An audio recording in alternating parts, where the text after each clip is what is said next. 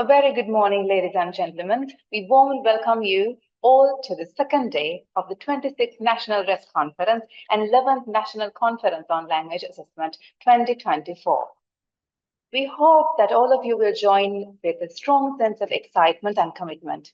Together, let's make this event a great success by bringing in the energy and the dedication required. And before moving on with the day's proceedings, we have a small request to make that whenever you are asking questions from the plenary speakers or when giving the comments, we would appreciate if you could switch on your camera. Thank you. So without further ado, let's commence with today's proceedings. We have three plenary speakers today, and let's welcome the first plenary speaker of the day, Dr. Madhuranga Kalugampitiya, Senior Lecturer, Department of English, University of Peradeniya, Sri Lanka. And Dr. Madhuranga Kalugampitiya will be introduced to do the honor by Dr. Shamila Nishanti Ethad, Senior Lecturer, Department of Electronic Dissemination, National Institute of Education, Sri Lanka. Over to you, Dr. Shamila Ethad.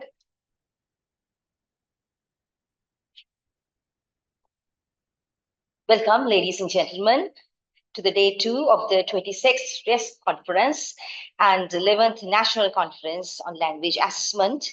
And it is my great honor and pleasure to introduce our esteemed speaker for today, who brings wealth of experience and expertise in this field. He is none other than Dr. Nandaka Madhuranga Kalugampitiya, a distinguished scholar and academic whose remarkable contributions to English literature, linguistics, and the English language have left a significant impact on national and international scholarly communities. He currently serves as a senior lecturer and head of the Department of English at the University of Peradeniya, Sri Lanka. His academic journey began with a Bachelor of Arts degree majoring in English from the University of Peradeniya, and he earned a Master of Arts in Linguistics from Ohio University, USA. Dr. Kalugampitiya obtained a Doctor of Philosophy degree from Ohio University, USA, where his dissertation titled Authorship, History, and Race in 3 Contemporary Retellings of the Mahabharata explored the intersections of literature, history, and race in contemporary retellings of the Mahabharata. Dr. Kalugampitiya has published widely in journals with works that examine complex topics such as race, the concept of the native speaker, and the intersections between language and socio-cultural identity. In addition to his academic and research contributions, Dr. Madhuranga Kalugampitiya has served on prestigious committees such as the Gratian Prize Jury, which honors creative writing in English by Sri Lankan authors. He has also served as a resource person for curriculum development and revision at the University of Peradeniya, actively contributing to the initiatives of the English Language Teaching Unit, ELTU.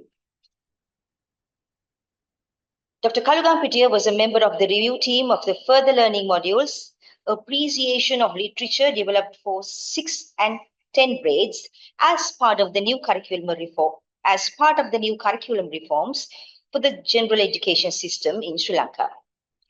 The insightful ideas and practical recommendations he shared will undoubtedly contribute to the enhancement of the appreciation of literature modules, elevating their overall quality.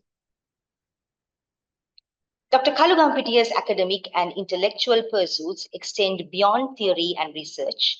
He actively engages with the broader community, promoting cultural exchange and fostering interdisciplinary dialogues on issues such as social justice, education, and language. His dedication to advancing scholarly inquiry and nurturing the next generation of scholars makes them an invaluable asset to the academic world. Today, we are fortunate to have the opportunity to listen to plenary speech delivered by distinguished scholar like Dr. Madhuranga Kalugampitiya. On behalf of the Department of English and the RESC family, I cordially invite Dr. Nandaka Madhuranga Kalugampitiya to share his insights and expertise with us in this plenary session of the 26th RESC conference. Over to you, Dr. Kalugampitiya. Thank you, Dr. Edwards, for that very flattering introduction. And I will try my best to live up to the expectation that you have set, the standard that you have set. I hope you all can hear me. Could somebody confirm? Yeah. Okay, wonderful. Thank you.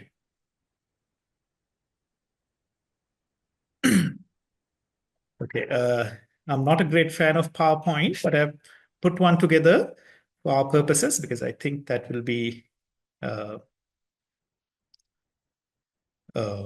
useful.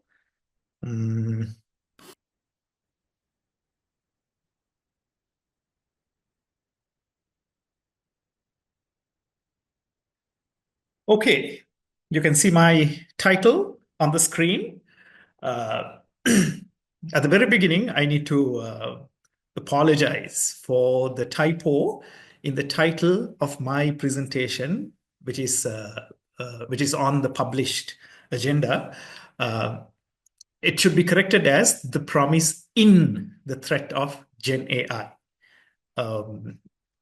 But the title, as published on the document, has the promise of. It's entirely my fault. I should have checked before sending the title in. What you see on the screen is the correct title for the session, right? Okay. So the plan is for me to speak for about 40 minutes and then open the floor for any questions and comments. And hopefully we'll be able to have a conversation on this topic.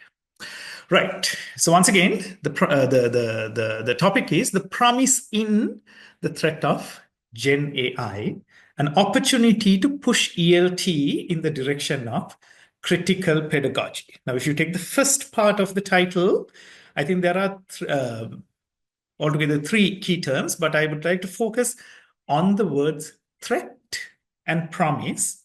The idea is general AI, contrary to what you will hear during the course of this conference, Gen AI is being widely perceived as a threat in the field of ELT, English language teaching. But the argument that I'm advancing is, yes, there is a threat, because in the face of AI, we can't continue to do the things the way we have been doing so far, because I think what we are looking at is sort of a paradigm shift.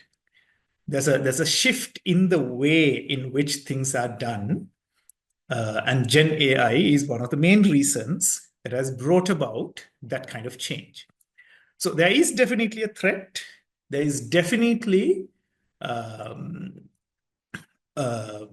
need for us to change the way we do things in the field of ELT. But at the same time, I'm arguing that this threat is not an entirely bad threat. It is a threat, but it is not an entirely bad threat. There is promise. There is hope. I was actually debating between the words hope and promise, but then I went for promise because it also means the potential excellence in the future. So the point is, within this threat, there is potential excellence. And let's see what that might be, what the shape of that promise might be. And the second half of the title, of course, an opportunity to push ELT in the direction of critical pedagogy. And I think that's absolutely necessary, particularly in a context like Sri Lanka. ELT needs to be pushed in a more critical sort of dimension, in the direction of critical pedagogy. It's not just teaching the rules, the structures of the language that should be done. We need to go beyond that with a specific intention in mind. What that intention is, we'll talk about during the course of the presentation. Okay.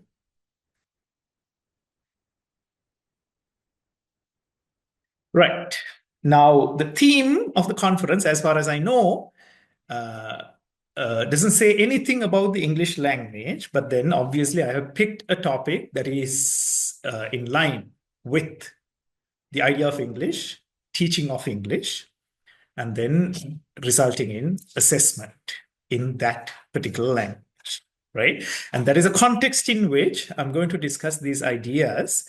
It's not about just any language, but it's about the English language. And that's how Gen AI is being talked about also at a global level. It's in relation to the English language.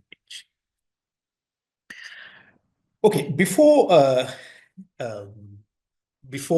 jumping into the deep end, let's talk about the broader context in which we need to understand the presence of Gen AI, the intervention of Gen AI in the field of ELT. And I'm talking about this broader context, particularly in relation to the Sri Lankan situation. I'm going to talk about three contextual factors, and this image, I believe, represents the first contextual factor that I wanted to talk about. As you all know, probably there's an image that is being widely circulated on social media platforms.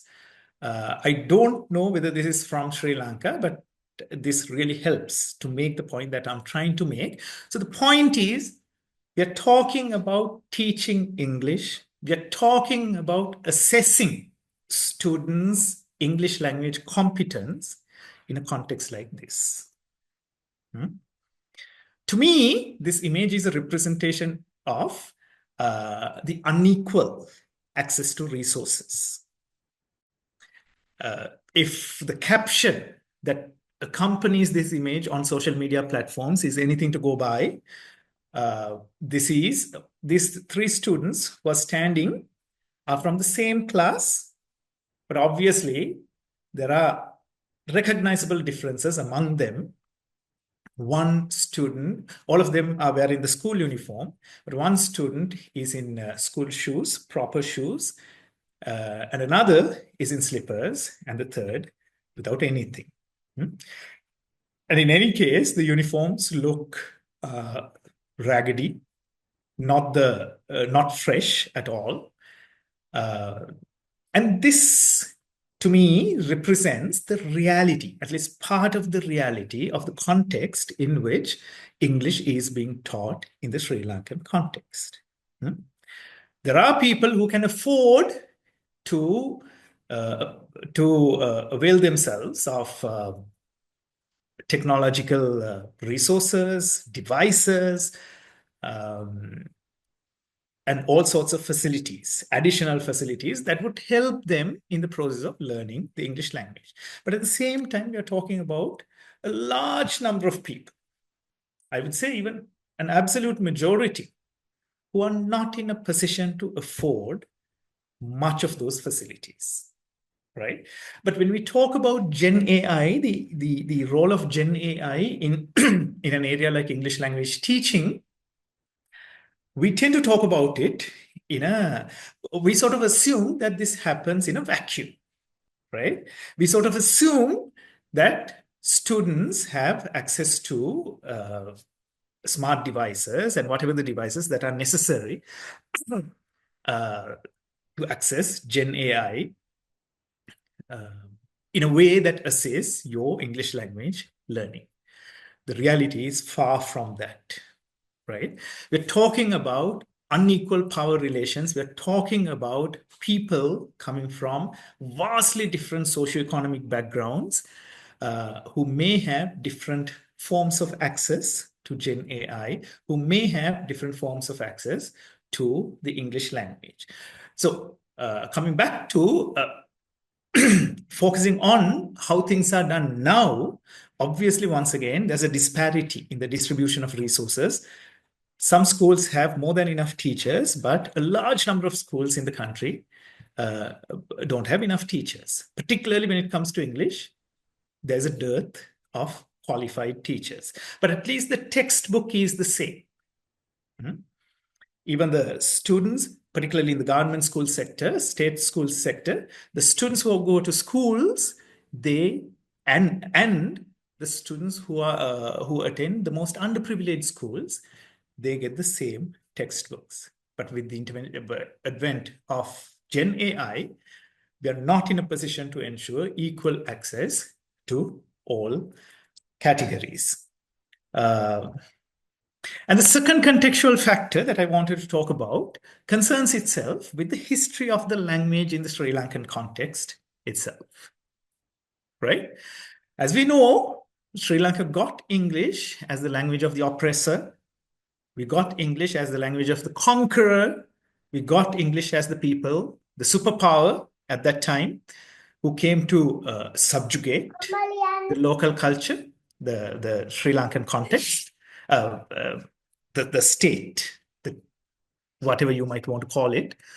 And English was not a language that we naturally acquired. It was something that was imposed upon us, right? And it was used for centuries. It has been used for centuries as the language of the ruling lot. And obviously, the large number of people, the absolute majority of the people, were at the receiving end. So obviously, the English language comes with all these negative associations. And then you might ask, you might say, no, we got independence in 1948. Why are we still talking about these associations? The idea, the point is, the colonial masters may have left the country in 1948, but English continued to be a very powerful language in the Sri Lankan context. And it continued to be the language of the elite. It continued to be the language of the ruling class. And if you explore what happened in 1972, particularly the first Marxist upheaval, the youth upheaval in the country, one of the main grievances was that even though Sri Lanka had become an independent nation,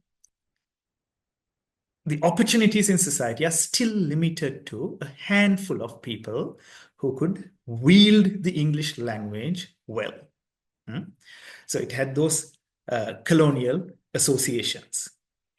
And also, in addition to colonial associations, we are also talking about class associations. English is seen as a highly classed language.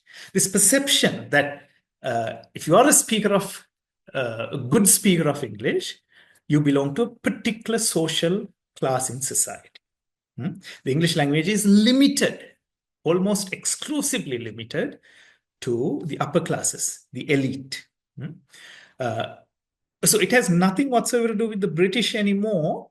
During the post-colonial period, also, these ideas, this position of power for the English language continued. As we all know, in 1956, a decision was made to make Sinhala the only official language. And subsequently, Tamil was also made an official language. English was made an official language for a period of about 3 months, after which it was dethroned. But still, even though it's not an official language, we all know that it's the most powerful language. And it is still being used as a basis for division and discrimination. So when we talk about ELT, I think this needs to be factored in very clearly, because this is something that determines the success or the failure of ELT with or without generative intelligence. And there's a lot that has been written in this area, particularly scholars like Thirukandaya. He says that Sri Lankans have this love-hate relationship with the English language. On the one hand, we need English because that is the language of upward social mobility. That's the language that can bring you opportunities in society, opportunities in life. That's the language that can take you to the world. And for those reasons, we love the language. But at the same time, we tend to hate the language also. Why? Cultural reasons, political reasons, historical reasons. And there's a lot of anxiety that is associated with the English language. And for those reasons, we tend to hate. So it's this very ambivalent relationship that we have with the English language. We love it, at the same time, we hate it. So for those reasons, particularly in the Sri Lankan context, it's not like teaching yet another language. It's not like teaching, say, Spanish to a group of Sri Lankan students. It's not like teaching even French or Hindi or Gujarati, Marathi, Swahili, the whole works. English is different because it has a particular political and cultural baggage which travels with it. So that factor needs to be taken into consideration. And the third and the final contextual factor which I want to talk about was this idea of new varieties of English, the idea that English, it's not just one language that we can call English. There are different Englishes. This doesn't mean that these different Englishes are mutually exclusive. As we know, there's a lot in common.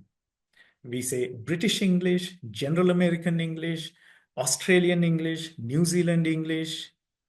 They're seen as the native speaker forms of English. See, even in that category, within the native speaker category, we are talking about a whole series of different varieties of English.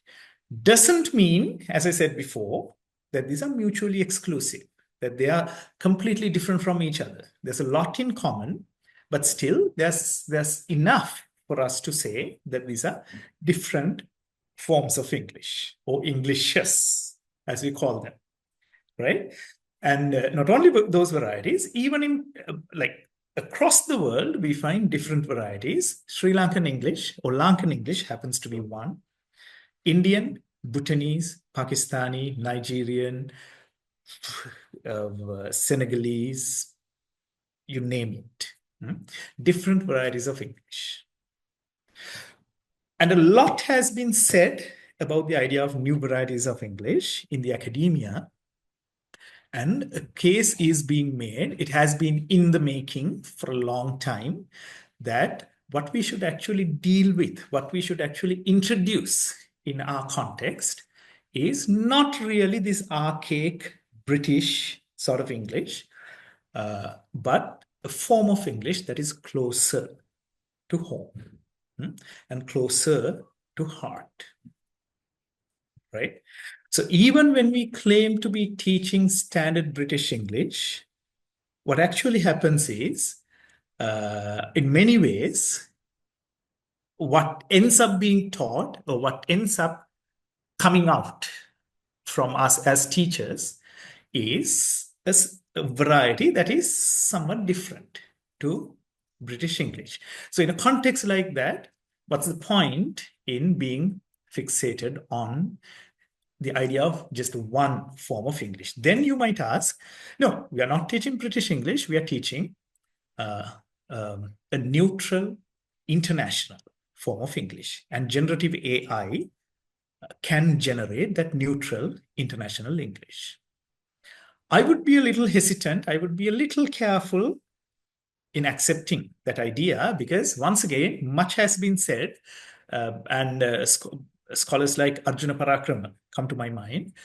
They've pointed out what is being presented as this neutral international language is actually a form of English that is coming out of a particular context. So once again, we are talking about a form of English that is closer to the so-called native speaker varieties. So it's in other words, it's the same wine in a new bottle sort of idea, right? Very quickly, this idea of different Englishes, this new form of English, particularly in relation to the Sri Lankan context, let me say a little about the nature of that form. In a context like Sri Lanka, not only in Sri Lanka, but let's talk about it in relation to the Sri Lankan context. When it comes to L1 acquisition, and in the Sri Lankan context, for the majority, it would be either Tamil or Sinhala. L1 acquisition, when the child starts learning the language, acquiring the language, the child has a clean slate. There's no language-specific knowledge in the mind, in the head of the child. It's a blank slate, empty. And then the child is exposed to the language in the context, as a result of which the child acquires that language. And by the time of puberty, she has reached the end goal, the end point, the destination, which is the S state. So S0 is the starting point, and then SS is what is called the stable point, stable state. By puberty, she has acquired the language. She has internalized all the basics about the language. And that is the state that could be considered the native speaker competence in that language, right? Native speaker competence. If you go by the same argument, when it comes to L2 development, in the Sri Lankan context, that L2, for many of them, that L2 would be English, right? It's a similar line, but the starting point is different. We no longer call it the zero state. We call it the initial state, right? We call it the initial state because it's not an empty mind anymore. It's not a blank slate. A lot has already been written on the slate because the child already has language-specific knowledge, Sinhala or Tamil, or sometimes both. And then the child moves towards the stable state in that language, which is English in our context. And the idea is, the argument is, this is particularly an idea proposed by scholars like Larry Selinker. As the child moves towards the stable state in English, the target language, whatever that might be, the child's L1 keeps interfering. And as a result of this interference, it becomes too heavy, as a result of which the child stops, the learner stops somewhere on the way. And this is called fossilization. If I remember correctly, this term is from Larry Selinker, once again. And these are called interlanguage positions. Some may freeze their learning process quite early in the process. So they would be somewhere here, but some may go a little further. Some may get closer to the stable state. But the majority is going to be within this area. Braj Kachru, the famous Indian linguist, takes the same idea and says, when it comes to the form of English that is being used in contexts like ours, we start as monolinguals, and as we acquire the language, we try to be ambilinguals, where we have first native speakers of our own language, the native language, plus we have native-like competence in the target language, which in this case would be English.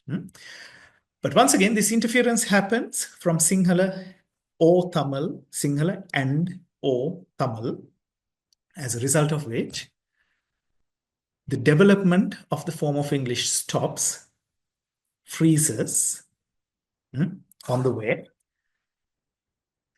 And Kachru says this is the area where what we call new forms of English, including Sri Lankan English, Indian English, whatever these new forms of English, other than the native speaker forms, this is the area for those varieties.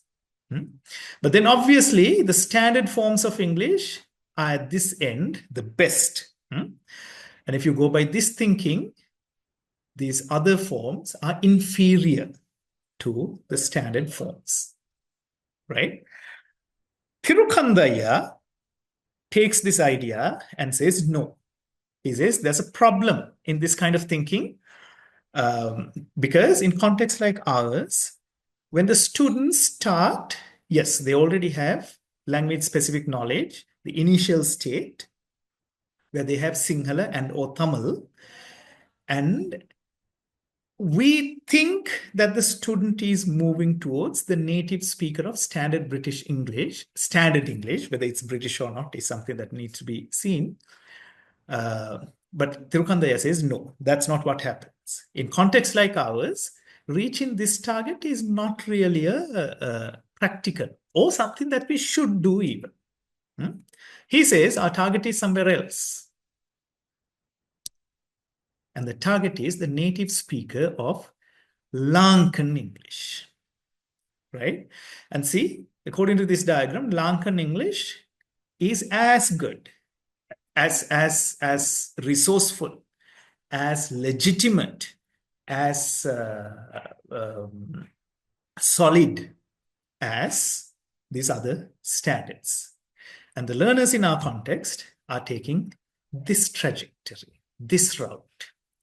And as they move on, obviously, this road is based on what we received from our colonial masters, British English. But at the same time, we also have this other influence that is from our L1, Sinhala and or Tamil. And Tirukandaya doesn't call it interference. He calls it enrichment, right? So the point I wanted to make is, we already have a discourse on the idea of English, which presents these varieties of English, forms of English, including Lankan English, as legitimate, proper forms of English. And that form of English also happens to be the most reachable to the majority of learners in contexts like ours, right? So when it comes to ELT, that needs to be factored in, that needs to be taken into consideration. So tying this back to what we said about GenAI, the question that I'm asking myself is, how can we factor GenAI into a context like this? Because GenAI is not something, as far as I know, based on my limited understanding of GenAI, it is not something that is highly sensitive to these context-specific differences, variety-specific differences of the English language, right?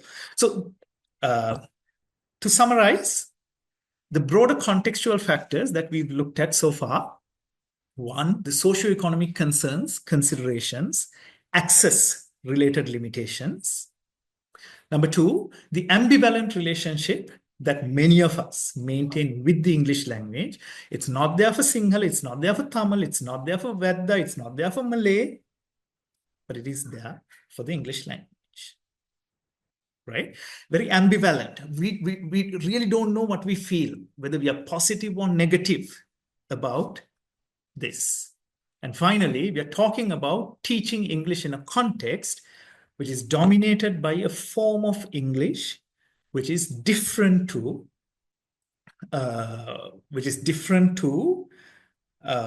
what is considered the standard, within brackets at least, British or American English, right?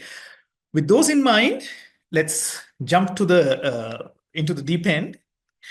There's a widespread perception that generative AI, things like ChatGPT and things like that, will render English language teachers redundant. It's going to take away the job of the English language teachers. Why? We no longer need teachers teaching the English language. The students can go directly to ChatGPT and get their English language needs met. Say, you assign them for homework to write an essay. It's very easy for the child to go to ChatGPT and get the essay written. And this is something that we see not only in ELT classes, but also in academic classes, subject-specific classes. Say, take literature. The student can very easily go to ChatGPT and get the essay written. And for this reason, there's this widespread perception that Gen AI is going to render English language teachers, the other teachers too, but mainly English language teachers, redundant. And I think this needs to be addressed as a priority, right? Because I think there is some truth to this. Obviously, we said Gen AI is not accessible to a large number of students across the country. So at least immediately, this threat is not going to be a major one. But this threat is there. And with the gradual expansion of technological advancements and access to rural areas, people are going to have more and more access to Gen AI, which means the threat is going to be on the rise. It's going to be it's going to get more serious, right?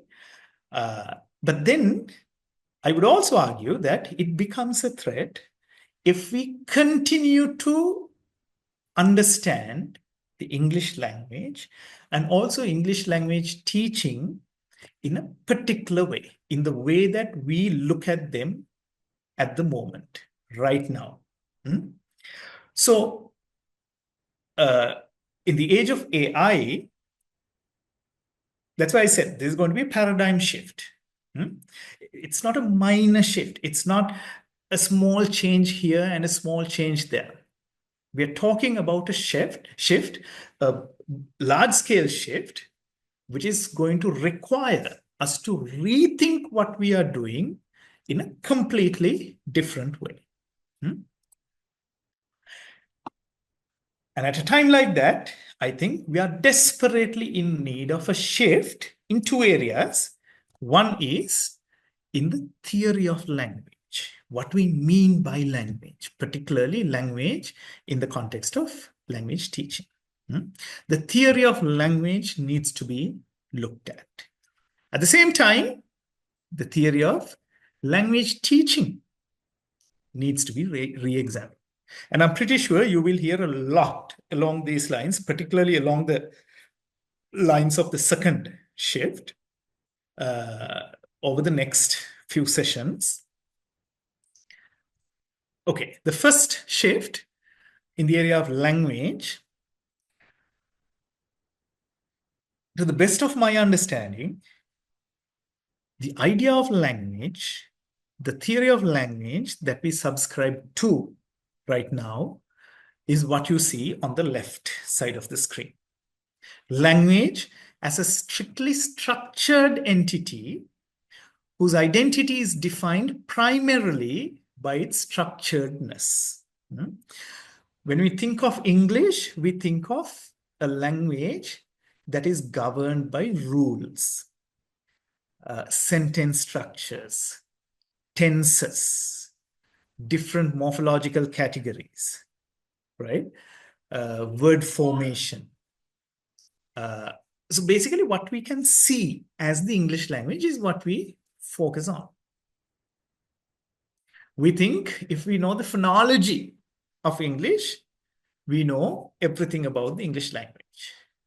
If we know the morphology, so phonology is, as we know, pronunciation.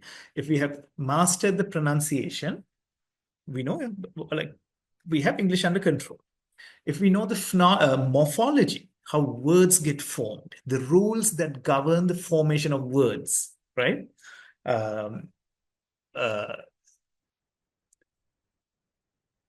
If you take a verb like sing, its past tense is made in a particular way, which is different to how the past tense of the verb watch is made, right? So morphological rules concerns themselves with things like those.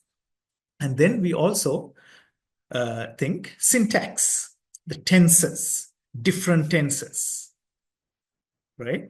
Question formation.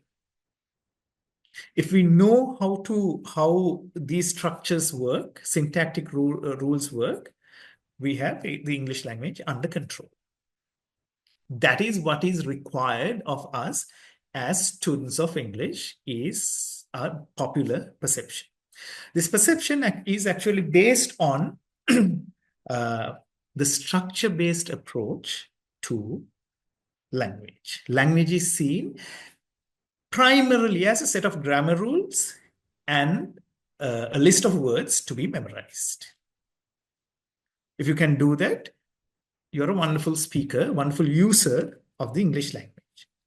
But I'm proposing that at the time of AI, generative AI, that if we stay clung on to that conception of language, we are sure to be rendered irrelevant, redundant. Because the students can get all that from ChatGPT, from generative AI, from artificial intelligence. They're not going to need a teacher to teach them the tenses, the different grammar structures of the English language. So I'm proposing, with generative AI in mind, we shift our conception of language to something else, and that something else is to see language as what enables the acquisition of a voice. Now, what do I mean by this voice? Voice is, okay, so in philosophy of language, something that we talk about is language is not simply a collection of grammar rules and a list of vocabulary items. It's much more than that. Using or basing ourselves on philosophers of language, we say that language is a take on reality. Each and every language presents or gives us a particular way of looking at the world, a particular way of looking at existence. This also means that it's not just one world, one objective world, which we try to describe using different languages. Rather, it's a situation where the different languages present to us different worlds. This also means the world that the English language presents to us, or the English language constructs, the world that the English language constructs, is different to the world constructed by Sinhala, or Tamil, or Spanish, or French, or Gujarati. And there's a deep philosophical basis for this claim, which we don't have time to go into. So the point is, let's change our conception of language to that. Language is not strictly a set of grammar rules and a list of vocabulary items, but what enables the learner to talk about reality, his or her existence, in a particular way. To talk about himself or herself in a different way. Right? And the second shift that I'm talking about is language teaching. Right now, the general assumption seems to be language teaching is all about instilling language structures in the heads of the learners. Let's instill, let's plant the grammar rules. Let's get them to memorize vocabulary items. What they write doesn't really matter as long as it's presented in correct English. Grammatically correct English is what matters. And there too, the point is, my argument is, if we are going to continue with a conception of language teaching like that, we are bound to be rendered irrelevant, redundant as English teachers. Why? This is something that the student is going to be able to do with the help of ChatGPT. She doesn't need help. She doesn't need a teacher. Obviously, the students need a particular level of English even to use ChatGPT, but then they're going to achieve that very soon. After that, the language structures, they can directly deal with ChatGPT and get their writing done. Hmm? The only way to avoid that is to look at language teaching in a different way. Hmm? The argument is, let's stop worrying too much about the students being able to get help from generative AI. If there is any help they can get from generative AI, let them take it.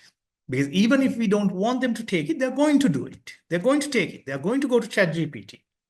Even at the university level, we see this, right? So this is not something that we are in control of. This is not something that we can control.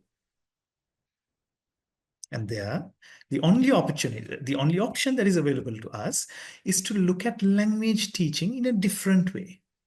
And if I may connect it to what I said about the earlier shift, where language is seen as what enables the acquisition of a voice, right? A way of talking about the world. My first language is Sinhala, and I have a particular way of talking about the world in Sinhala. But if you take English, there's a philosophical claim, philosophical argument. You don't look at the world in English in the exact same way. There's a difference which comes with the language, right? And this is also why we say the more languages you learn, the better. Because it's not only because you have different sets of tools, but you have different views, perspectives on the world, on existence, right? In language teaching, let's not worry too much about having to correct the minor grammar structures, grammar errors, pronunciation errors of the learners that need to be done. I'm not saying that that should not be done, but that shouldn't be the primary focus of the language teacher I'm proposing. Instead, let's facilitate the acquisition of a voice. Let's help the student as language teachers, as English teachers, let's help the students to develop that inner voice. And once again, by voice, what I mean is a way of talking about the world, a way of looking at the world. Let's focus more on content. Let's focus more on the ideology that gets promoted in the language teaching exercise, right? And let's move towards a voice that is truly liberating. Now, if I may give you a quick example, now I've been attending a lot of English Day events in schools, organized by schools. And very interestingly, what we see most of the time is at these events, the students get together and sing English songs that are coming from Britain, that are coming from America, that are coming from Australia. There's nothing really that is coming from the context, the local context, which the students themselves are part of. Which means they have learned the language, they have mastered the language, but still they're voicing an alien voice. They know English, but they only can sing the so-called proper British songs, American songs. But in Britain, in America, in that discourse, we are talking about a particular take on reality, which is different to how we look at the world in our part of the world, which is different to how we look at existence in our part of the world. Which means we have become successful in teaching the language to those students, but we have not really been successful in getting the students to do their own thinking in English. And that is why they continue to think about the world in the way how the world is seen in the Western part of the world. Existence is conceptualized in terms of how it is done in these outside contexts, outside countries, external contexts. right? What I'm proposing is, let's let ChatGPT help students with the minor errors, problems, language-related problems where possible. That doesn't mean we should not work on their grammar and things like that. Let's not take that as the only focus for teaching, in teaching. Let's focus instead on getting them to develop a voice that would really liberate them.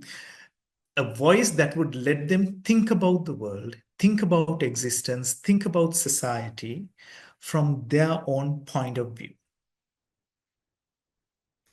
Right?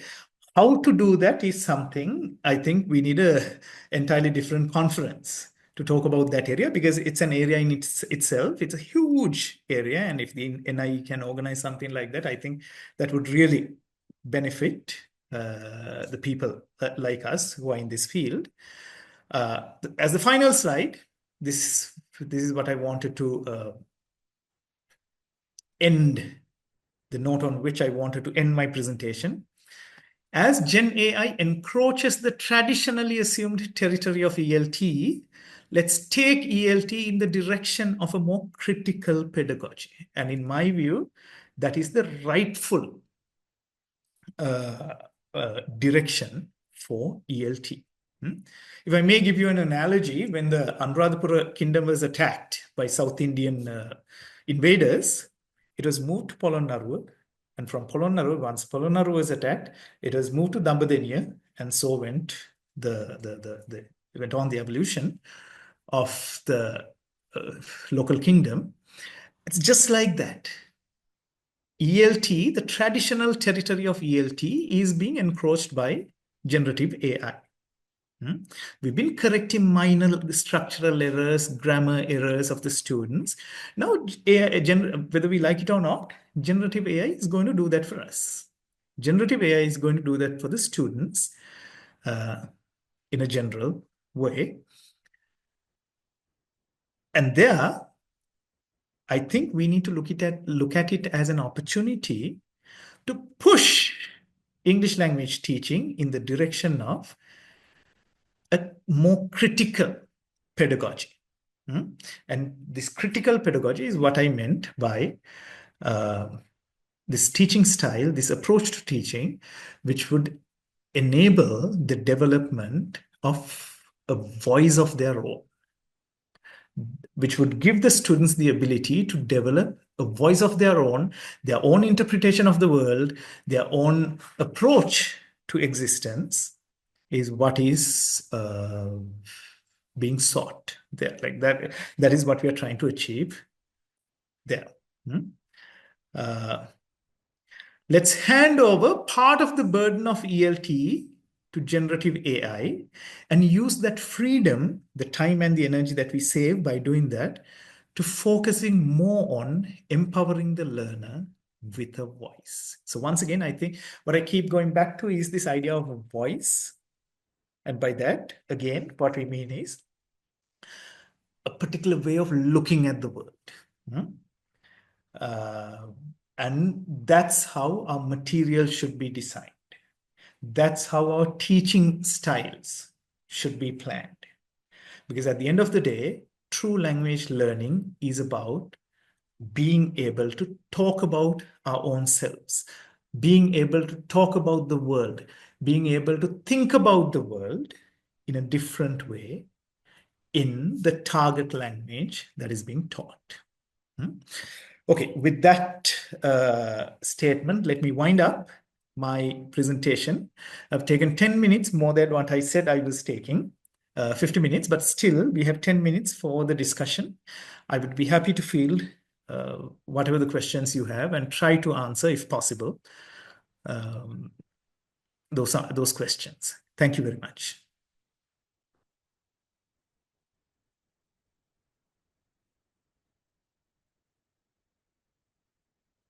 Hello, sir.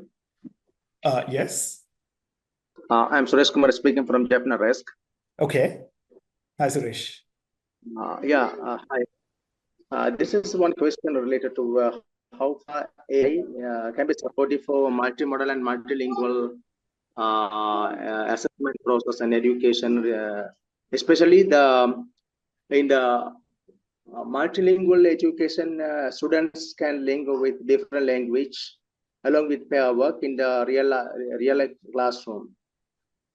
Moreover, there is a need arises making students having the trans-languaging skills at the same time to enable them in hybrid learners. So, how can AI be supportive for enabling the student having the trans-languaging and also the hybrid learners to become having the hybrid learning capacity to speak, understanding different dialect variations there are. So students should have the capacity of making that kind of competence. Okay, wonderful. Thank you very much. What's your good name, sir? Suresh Kumar. Yes, Suresh, thank you very much for that question. I'm pretty sure the question that you just raised will be answered in many of the sessions that are yet to come. I don't think I'm the best to talk about those because I personally don't agree with much of the jargon that was used in this question, right? Like multimodal approaches, this hybridity in language teaching. I think there's a lot that like these terms actually, if my understanding is anything to go by, this understanding, like these terms, this terminology, only confuses the picture. It gives the field of ELT a very scientific, I would actually go to the extent of calling it scientistic, too much scientific. But then language teaching is about dealing with human beings, right? To me, it's best if we try to minimize the use of these technical terms. But that said, generative AI obviously is proving itself to be a wonderful asset, wonderful tool, wonderful resource, right? Because at the end of your fingertips, you have access to whatever the material. You can get ChatGPT to develop whatever the material you want developed. I'm pretty sure, I'm not exactly sure what you mean by this multimodal sort of approach, because there are different ways in which it could be interpreted. But the thing is, from the point of making material for teaching, we can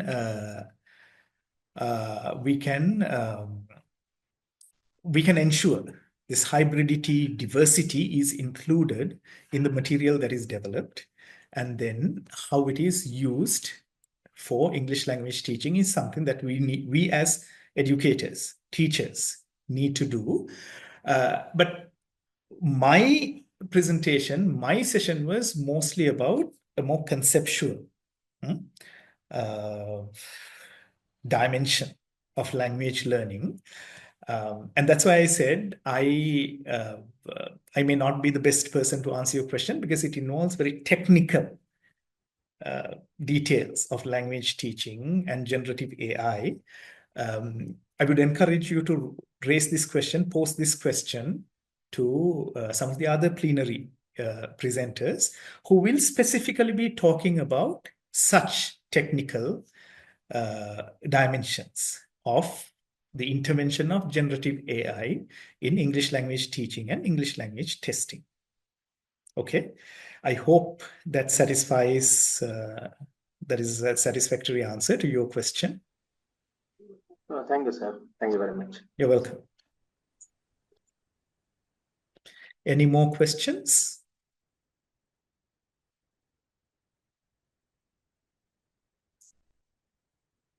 Good morning, sir. Good morning.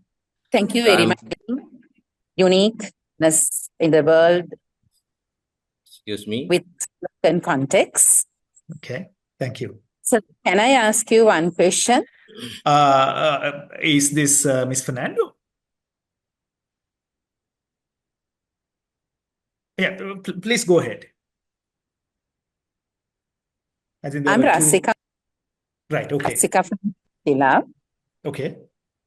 Thank you very much for thought-provoking session, sir, on making a uniqueness in the teaching English in Sri Lankan context to bring voice towards the world.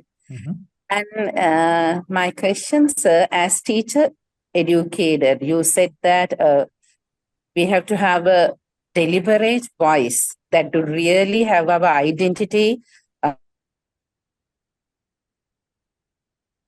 in the globe. So how, as teacher educators, how can we support them? In what ways, sir? Yeah, an excellent question. And I think this is also the million-dollar question, Ms. Fernando.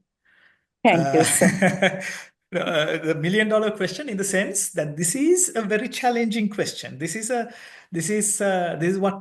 exactly what we need to figure out. And that's why I said we might need a separate conference of its own on this topic. And if the NIE can do that, I think it'll be wonderful. But to very quickly try to answer your question, it starts at the level of choosing material for teaching. It starts at the level of deciding on the examples that we choose to use. Just to give you a very simple example, I still remember some of the examples that we were taught, that were used by our teachers when we were learning English.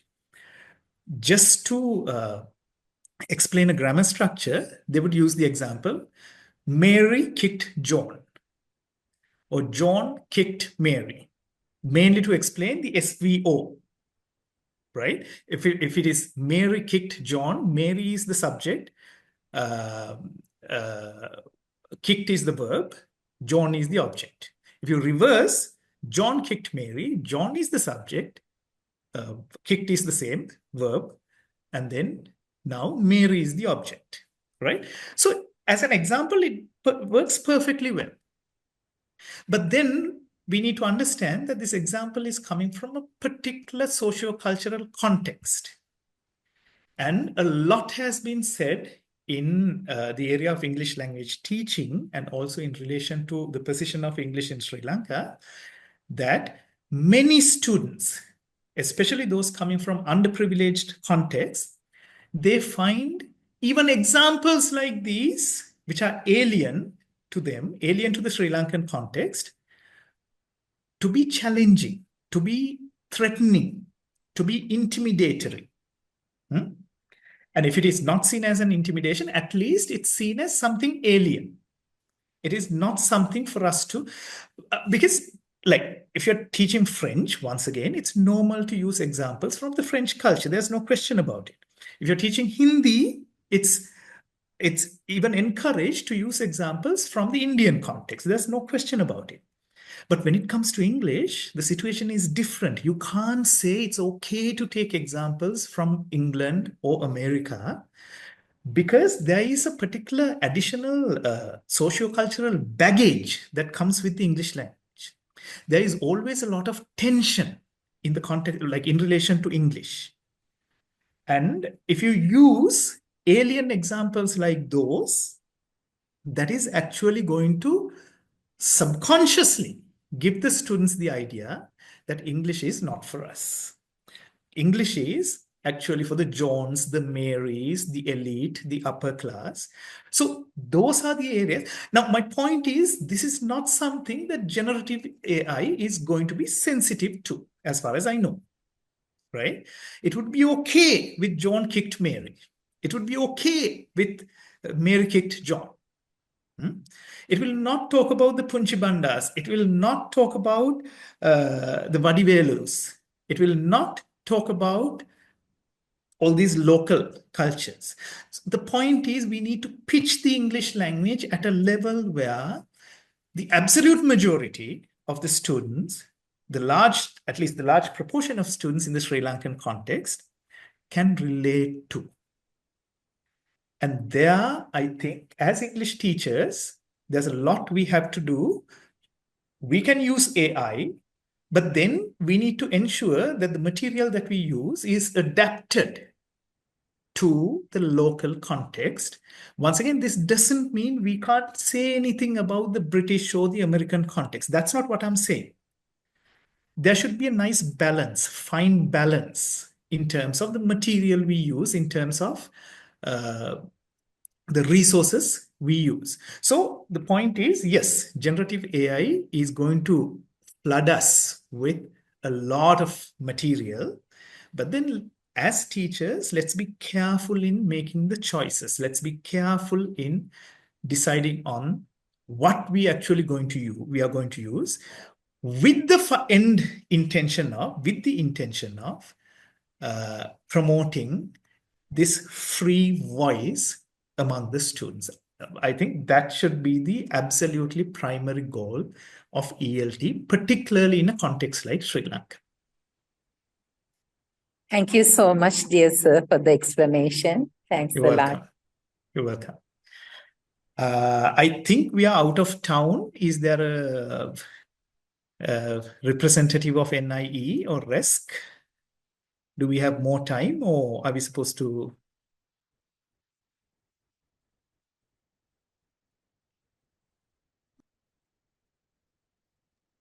Good morning, sir. Good morning. Can I ask one more question? Yes, is this Mr. Shamin? I'm Rohan from the RESC Polonnaru. Okay, Ms. Rohan, yes. Actually, sir, I must say first of all that the teachers might find themselves transformed as teachers by the end of your lecture. Oh, I'm flattered. Thank you. And when you say, I will totally agree with the idea that the teachers must move from instilling the language structures towards facilitating the acquisition. I will totally agree with that. And my question is that, are you showing a red light to the teachers when you say, as GenAI encroaches the traditional assumed territory of ALT, you are suggesting to take ELT in the direction of a more critical pedagogy? So by saying so, are you showing a big red light to the teachers, showing a threat in the future to the teachers in the classroom before AI? I think I am. Maybe this threat is misplaced. Maybe this threat is not as big as we are talking about it right now. But I think it's at least we need to take this as an opportunity to make certain changes in the way we do things, right? Because to go back to your question, yes, there is a threat. Because in the coming years, more and more online resources are going to flood this area of ELT. And that is definitely going to limit our relevance as educators in the field of English language teaching. So if we limit ourselves to the role of just correcting minor grammar errors, teaching the simple present tense, the difference between simple present and simple past, the difference between simple present and future progressive, that needs to be done. Sure. Don't take me wrong. I'm not saying the teachers shouldn't do that, right? My only point is we shouldn't look at that as our only responsibility, as our primary responsibility. Our primary responsibility should be something else, which is developing this voice. Let the students make the maximum benefit out of these resources. And if possible, let's make these resources even more accessible, particularly for students coming from rural areas. And based on that knowledge, based on those resources that the students already have, let's focus more in terms of getting them to look at the world, talk about the world, write about the world in their own way. So to come back to your question, yes, there is definitely a threat. And I'm definitely showing a red light. But then I don't think we need to take it in a negative way. Let's look at it in a productive point of view. Let's look at it as an opportunity, and we should be good. So what happened to sir? Thank you very much, Excuse sir. me. You're welcome. Yes, So what Mr. happened Zain. to so what happened to creativity that using AI? This is the thing. Now, say you assign your student to write a poem at home. You assign a student to write a short story or even an essay. The thing is, the student can directly go to ChatGPT and get the poem written, get the short story written, get the essay written. But then if we make it specific enough to the experience of the student, if you require the student to write the poem about one of their personal experiences or one of the cultural experiences, I think that is the way to go, because that requires them to think about their own experience. And not only does it require them to think about their own experience, I'm pretty sure the students will even like it, because we like to do our own thinking. But then we quickly get distracted by all these facilities that are available around us. And if you make it specific enough to their own selves, their own experience, there's nothing much, or at least what ChatGPT, the kind of help that they would be able to get from ChatGPT would be limited. And that's exactly what I do in my English, like literature, language studies classes. I always make the assignments specific to their personal experience. Now, if I'm talking about the politics of language, I ask them to write about, generally, I ask them to write about an instance where they've faced injustice based on language. So they have to focus on their personal experience. And getting ChatGPT to write about something that is that specific to your personal experience is not an easy task, right? You may still be able to get help from ChatGPT, but I think if you did it on your own, you would actually save a lot of energy and time, because it's your genuine sort of input, genuine ideas that you end up writing about. If you use ChatGPT, you will have to worry about making it relevant to your experience, because unless it's about your experience, you will not get marks and things like that. So let's craft the activities in a way that the utilization of ChatGPT cannot be seen as the easiest way out for these assignments. Ms. Selev, I don't know whether that answers your question.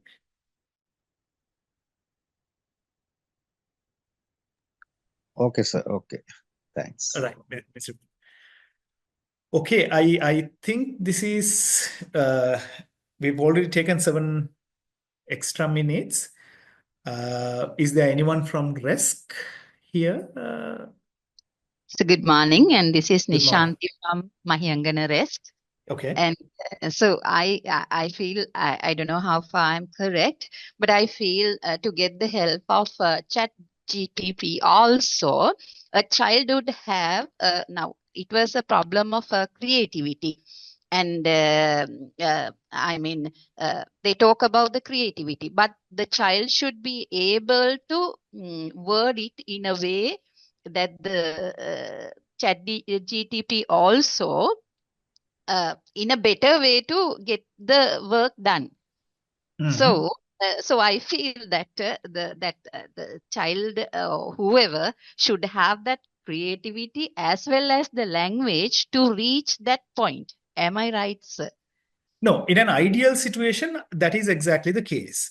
Because if you take very experienced educators, they can very easily identify the difference between, they could say a piece written by a student on his or her own, and a piece written by ChatGPT. There are educators who can do that, who are skilled enough, who are trained enough to do that. But when it comes to, once again, the large number of educators in Sri Lanka, English teachers, I don't think, including myself, we have the ability, we have the skill, we have the training to tell the difference between those two. Yes, so what you're saying is true. The creativity, a certain part of the creativity needs to come definitely from the student. But even where that creativity doesn't come from the part of the student, I'm pretty sure there are many instances where what ChatGPT wrote for the student would pass off as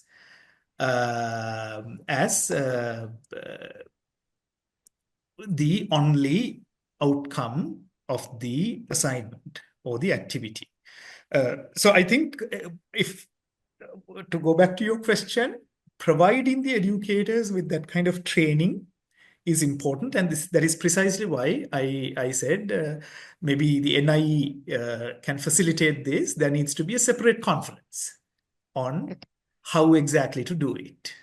Thank you. Thank you very much, sir. Thank you. You're welcome. I think we are out of time now. Okay. Then thank you very much, Dr. Madhuranga Kalavampitiya. Your session on the promise of the threat of generative AI, an opportunity to push the English language teaching in the direction of critical pedagogy, was really an insightful and interesting session. And thank you all the participants for coming up with questions and comments as well. It's very interesting to know your passion and dedication for teaching. And thank you once again, Dr. Kalavampitiya. Thank you very much. Thank you for the opportunity. Next, we have the second plenary speaker of the day, Ms. Anju Moses, the head of English programs for Sri Lanka at the British Council. And she will be introduced by Ms. Krishanti Geekiyanage, the assistant lecturer, Department of English, National Institute of Education, Sri Lanka. Over to you, Ms. Krishanti. Good morning, everyone.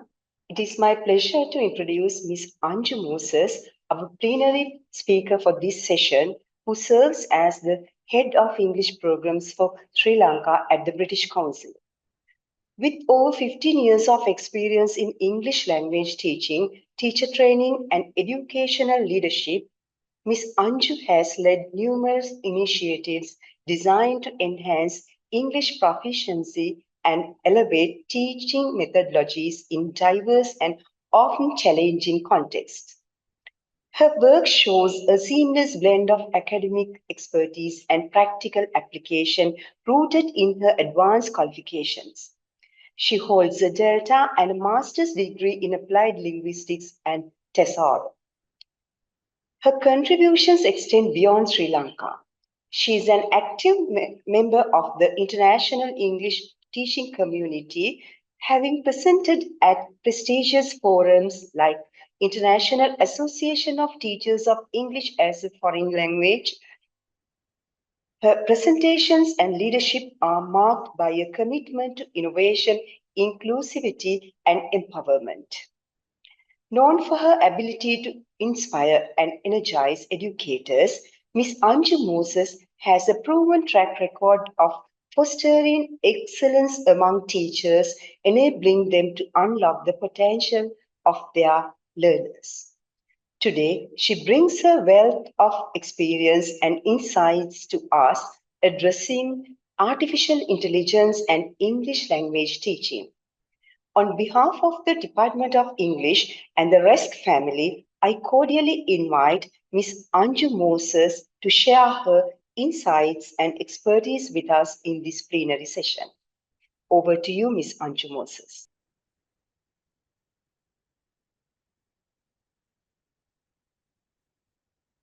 Hi, everyone, and thank you very much for that lovely and very, very kind introduction. It's really great to be here, so thank you very much for the opportunity. I'll start off by sharing my presentation. Okay, so we have a very exciting theme for the entire conference. And I think I really enjoyed the sessions that was just before. This was fantastic. And we learned quite a lot from it. And as you can see from all the questions and the comments on the chat.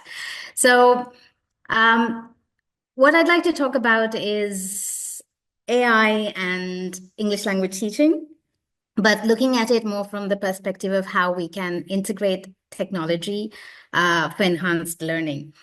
And one of the key bits of research that we've been looking at is this report that we commissioned last year, and it was released last year, and it's available to the public, and I will share the link to this at the end of this session, where we looked at current literature and gathering diverse perspectives on the subject of AI, because there's so much that has happened, especially over the last couple of years. And because AI keeps changing very rapidly, there's a second edition as well to this research report, which was published in 2024. So some of the key findings from that are what I'll show you just after my session objectives are these. So essentially, looking at the research findings, we can see that AI tools have been used most often for speaking, writing, and reading, but we can see that it hasn't been used as much practically for listening skills. So there is something for us as educators and educators and teachers to think about there. There's been a lot of work done using AI to support students with speaking. But then there is also the challenges with AI. We have technological malfunctions, limited capabilities, and there's a lot of nervousness around using AI. And also the training, because AI keeps changing so much, we also need to be updated ourselves. And we need to look at in future what this would mean in terms of assessment, because we all know as teachers how hard it is to see whether students have actually done the work themselves, because that's one of the big challenges we have. So in this session, essentially, we'd look at what our understanding of the role of AI in English language teaching, and we'll look at some practical AI tools for classroom use, and look at some implementation strategies, and of course, some ethical considerations. And I think it's really great what we discussed in the last session, because a lot of that is really relevant to whatever we do in AI and teaching.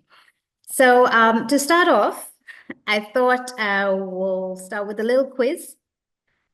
And I hope everyone has access to the chat.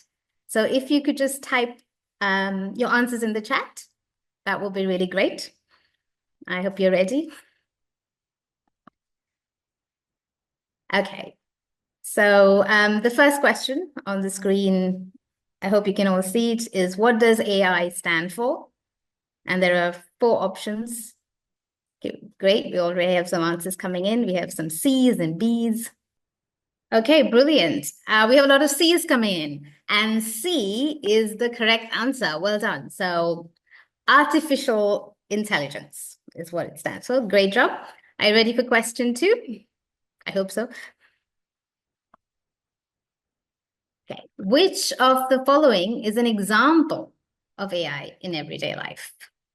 Yeah, I think that's quite unanimous. The answer is C. Well done. Yes.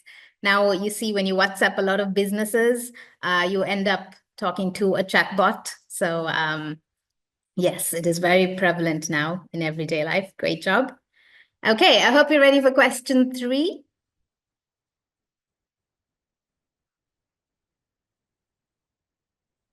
Yes. Okay, so question 3 is, how can AI help in language learning? What do you think?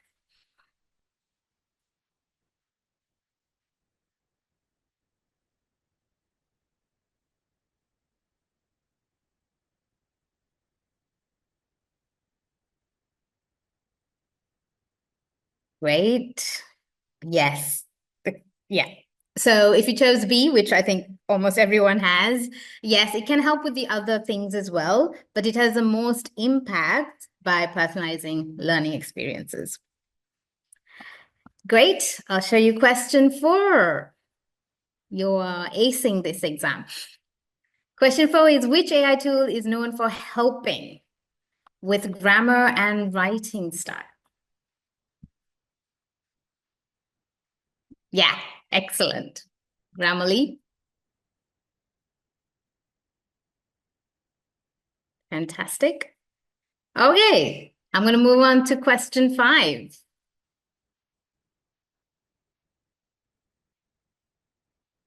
What feature does Duolingo use to enhance language learning?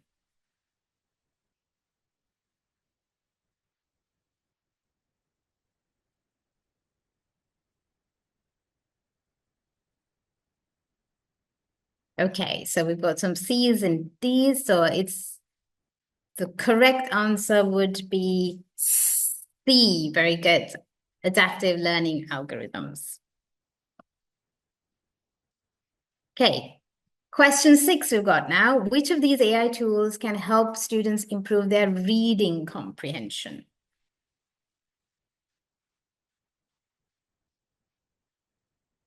Great. Yes.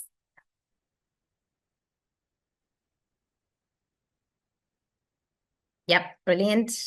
We've got read theory. Yes, B, read theory. Well done. Okay, great. I'll show you question 7. We've got only 10 questions, so 3 more to go. What is a key benefit of using AI in the classroom?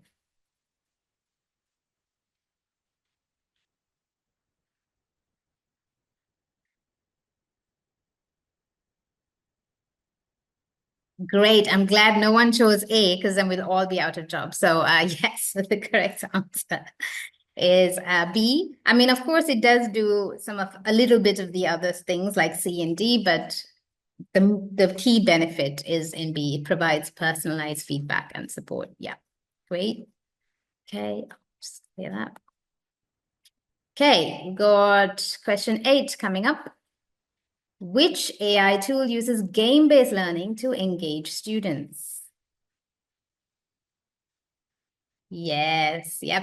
I'm sure some of you have already probably used Kahoot. It's very popular.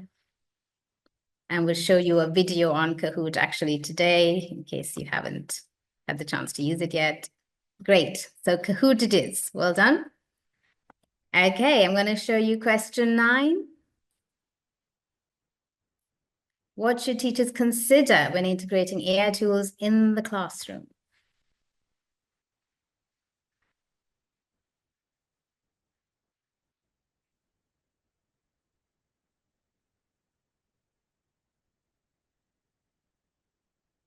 Yeah, we've got a mixed answers here, actually, because it is a tricky question. And the correct answer is D, all of the above. So all of you were right. So you do have to think about all of that, especially based on, your learners, your teaching context. So all of that matters. All right, so final question. Which AI tool can help students practice conversational English by chatting? And I'm sure you've all used this one. It's the most popular AI tool out there. Yes. Yeah, absolutely. So yes, A is the correct answer. Well done. Fantastic. So great job. You are all AI whizzes now. So I'd like to know, if you could just maybe put it in the chat, what do you use AI for? And have you used it in your lessons or training programs? Can just put some ideas in the chat.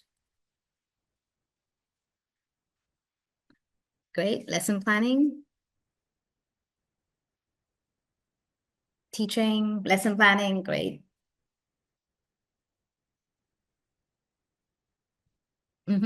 Teaching, yeah, preparing activities. Correcting learner language errors. Yes, that's good. Lesson planning, assessment, picture description. Okay, that's really nice. Okay, preparing papers. Yeah.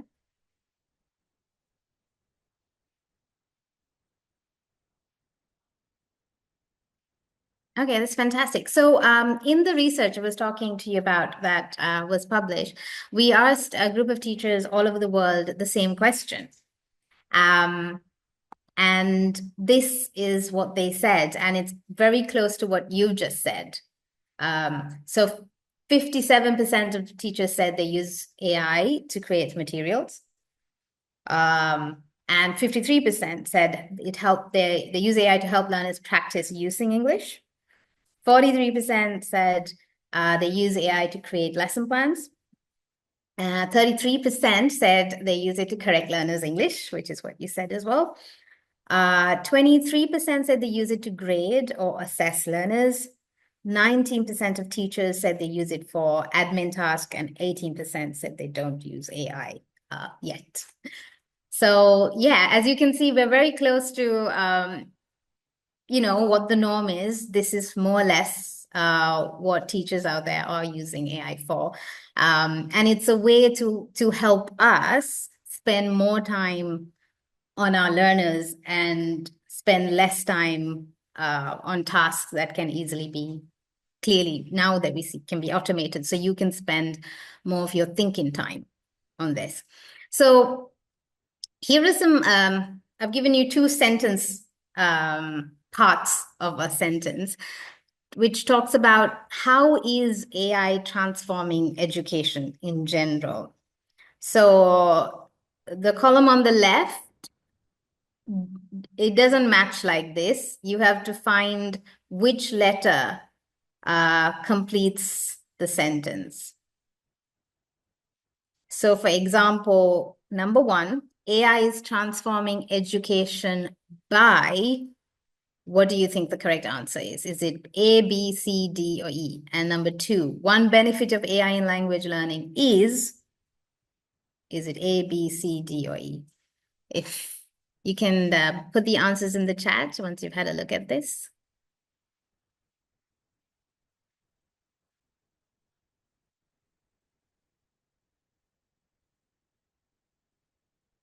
Okay, so 1E, what do you think? What do the others think? 1E?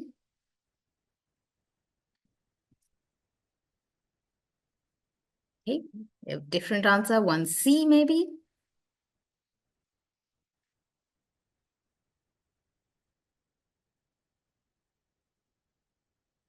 Okay, but A as well coming in there.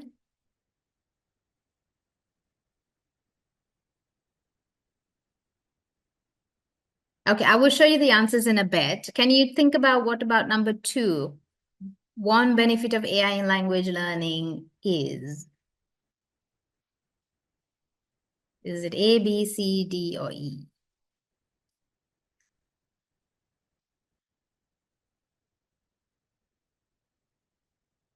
Okay, D. E. Mm-hmm.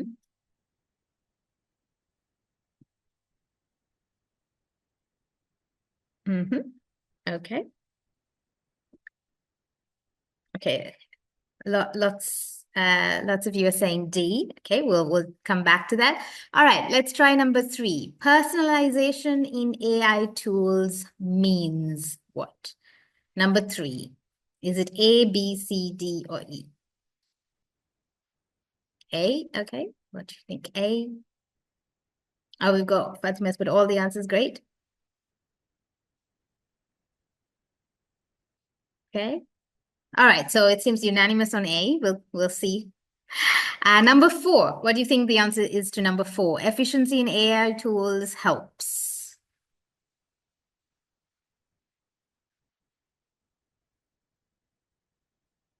Okay, we're back to D maybe. Okay, number 4. Okay, C. D.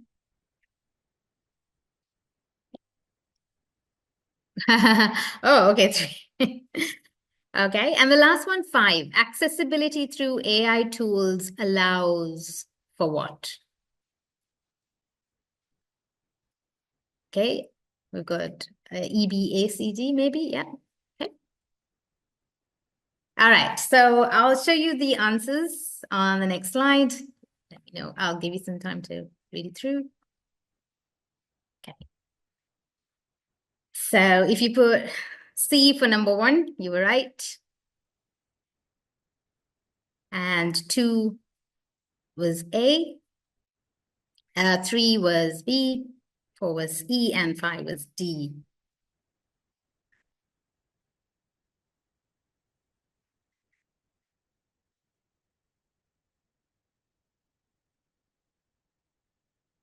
So it's kind of what we were talking about earlier. AI is transforming education by automating administrative tasks, which gives teachers more time to focus on students. And that's probably the best way to use AI. Number 2, one benefit of AI in language learning is it provides a personalized learning experience, which is tailored to individual student needs. And personalization in AI tools means you can use data to adapt lessons to the learners and their progress and challenges. And efficiency in AI tools helps us enhance engagement. So we'll look at 2 of those tools and we can look at, okay, how it will enhance engagement and motivation in the classroom. And accessibility through AI tools allows learners, making learning resources available to students with diverse needs and abilities. So this is a poll. So I have 2 questions here. What do you think? So question number 1 is, what do you think, what is the biggest barrier to integrating AI tools in your language classroom? So is it A, B, C, D, or E? And question number 2 is, what benefit do you think AI can offer the most in language learning? Do you think it's A, B, C, D, or E? You could put it in the chat, or if you feel like it, you can underline it on the screen. That's fine. Whatever works. Okay, we got D, yeah. And B. Yes, we'll talk a little bit about some of these barriers in a bit. Yeah.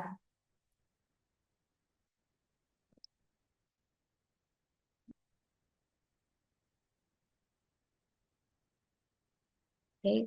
All right, so B seems to be a very strong barrier. We've got B and D. Some have said C, yeah, which is a very important point as well.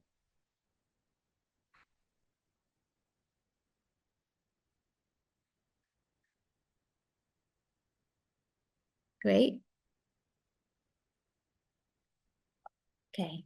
All right. What about 2? Oh, great. We have someone who said E, which is I have no barriers and I'm ready to use AI tools. That's great. Right. What about number 2? What benefit do you think AI can offer the most in language learning? Do you think it's A, B, C, D, or E? Okay. D and C. A as well. D.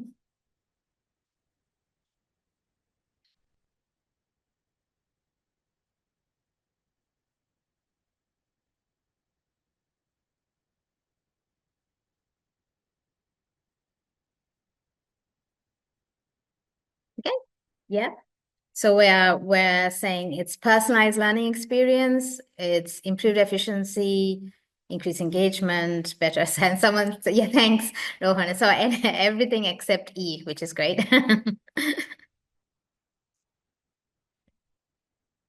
Yep. Okay. Yes, absolutely. Okay, fantastic.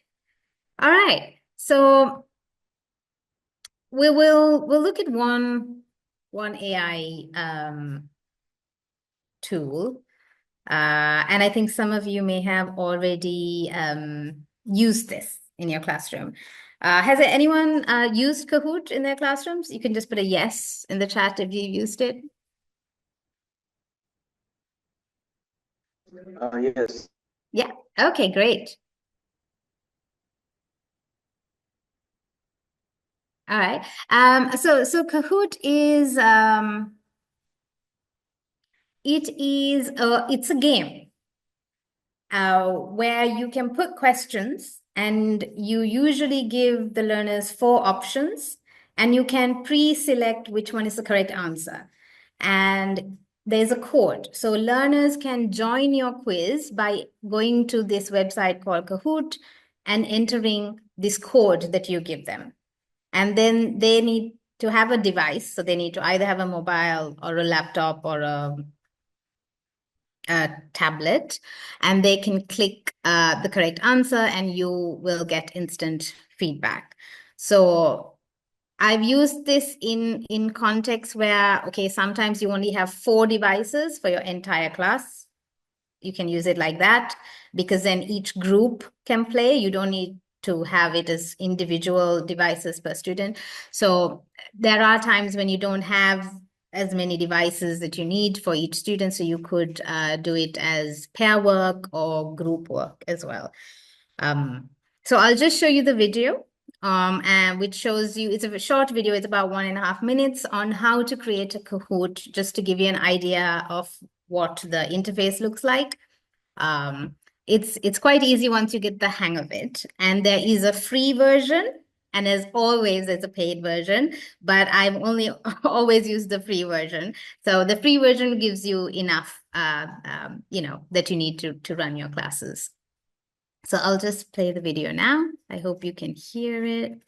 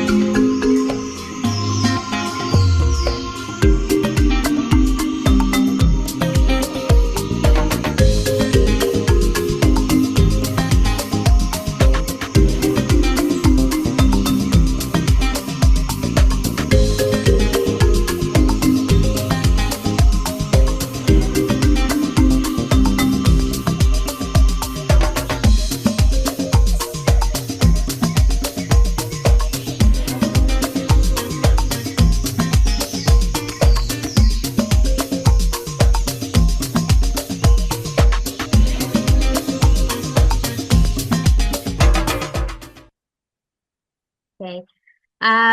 What would, thank you for confirming that the sound is okay now. What would you use Kahoot for? What kind of things could you add as a game in Kahoot? What do you think?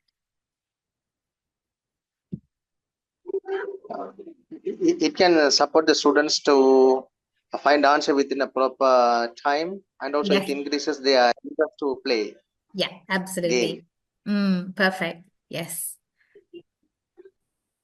Yes, and yes, very good. You can use it to teach grammar, present simple, past simple, present continuous, and like you very rightly said, it makes them do it within a particular time limit as well, which makes it more challenging and I guess fun. All right, I have another tool to show you. It's called Write Reader. Again, all of these, like I said, has a free version and a paid version. Write Reader, as the name suggests, is a way to get students to write. and also to read each other's writing, but in a very engaging way, because they actually create a book with support, a digital book. And that can be shared among the class. It works particularly well with primary aged students.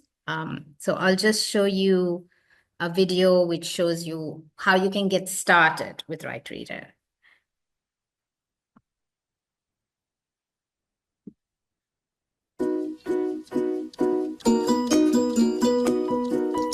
It's quick and easy to get started with Right Reader. I'm going to show you how. Go to rightreader.com, then choose Login. You could also go right to app.rightreader.com. If you're a teacher just getting started, you'll go ahead and click on the teacher portal. To sign up for a new account, click this tab. You can sign up for an account using your email or sign up with a Google account. Note, if you use Google Classroom and you'd like to roster your students in Right Reader through Google Classroom, you're going to want to choose Google Classroom as your sign-up method. Once you've created your account, Right Reader will automatically create your first class for you called New Class. You'll notice in your dashboard you have a few different tabs that you can explore, including Settings, the Template Library, your bookshelf, and Users.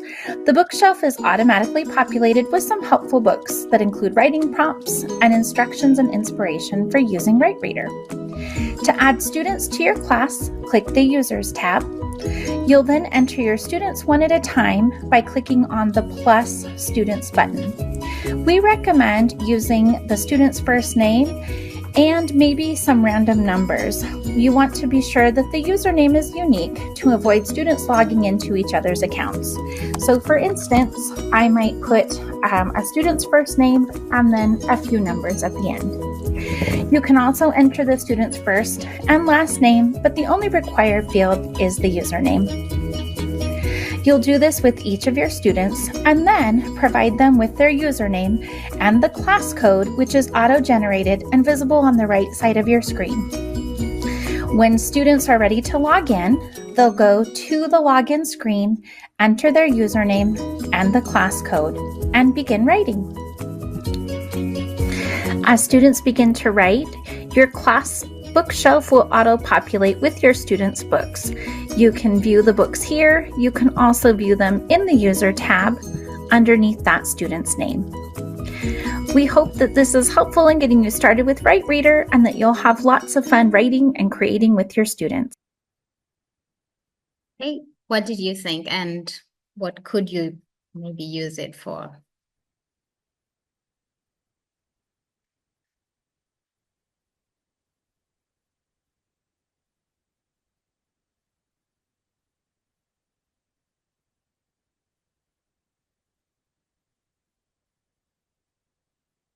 Any thoughts? Or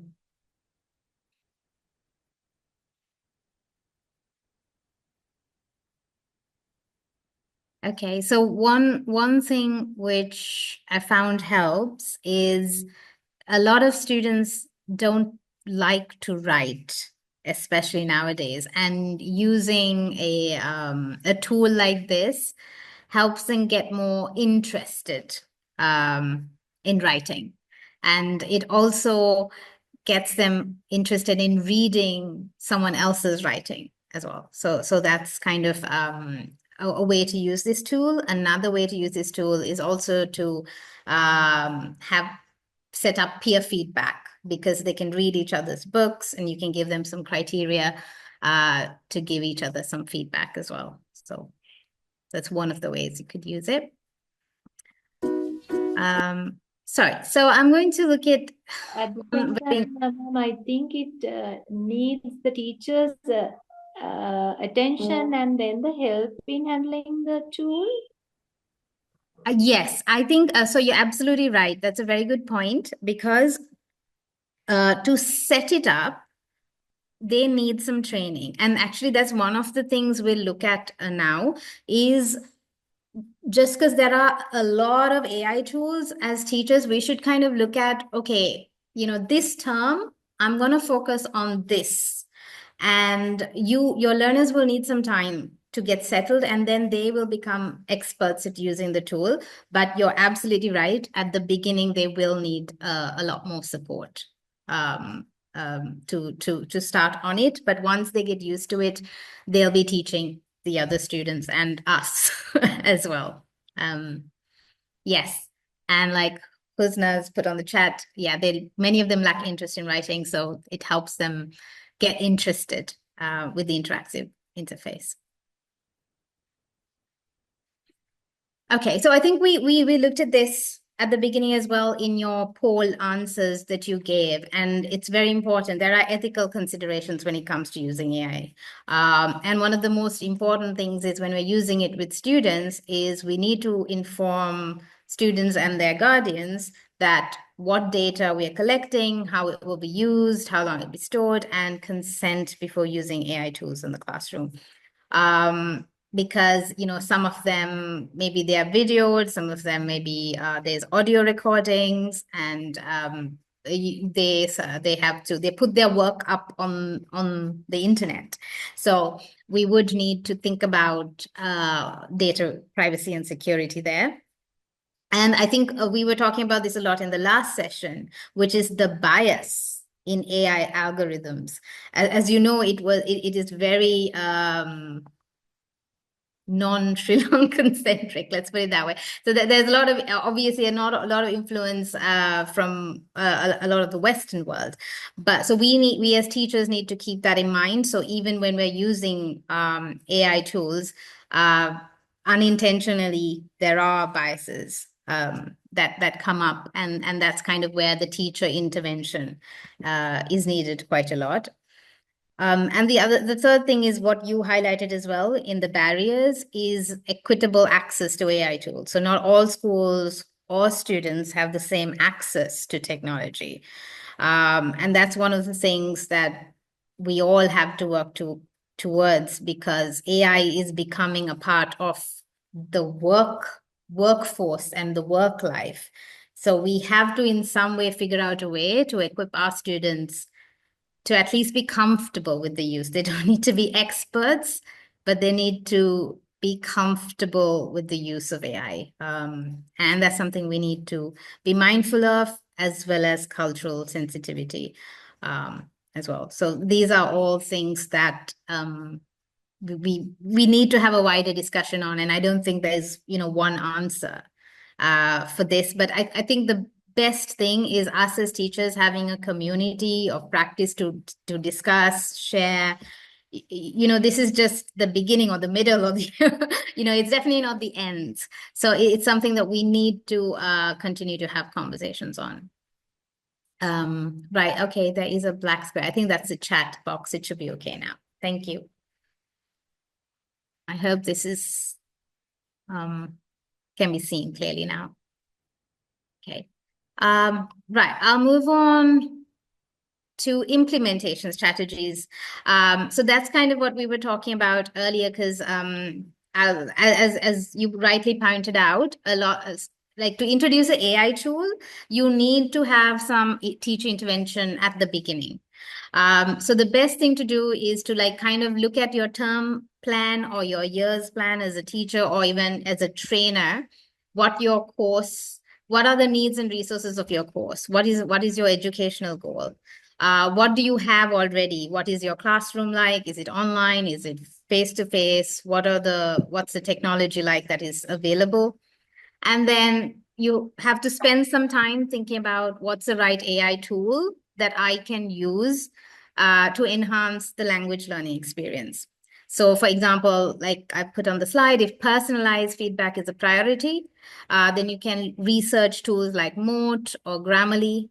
Kahoot or Quizlet are better for engaging students in very active learning through quizzes. So it's very energetic. And then you need to constantly look at teacher and student needs, because you need to try out a tool and then get some feedback and see what is working and what you need to change. And one big thing, one big area, which was even identified in the research that was conducted, is we need to do a lot more training for teachers and students. We need to include this in professional development. We need to support students onboarding, which is onboarding them into the AI tool, because they'll need help on how to use it, as well as factoring ongoing support. And then even after we incorporate AI tool, we should always have continuous evaluation and adaptation. We need to look at, okay, is it effective? Or am I just adding the AI tool because it's cool? And then we need to adapt the tool to the context. We need to have constant feedback loops, which means we need to be talking to teachers and students and parents, people who are seeing the impact of whatever AI tool we have incorporated. And because this area is changing so quickly, we have to also stay updated with the new things that are coming up. So those are some of the important things to consider and think about when we are going to use AI in our classrooms or in our training context. So the end is 3 things. So one of the main thing is we know that AI tools are transforming language learning if used correctly. So it offers a range of tools that can personalize learning, improve engagement, and provide immediate feedback, which really makes it easier for students to progress at their own pace. But we also need to be very mindful of the ethical use of AI. So we need to be mindful of data privacy.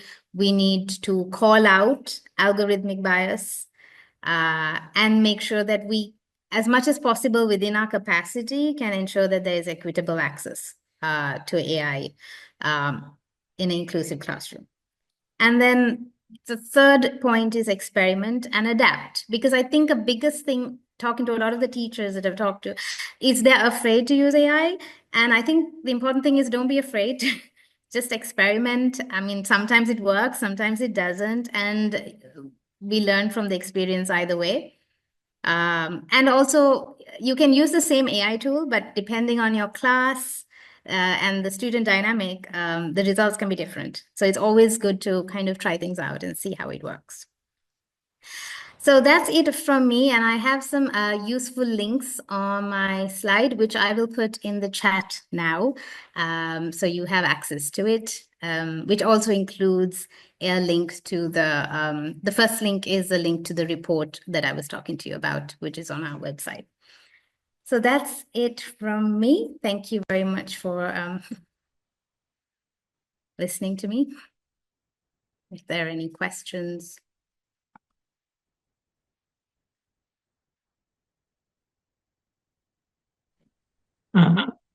Excuse me, madam.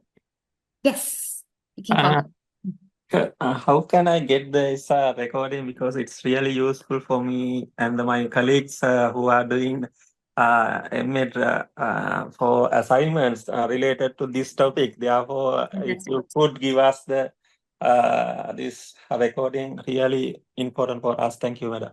Sure, of course. I believe it is, the session has been recorded, so I will check with NIE, and I'm sure they'll be able to share the recording. And I've also added the useful links now in the chat. Excuse me, Miss Anju, I'm Verosha from NIE. Hi. Sessions will be shared via YouTube, so you can watch. You can type as 25th 6th National RESC Conference, day 1, day 2, like we have included every recordings. So you can watch via YouTube. Thank you. Oh, fantastic. Thank you very much. Yeah, ma'am, I have another problem here. I mean, Yes. just a question. Now, we know that we are to use AI in our higher studies or whatever it is. And then as instructors also, we are looking into the people who are using AI. So how practical it is, and then I have a problem. Now, is it okay to use AI always and then do the assessments or whatever it is? And when we are doing also, we get caught with this plagiarism thing. So how to interact with this question? I mean, in the Yeah, that's a fantastic question, actually. It's a very relevant question. So I think one of the things is as an institution, you need to create your own AI policy. So a lot of institutions have now started creating an AI policy, which is okay, we don't allow the use of AI in like, for example, report writing. Or some institutions have said, okay, yes, you can use it to do research, you can use it to find evidence, but you need to make sure that the writing is of your own writing, of your own thinking. So I think the first step is to figure out as an institution or as a unit, what is our policy? Are we going to allow it or are we going to completely ban it? Now, I don't think it's in reality we can ban it anymore because it's there. Students are using it. But I think what we need to support students with is how can you use it properly? And also when you are because you are teaching your group of students and you know all the students in your class. Let's say you have 40, you know all 40. So if someone gives you an amazing report, and when you have a classroom activity, they can't really write more than 3 sentences, you know, okay, there's something not right here. So I think that's a conversation with the student to say that, listen, you're not going to always be able to do this. And what we're doing is we're educating you. So the idea is that you learn from this, and we want the student to think about, okay, first tap into your creativity and your ideas, and then go to AI to refine it. But don't go to AI without having any idea at all, because then you learn nothing. Like as we know that they just regurgitate whatever's put out from AI. So I think that's why assessment, I think right now it's tricky to have assessment primarily which focuses just on one skill, because we need to bring in all the skills to get a holistic view of, okay, what is this student actually able to do? And I think, again, we talked about this in the last session. We need to kind of pull out the students' creativity. And we need to kind of, I won't say force, but strongly encourage them to first reach into their own internal creativity and then go to AI to support them, not the other way around. So I think that would be what I would suggest. Excuse me, madam. Yes, go ahead. Madam, would you mind speaking a few more words on the concept of algorithm bias with some examples, if possible? So, so for example, when they first started researching ChatGPT, a lot of things they put into this thing called Reddit, right, which is a forum kind of to sense check it. So the people who use Reddit, well, I don't think many Sri Lankans use Reddit.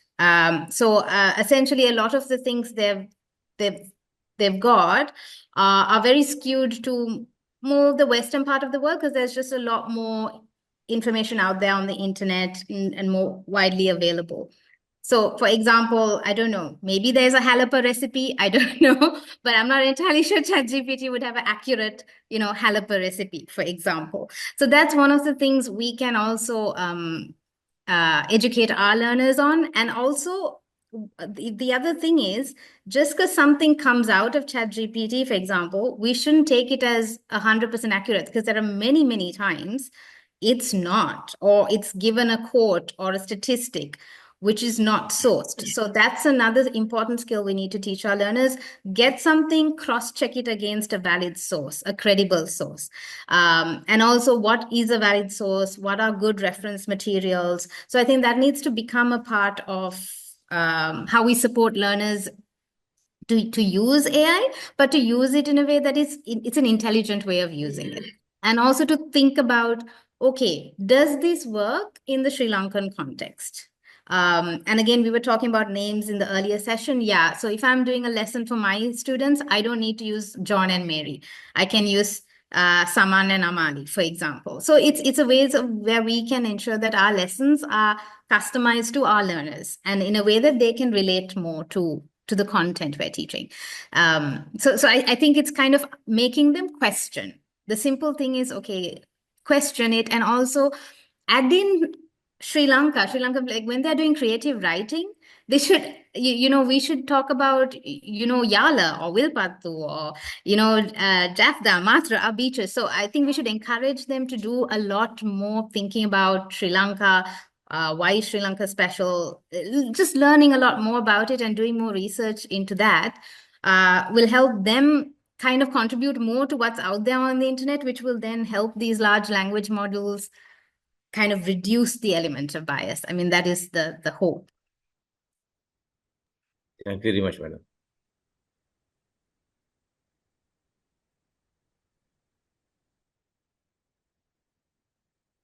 Okay. I think that's it from me. Thank you very much. This was fantastic, and thank you very much for being a lovely group. Thank you very much, Ms. Anju Moses, and your session on artificial intelligence and English language teaching was indeed an eye-opening and very enlightening. Also, thank you to all the participants for your enthusiasm and your dedication in asking the questions as well. Thank you once again, Ms. Anju Moses. Ladies and gentlemen, we have now reached to the point in our schedule for the morning tea break. Please kindly ensure you return to your screens on time. Thank you and enjoy your break. Welcome back to the 26th National RESC Conference and the 11th National Conference on Language Assessment 2024. Before moving on with the day's rest of the proceedings, we have a small announcement to make.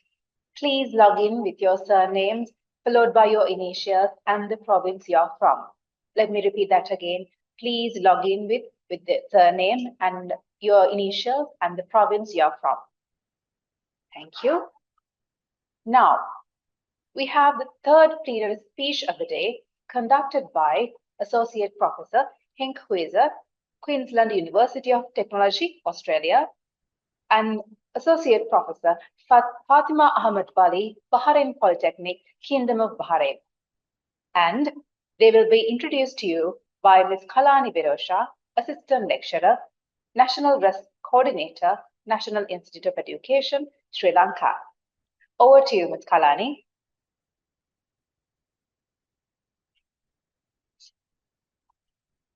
Morning, everyone. It's a great pleasure to introduce the two speakers of this session. I would like to introduce Associate Professor Henk Huizer first.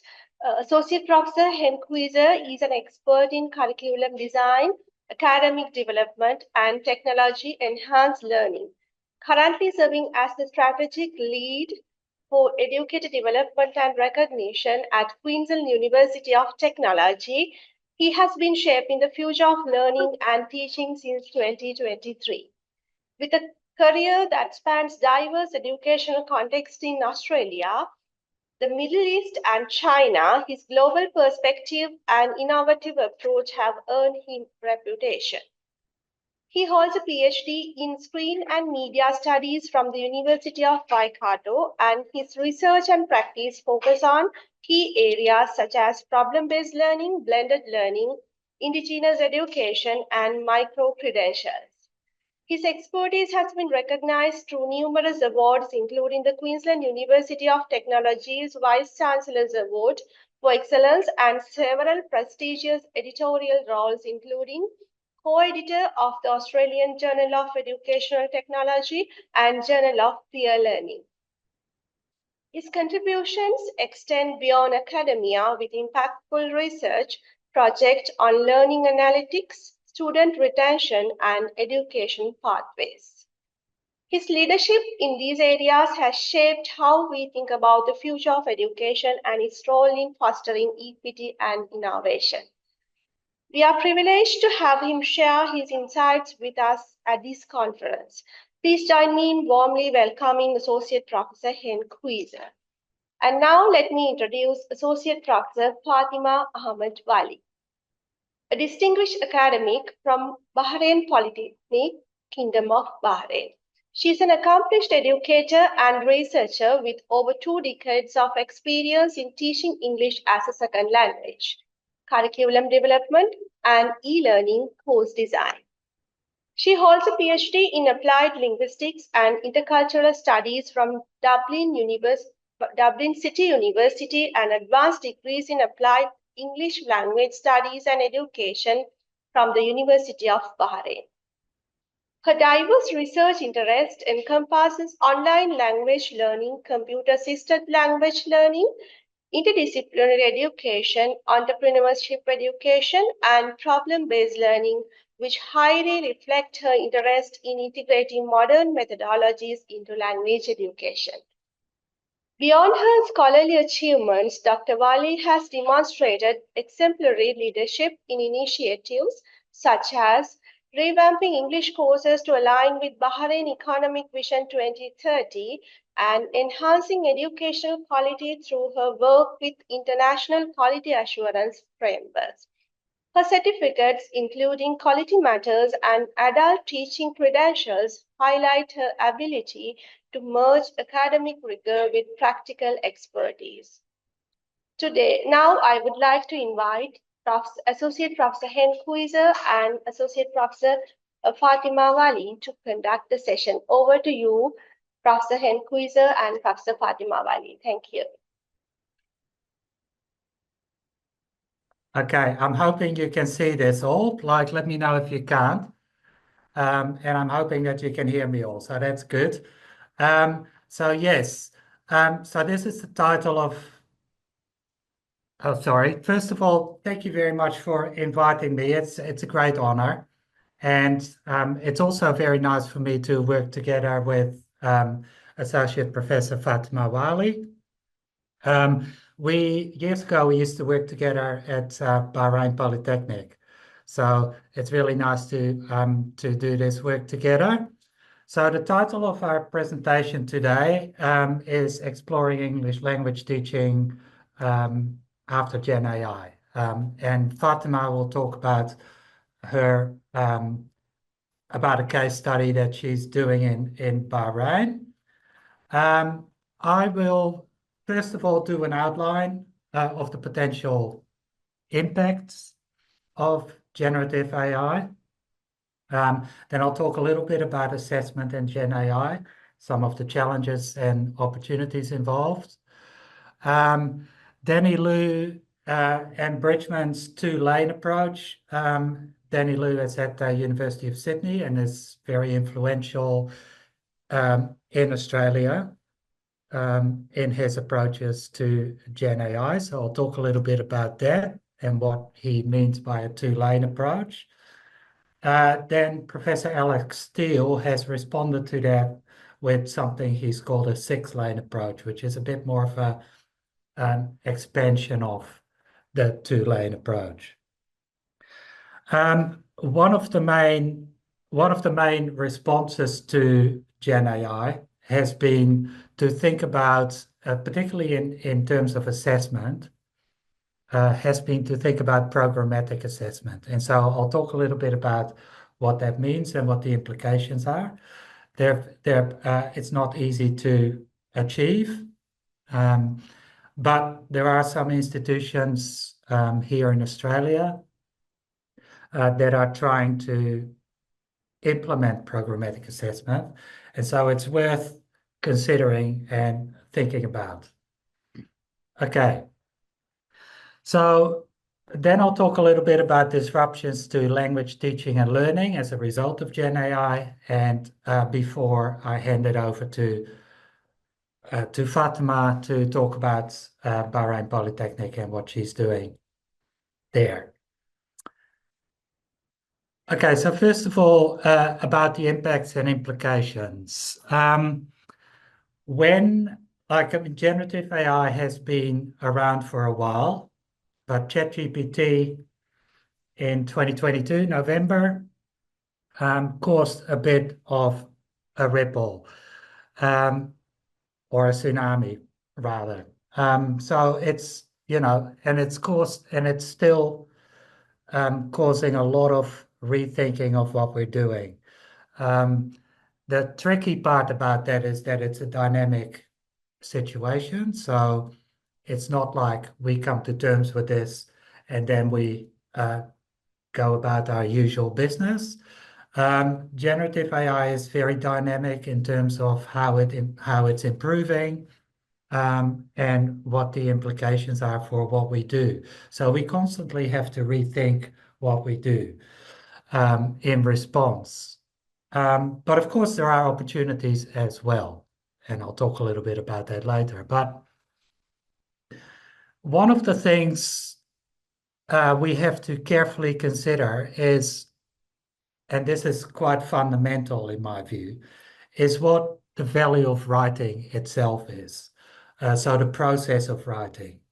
Because what GenAI does, or provides an opportunity, is to kind of almost bypass the process of writing.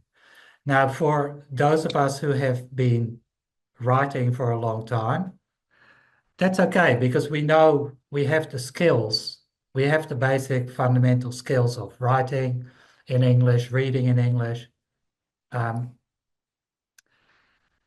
And the process of writing itself involves critical thinking. So it involves, like, the process itself makes us learn and makes us think and makes us able to rethink things. Now, if you automate that process, and that's what Gen AI effectively does, what do we actually lose?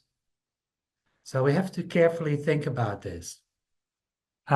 So how does it learn? How does it change the actual learning process? Now, to give you a clear example of this, a couple of weeks ago, I went to a presentation about Notebook LM, and which allows you to produce podcasts. Now, what you do is you take a journal article, for example, you put it through Notebook LM, it takes a minute, and then it will produce a podcast. This is very useful, potentially, for example, for students who are time poor, they don't have time to do the readings before class. So you give them the option to use this and produce a podcast. In terms of what I was saying before, that then means that they no longer have to read. So the podcast discusses what the reading is about, and it gives them an overview. Again, we have to kind of think very carefully. Like, this sounds like a great tool, right? But we do have to think about what is it that we actually lose in this process. Now, the other impacts that we have to carefully consider, and this also relates to impacts and implications, is ethical use.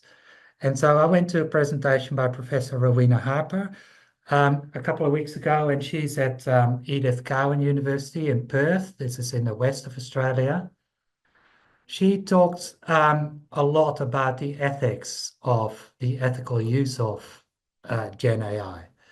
And so Gen AI is a product of exploitation. It's basically using other people's work and it doesn't produce anything in itself. So Naomi Klein, a Canadian academic, has called this the largest and most consequential theft in human history, right? Which is a bit dramatic, but it is something to think about. Because, you know, when you talk about intellectual property, when you talk about, you know, creative production,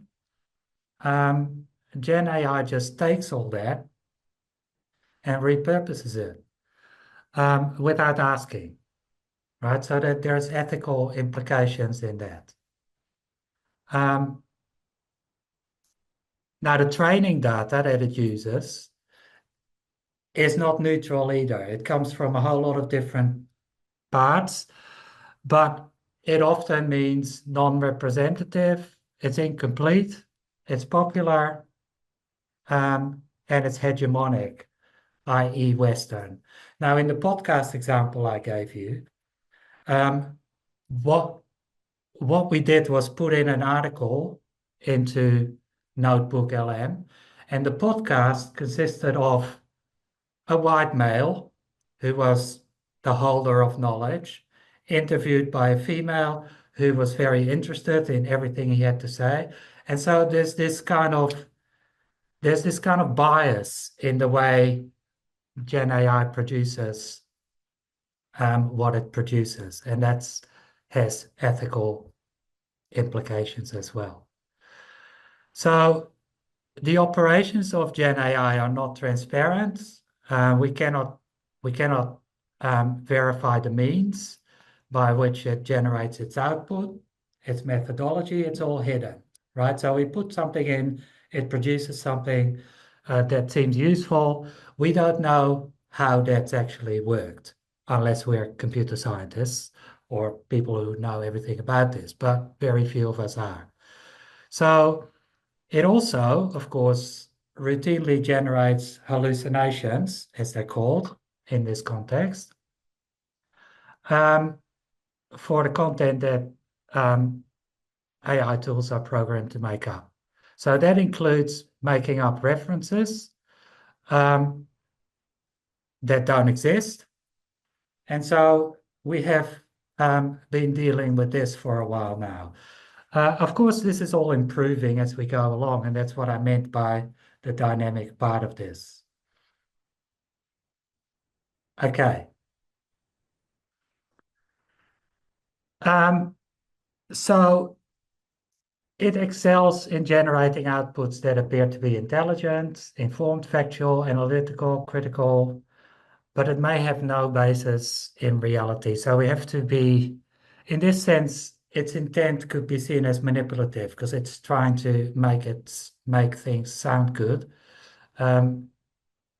without it necessarily having any basis, right? And so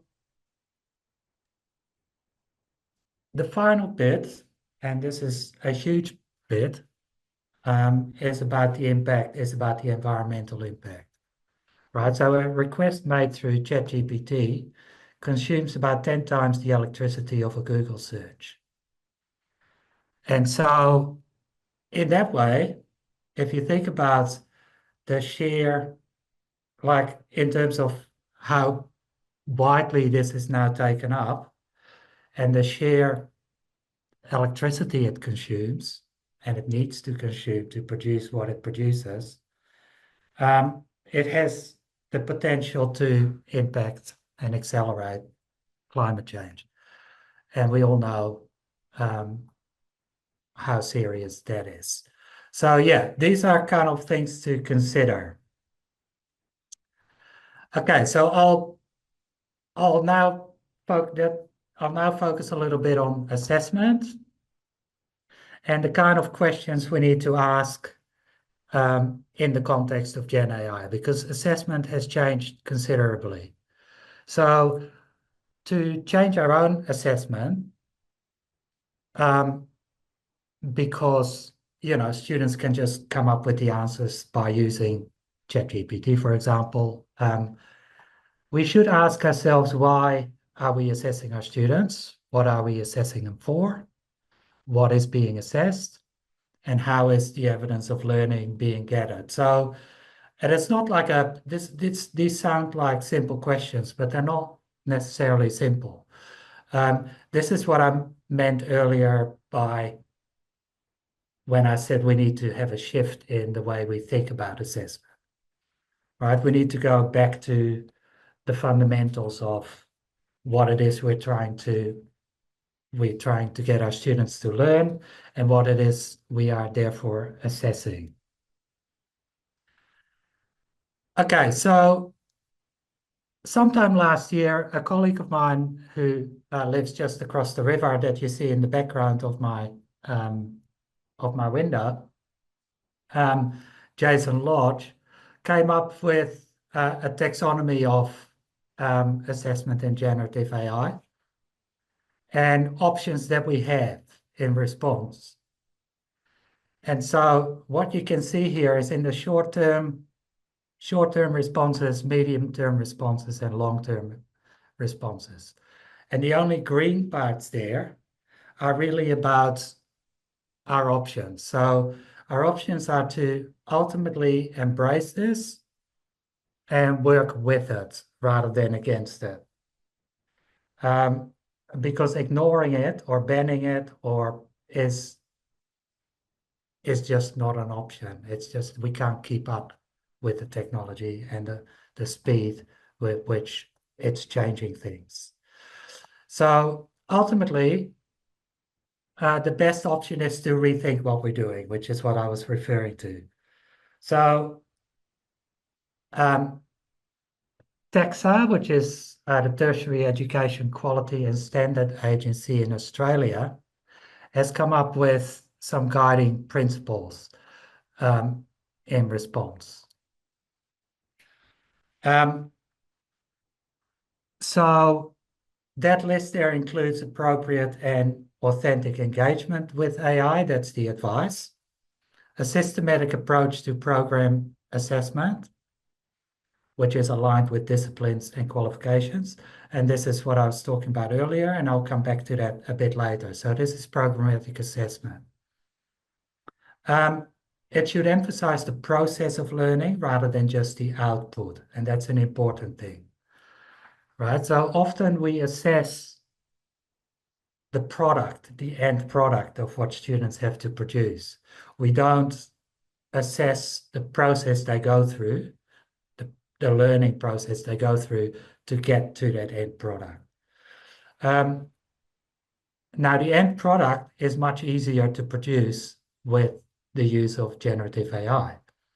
So, and that means that if we focus on the process of learning, we have more opportunities to assess at an appropriate level. So, yeah, and then creating opportunities for students to work appropriately with each other and AI, and then assess that process.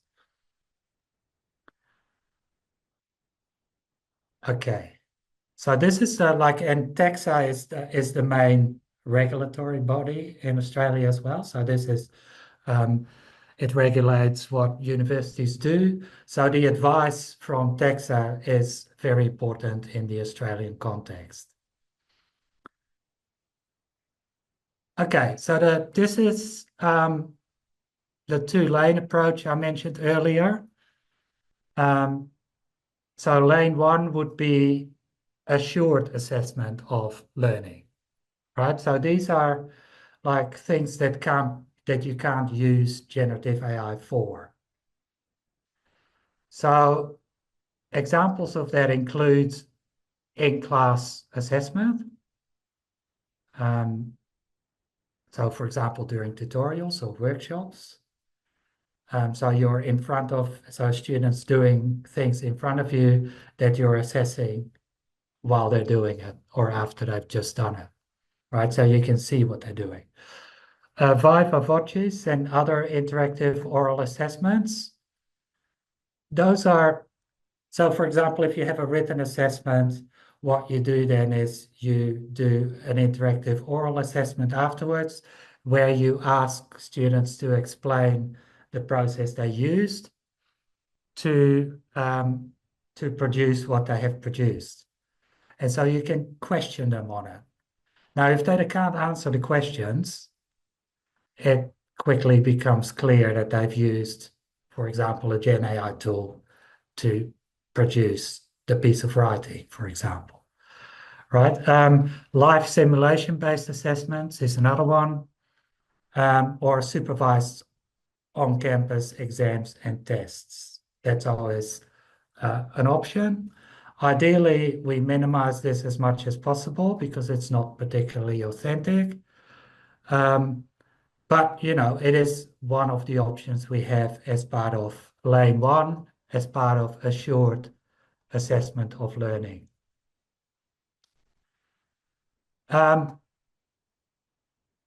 Lane two are examples of where we use human AI collaboration in the assessment of learning. So we allow students to use AI to suggest ideas, to summarize resources, to generate outline structures for assessments. And so they then provide AI completions as an appendix, and you get them to reflect on how they've used it.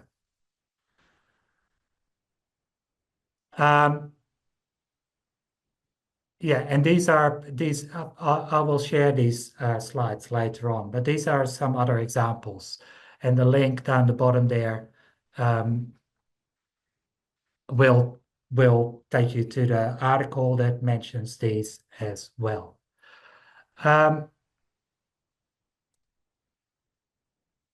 Professor Alex Steele, who is at the University of New South Wales, he's kind of taken that idea of two-lane approach and turned it into 6 lanes to make it a little bit more specific. So lane 1 would be no assistance at all, no generative AI assistance allowed. And then lane 2 would be simple editing assistance, so you're allowed, but in some ways only. And then lane 3 would be planning and designing assistance.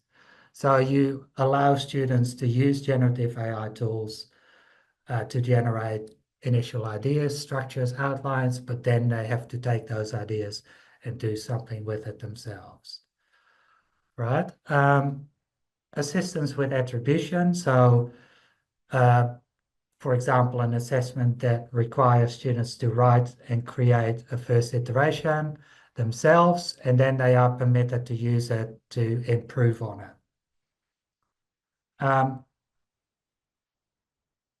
The 5th lane would be generative AI software-based assessments.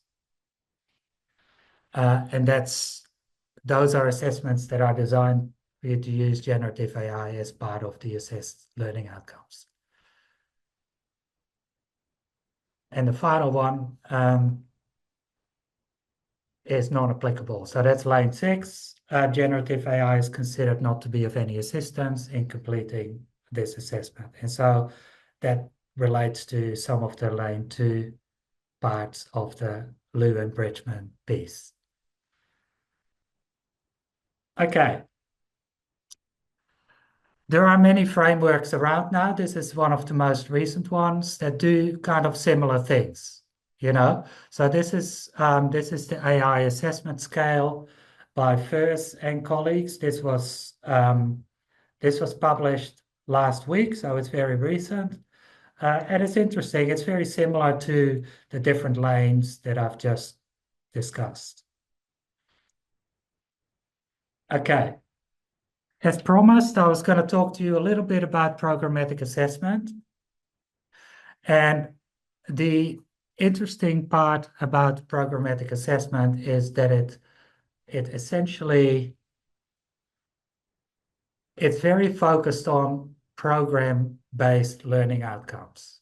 So it looks at the whole program and how all the assessments in a program are related to each other. And so if you do this very well, then you can link each assessment in every unit of a program or in every course of a program. And so they build on each other, right? Now, Fatima and myself, we used to work together at Bahrain Polytechnic, where they do a lot of problem-based learning. And problem-based learning throughout the program follows a programmatic assessment structure, right? So problems that students have to assess, that students have to address in groups, can run between different courses over a whole program. And so you can see the development of skills over time, and you can assess things that relate to each other. So what that does is it allows you to assess the process that students go through rather than the product at an individual course level. And so it's overall, it's seen as a system of assessment that promotes the trustworthiness of an overall award, rather than relying on a series of singular, uncoordinated judgments. And so Professor Rowena Harper, who I mentioned earlier, she works at Edith Cowan University, and they've just decided to do away with individual course learning outcomes and only have program level learning outcomes for the whole program or the whole degree.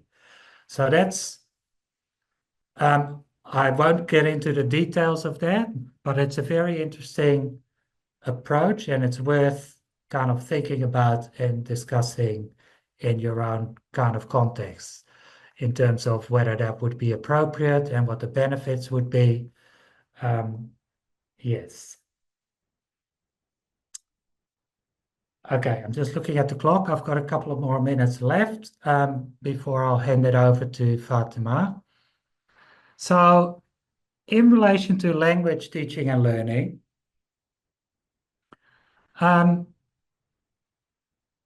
this comes from a very recent article by Bill Cope and Mary Calensis and Zapata. This has just been published as well. They identify different levels of language teaching and then relate that to how good GenAI is at those parts of language teaching. So it's good at common nouns and connected adjectives and adverbs, but not so good at instances, proper nouns, on account of their relative sparseness. And this then creates what we call hallucinations or big mistakes or things that don't make sense, right? GenAI might at some stage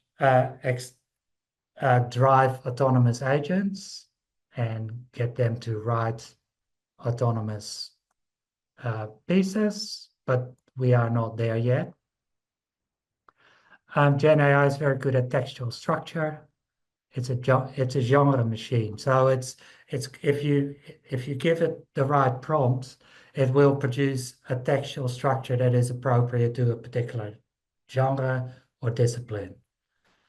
And a good example of that is if you have an academic text that is full of jargon, you can ask it to turn it into lay people's terms, and it's very good at producing something that uses simpler language, right? So that's context. GenAI is not able to fully account for the context beyond its large language models. So this is where the human factor comes in, right? And of course, it will increasingly get better at this, but it's nowhere near there yet. Okay. And the final one, it's good, like I said, it's good at textual genres and registers that reflect different kinds of interests. So I urge you to go and have a read through this paper. This is just a very little part that I took out, but it's a very interesting paper, particularly for those in terms of language teaching and learning. And this is a figure that essentially says the same thing, but in visual format. So I will leave it there. And I'm thinking that Fatima is in the room. And so I will let her take over. And there she is. Okay. I have Lovely completed to see. Before you do, Fatima, can we just pause for a moment and see if there are any questions at this point definitely. for me? Because I realized I did run through a lot of content there. So if you have any questions at this stage, I'm happy to try and answer them.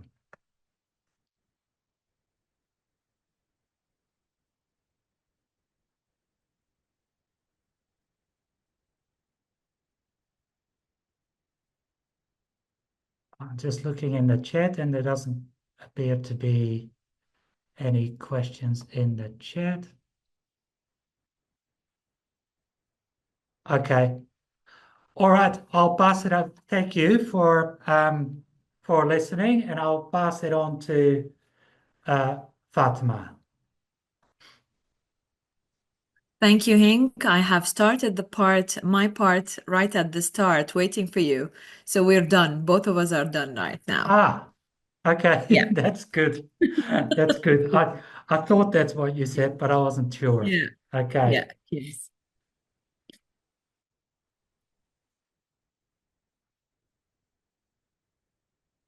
Okay. So, Fatima, did you get any questions? Did you? Yes, there was one question only, and I got to respond to that. It's with regard to having written scripts of students, but they are not done online. Unfortunately, the tool is not really allowing any kind of scanned copies to be uploaded. So they've got to be in a scenario in a lab in which they get to upload their writings to a virtual learning environment like Moodle, as we do at the Polytechnic. That was the only Okay. question that yeah. Okay. Interesting. Are there any other questions?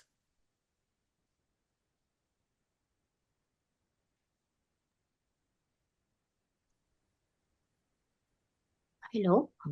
I forward this to both of you.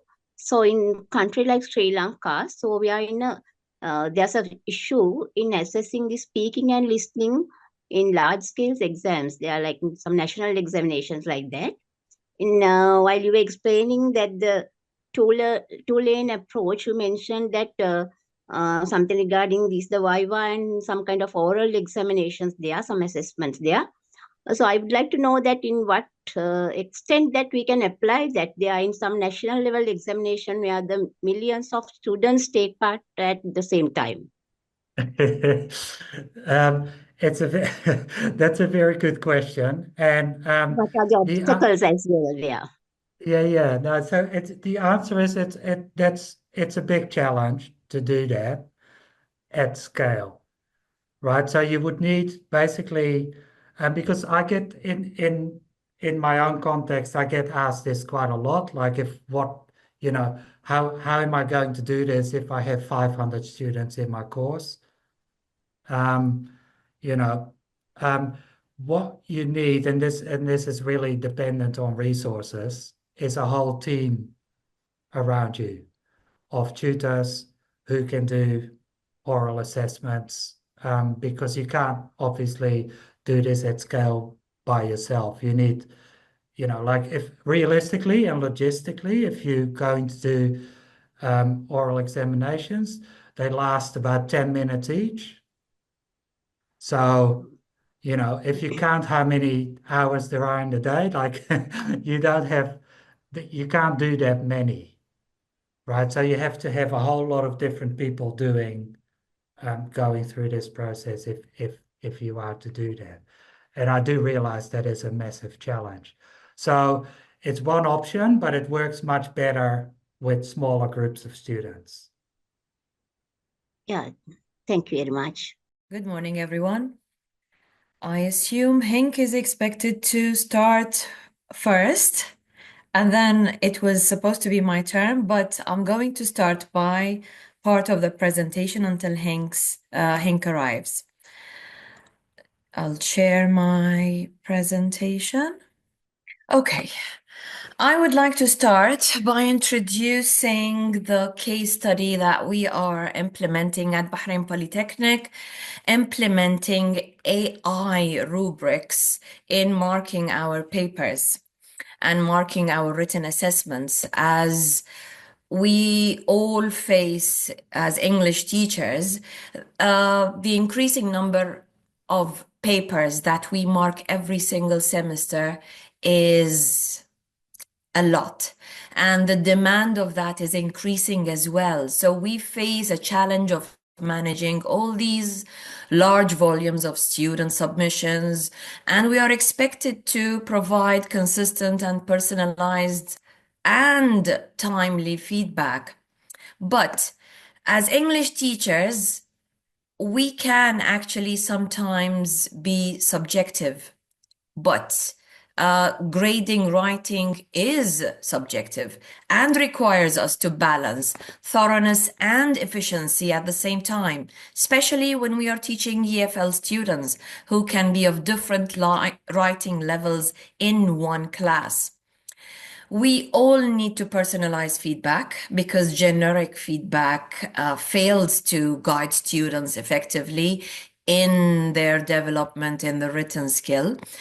And the pressure to offer feedback quickly, especially with all these deadlines when we are running assessments and we are expected to give the grades back to students as well as the feedback, can hinder opportunities for students to revise their work and improve over time.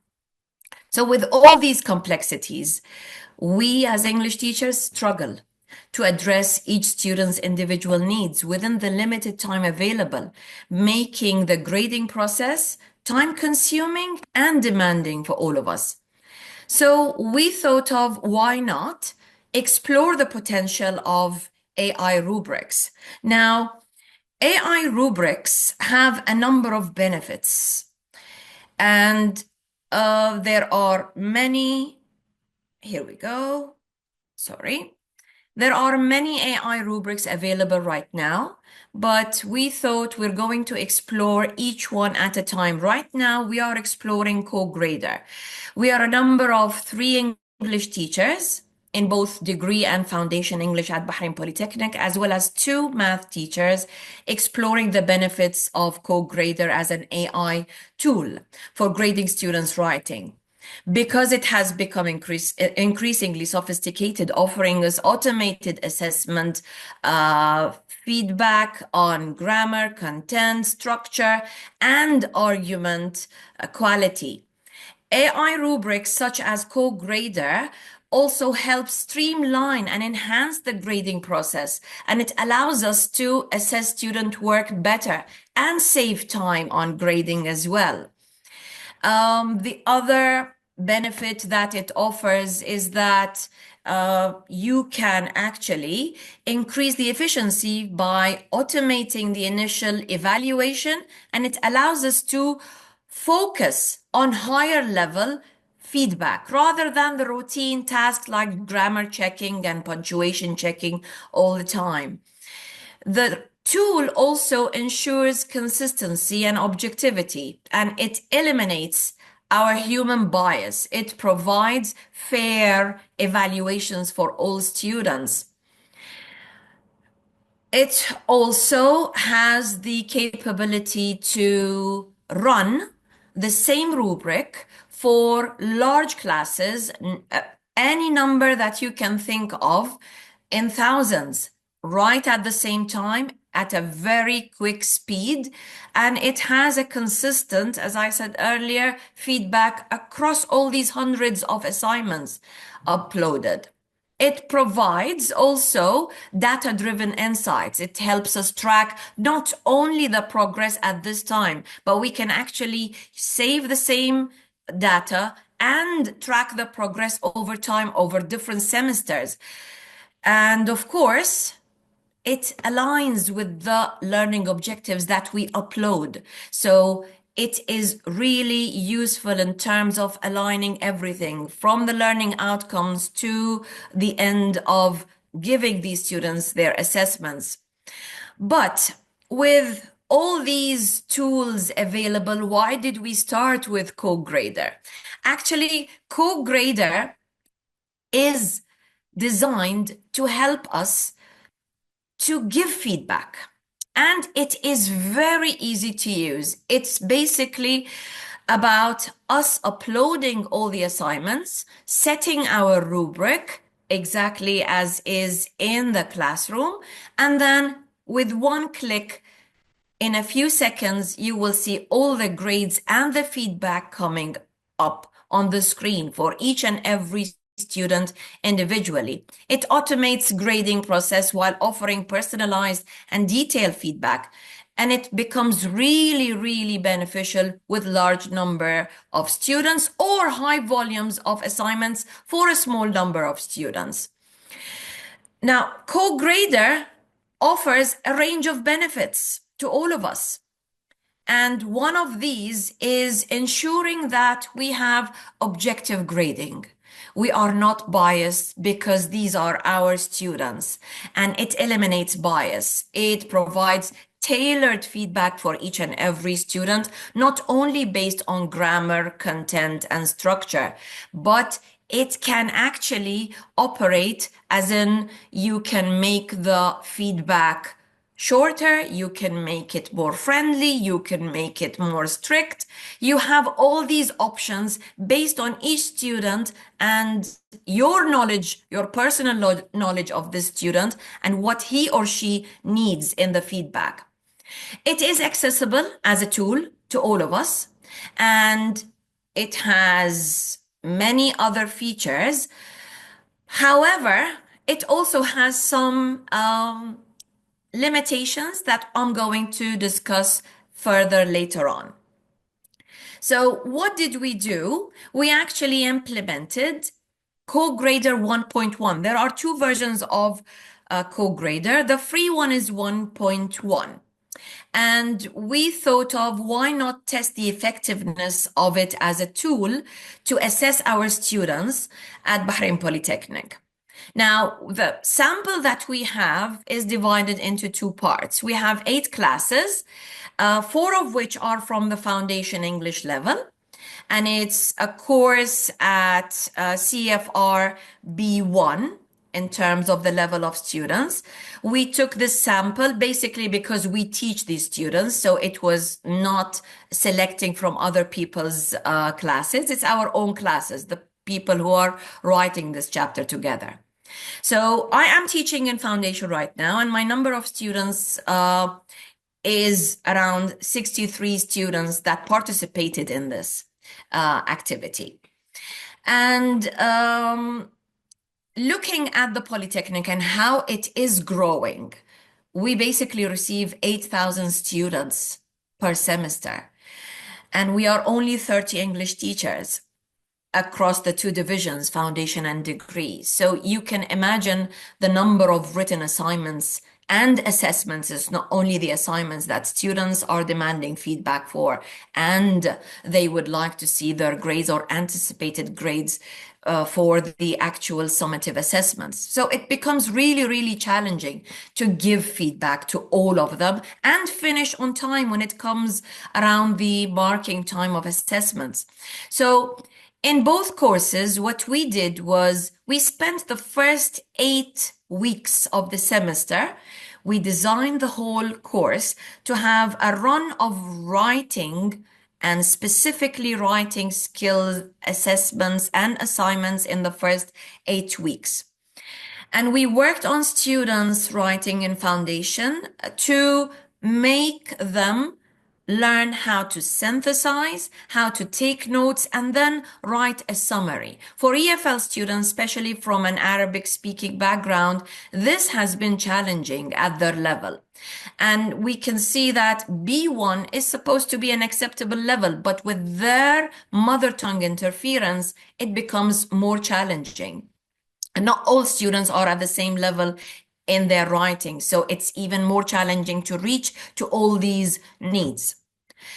In terms of the degree students, they are supposed to be at low B2, but not all of them are at low B2.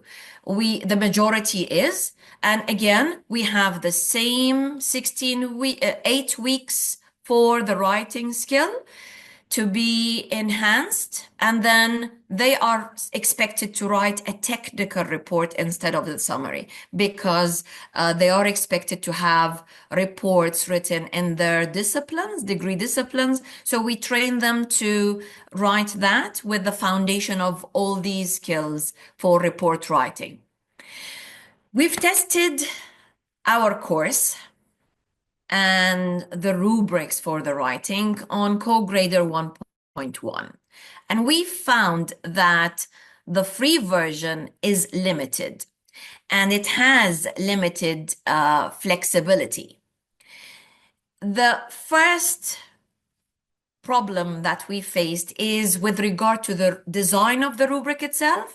It doesn't really allow us to have the exact weighting that is available in our Moodle rubrics. So the totals and the weightings, as well as the criteria, is difficult to match because of the restrictions in CoGrader. The tool has a fixed grading system. This is the problem. Meaning that as teachers, we must build our own rubrics around the preset total score and the predefined criteria that CoGrader gives. This can be restrictive for those of us who want to customize grading and grading weight to adjust the criteria or to suit our specific assignments or learning objectives. As a result of all of that, we may find ourselves working with the constraints of the tool structure rather than tailoring it to our needs and to our assessments. So what do we suggest? Now, with all these limitations and limited flexibility, grading complex creative assignments, and predefined rubrics, the tool also lacks contextual understanding, which can make it less effective in providing feedback tailored to specific students' needs. And it tends to overemphasize on mechanical aspects like grammar, like structure, and the limited feedback it offers is restricted to some linguistic components, but it doesn't really give any kind of non-linguistic element feedback with regard to, for example, analyzing tables or analyzing graphs for the report. We face that in Degree English in particular. CoGrader can assist students, and specifically EFL students, only with syntax, grammar, basic writing structure, but it is not specifically designed for EFL needs. So what are we expected to do in order to use CoGrader and make benefit of it? We need to address the limitations. And in the past 10 days, we've been granted the most advanced version of CoGrader, which is 2.26. And we can say that, yes, the designers of the tool are addressing these limitations. And we notice that we can actually now work with the restrictions of the rubric, but for a very short time. They've given us 14 days to test it. And yes, they managed to fix all of that in terms of the rubric criteria, the rubric weighting, the rubric divisions in terms of good or no submission to excellent. These have all been fixed, but not in the free version. So what are we expecting from CoGrader to encourage the rest of us to use it actually? I think that CoGrader should incorporate AI that adapts to creative and complex assignments, such as working with the tables and graph analysis, in order to have a balanced feedback for all of them. Another thing that it should do is integrate non-linguistic elements and tailor some of these rubrics to address the needs of EFL needs, not just the mechanical accuracy part. If we continued using AI for our teacher feedback, using CoGrader and trying to focus and collaborate with each other, I think we can actually suggest these modifications to the designers to have a more flexible, inclusive, and probably effective grading tool. But right now, the free version up to this moment that we are testing requires more work. That is it for my part. I assume Dr. Henk is around right now. Thank you very much, Associate Professor Henk Huizer and Associate Professor Fatima Ahmed Wali, for your insightful and very enlightening session. And also thank you all the participants for asking questions, and it shows your enthusiasm as well. Right. We will now break for lunch. Please ensure you return promptly by 1:30 p.m. as we will begin the second workshop in the series conducted by Ms. Judith Cockrell. Thank you and enjoy your lunch. Good afternoon, everyone. I hope you all enjoyed the refreshing lunch and took a moment to recharge. We have an exciting lineup ahead that will inspire and enhance our collective knowledge. Without further ado, let me call upon Ms. Nipuni Samarasinghe, Assistant Lecturer, Department of English, NIE, to introduce Ms. Judith Cockrell from the U.S. Embassy, Colombo, for the second workshop of the 26th National RESC Conference and 11th National Conference on Language Assessment. Over to you, Madam.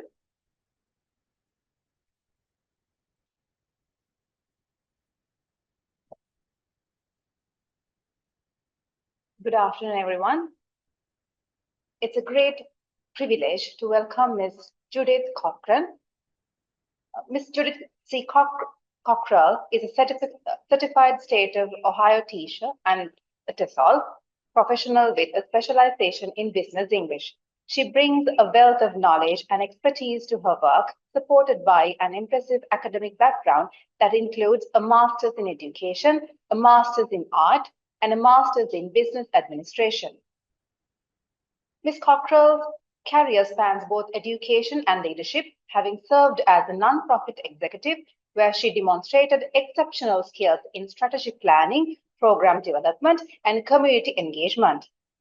Her TESOL certification, coupled with a specialization in business English, enables her to empower professionals and students alike by improving their language skills within corporate and global context.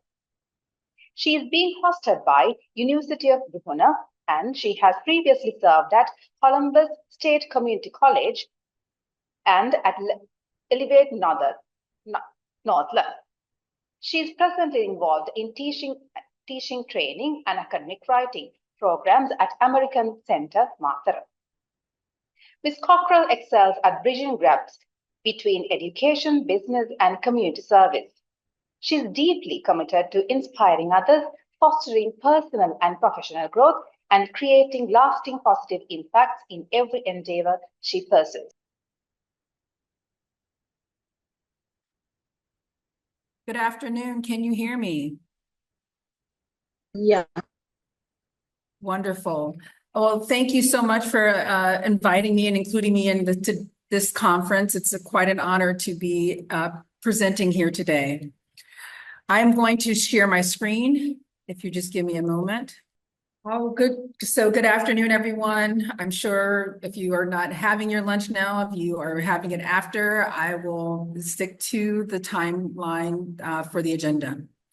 Today's session, creativity and critical thinking in the age of AI. I'd like to share some teaching tools with you today. And I believe that we'll be able to share this presentation after today's workshop. This is just a quick photo consent in the event that photos are taken. I wanted to share this disclaimer with you. Again, my name is Judith Cockrell. I am from the great state of Ohio, the city of Columbus, Ohio, which is our capital. I am a graduate of The Ohio State University. To the right, you see my fur baby. Her name is Zoe Cockrell. She is a sweet Cocker Spaniel that is still in the U.S. with a new family in Virginia. And just a little personal note about myself. For many years, I was a football player.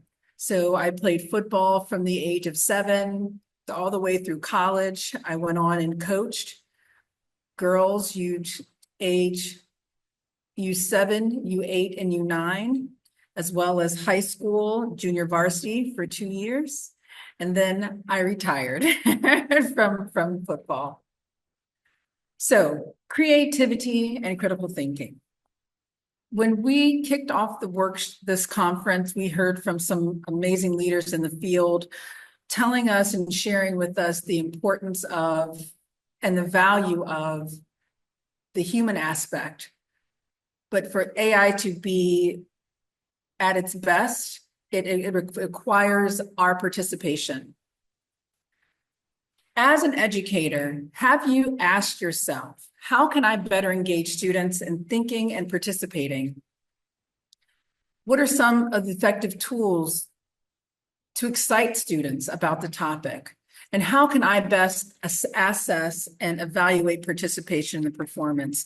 In the chat, please share some of the things that you are currently doing or have done as I continue. The objective of today's session, I'd like to explore how AI can enhance teaching and learning, discover why AI tools are relevant for today's learners, and share some ideas for student prompts and for our professional use. Critical thinking, what is it? Critical thinking is the kind of thinking in which you question, analyze, interpret, evaluate, and make judgments about how you read, hear, say, or write. Are there any individuals that are on the call today that would like to share what they're doing? And if you are able, I don't know if you're able to unmute to share, please do. But if you could share some of the things that you are currently doing or that you have found a tool that is very resourceful to you, please share it in the chat. Critical thinking. Today we are exploring new ways of gaining knowledge. Critical thinking has never been more important in what we do as educators. Creative thinking is random. Creative thinking is the ability to come up with a unique, original solution. And I do include a few citations here because this is something that we are all embracing in the field of education and in other industries as well.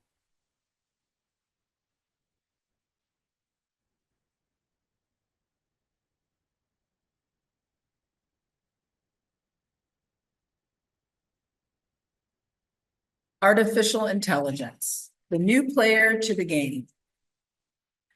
AI refers to the stimulation of human-like intelligence by machines, especially computer systems, to perform tasks that typically require human intelligence to complete.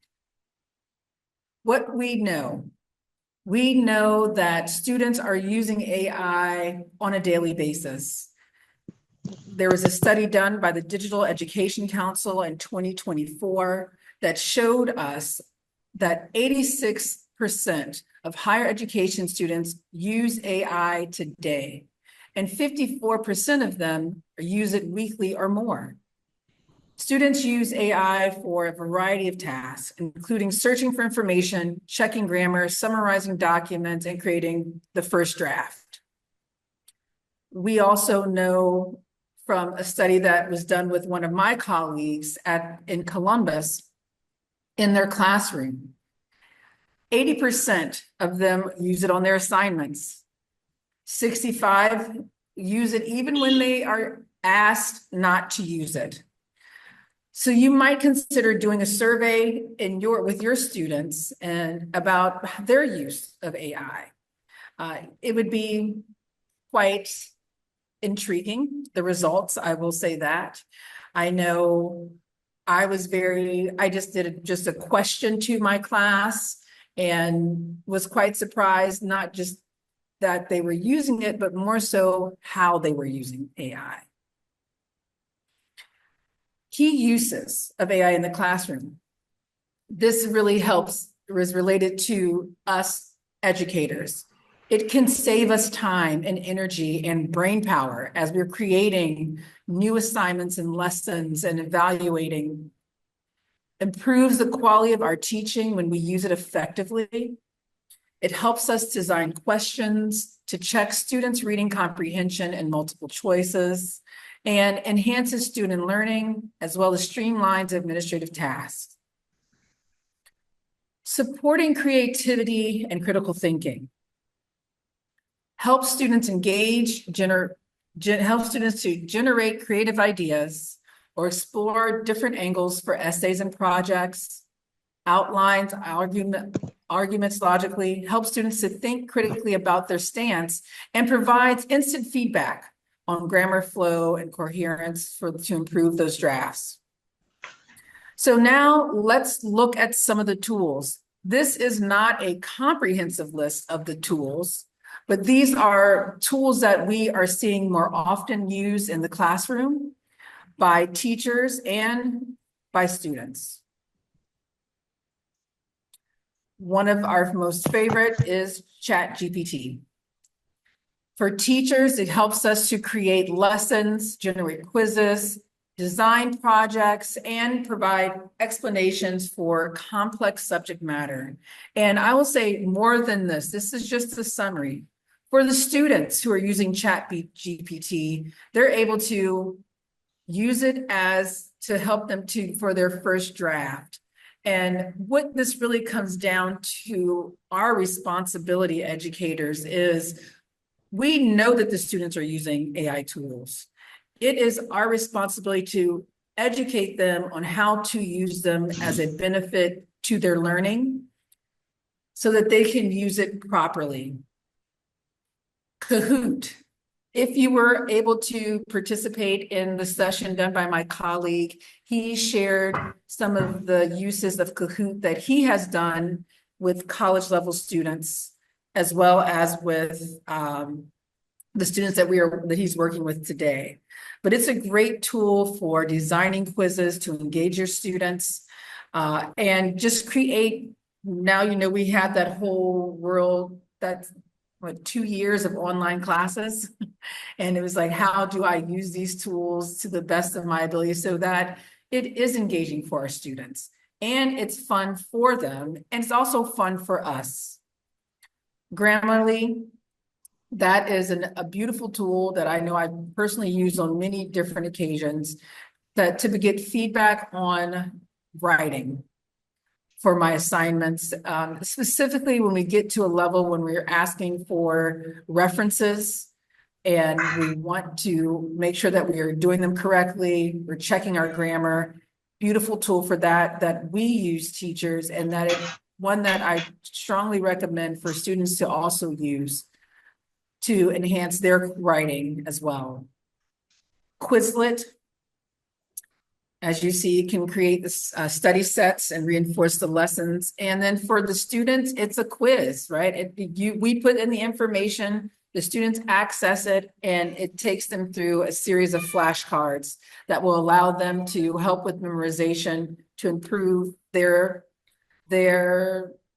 output of information.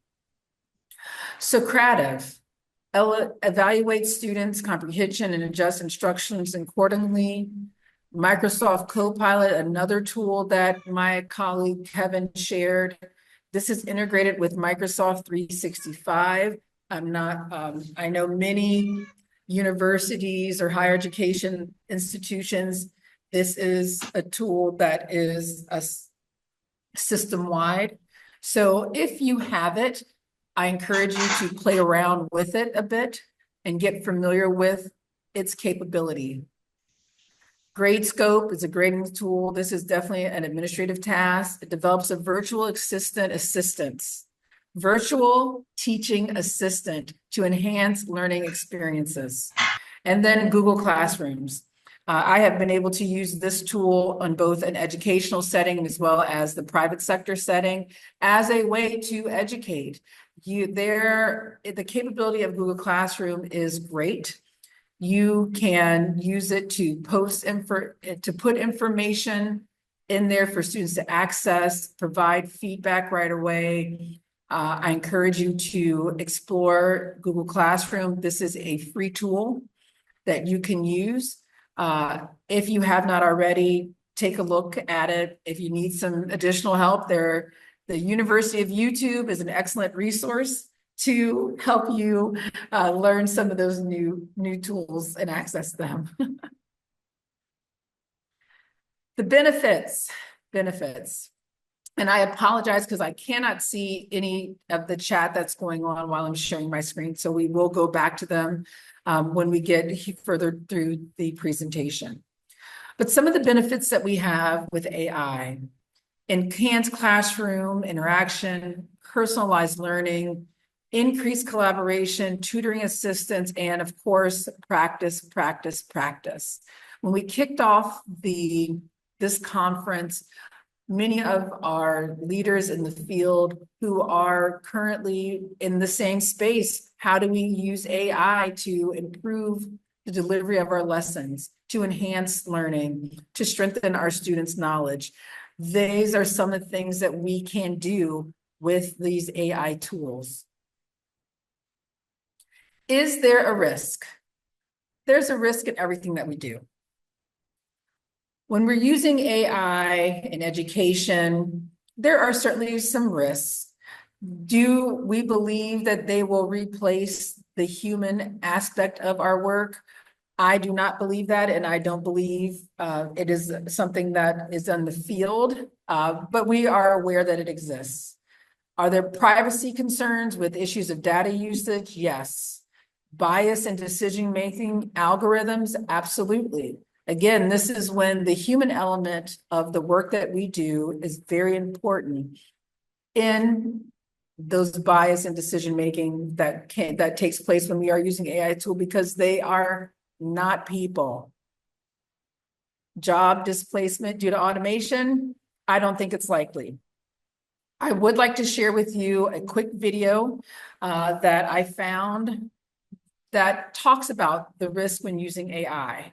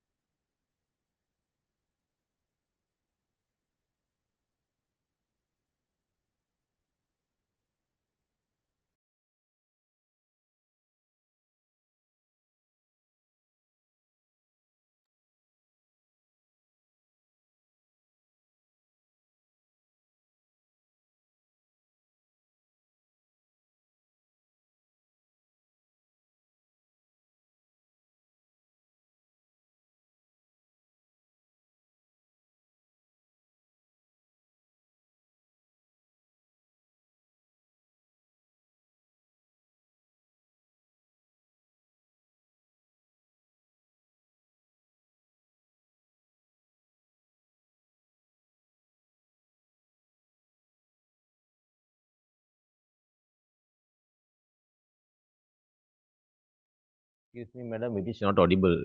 We cannot hear it.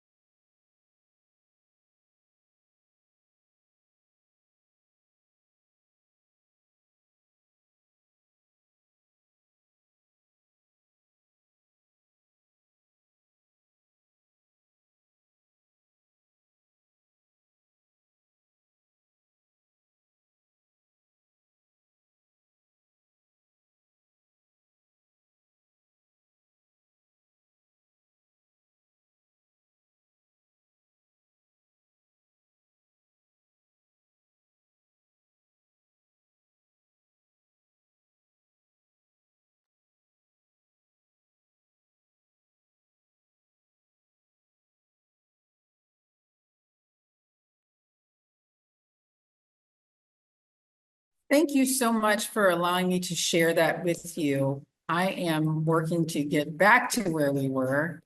Thank you for your patience. I have, I'm going to come back to here and hope that I want to repose these questions to the group. And please share in the chat when you can. How can I better engage students in thinking and participating? What are some effective tools to execute students about the topic? And how can I best assess and evaluate participants in performance? In the video, I hope that you saw and caught where it said, it is our responsibility, educators, to ensure that AI tools we're enhancing them and that they are being used effectively so that the learner can learn. They are new to the scene with us, but they can't take over. And it is up to us to build it so that it will be an ally as we move forward in the classroom.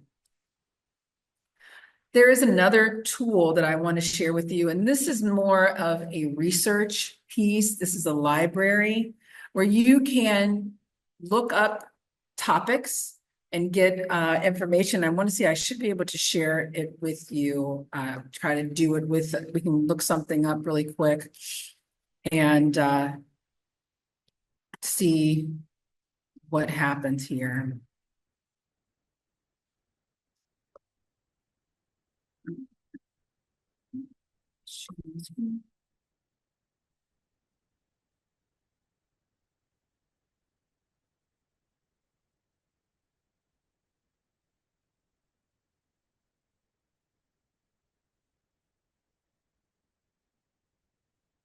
If we don't have the opportunity to look something up, but again, this is AI for education.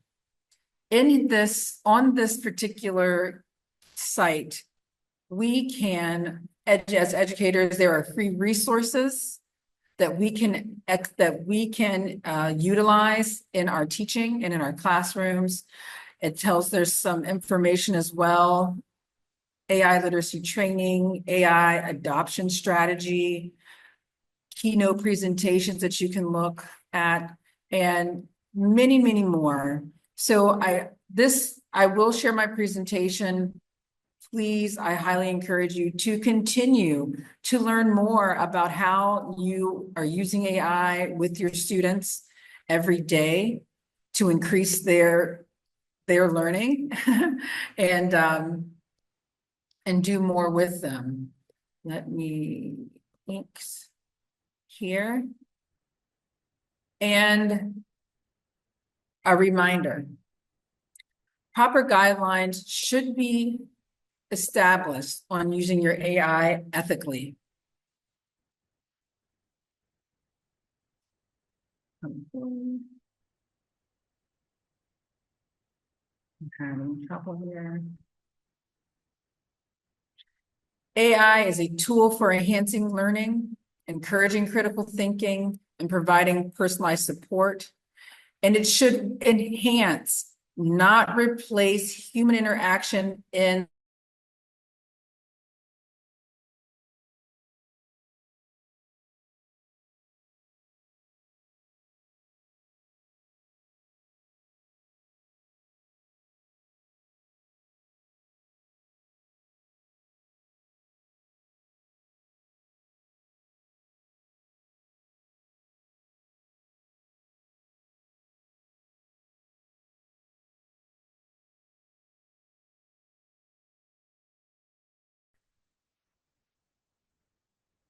it is also in the private sector, and they are doing the same thing that we're doing, educators. How do we use this tool to enhance what we do? And this is what they tell me. Garbage in, garbage out. Meaning, as we're working with our students, and I don't know if you've had this experience, but many times you've given an assignment and you come back and you're reading it and you're like, okay, the question hasn't been answered. You clearly didn't write this, because they put in something and they got out the same stuff that they put in. AI is a tool that can think deeper than we can. It can do research and pull research from all over. And this is me talking with city planners, and their concern is like, well, we put in things, but we don't really know where it's coming from. And so it's difficult for us to truly understand and utilize this tool with confidence. So as we're providing and educating our students on how to use this, tell them to really push. If they're doing their final draft, their first draft of the essay, and they're turning it in, give them the feedback. If we know they're using AI tools, encourage them to use them, but encourage them to use it with stronger requests from them. So if they put in hard things and utilize that tool the right way, they will get the right answer. I want to thank you so much for your time today. And thank you for your patience. If we had any technical difficulties, I do want to go back into the chat. I know that Someone said they couldn't hear. I apologize for that. I know that there is a team, oh gosh, not audible, no sound, that was working on the back end. This session is being recorded so that you can watch again in your free time to get this. Again, I will be sharing the PowerPoint so that you can also access these tools and hopefully utilize them in your classrooms. Again, thank you so much. I think I'm ending a bit early. For our moderator, is there anything that, let me see. Can you hear now? I was on listening to you because I'm at school right now. Are you able to hear now? Yes. That might have been the issue. So I truly apologize for for that hiccup in our technology challenges when doing presentations, but we know it happens. So again, thank you for your patience. Thank you for your patience, everyone. Our heartfelt thanks to the esteemed speaker, Ms. Judith Cockal from the U.S. Embassy, Colombo, for sharing her invaluable insights and expertise with us today.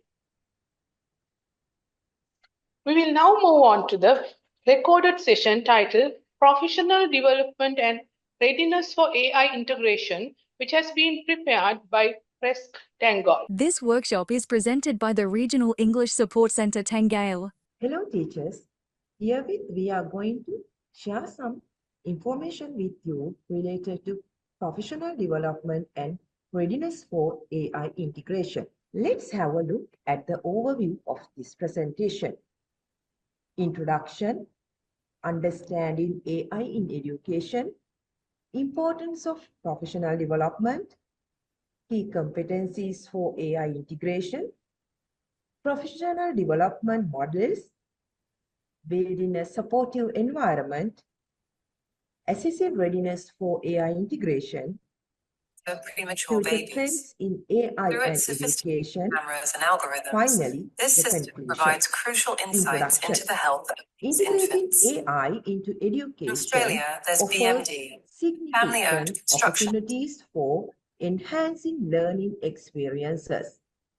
But it also necessitates comprehensive professional development for educators.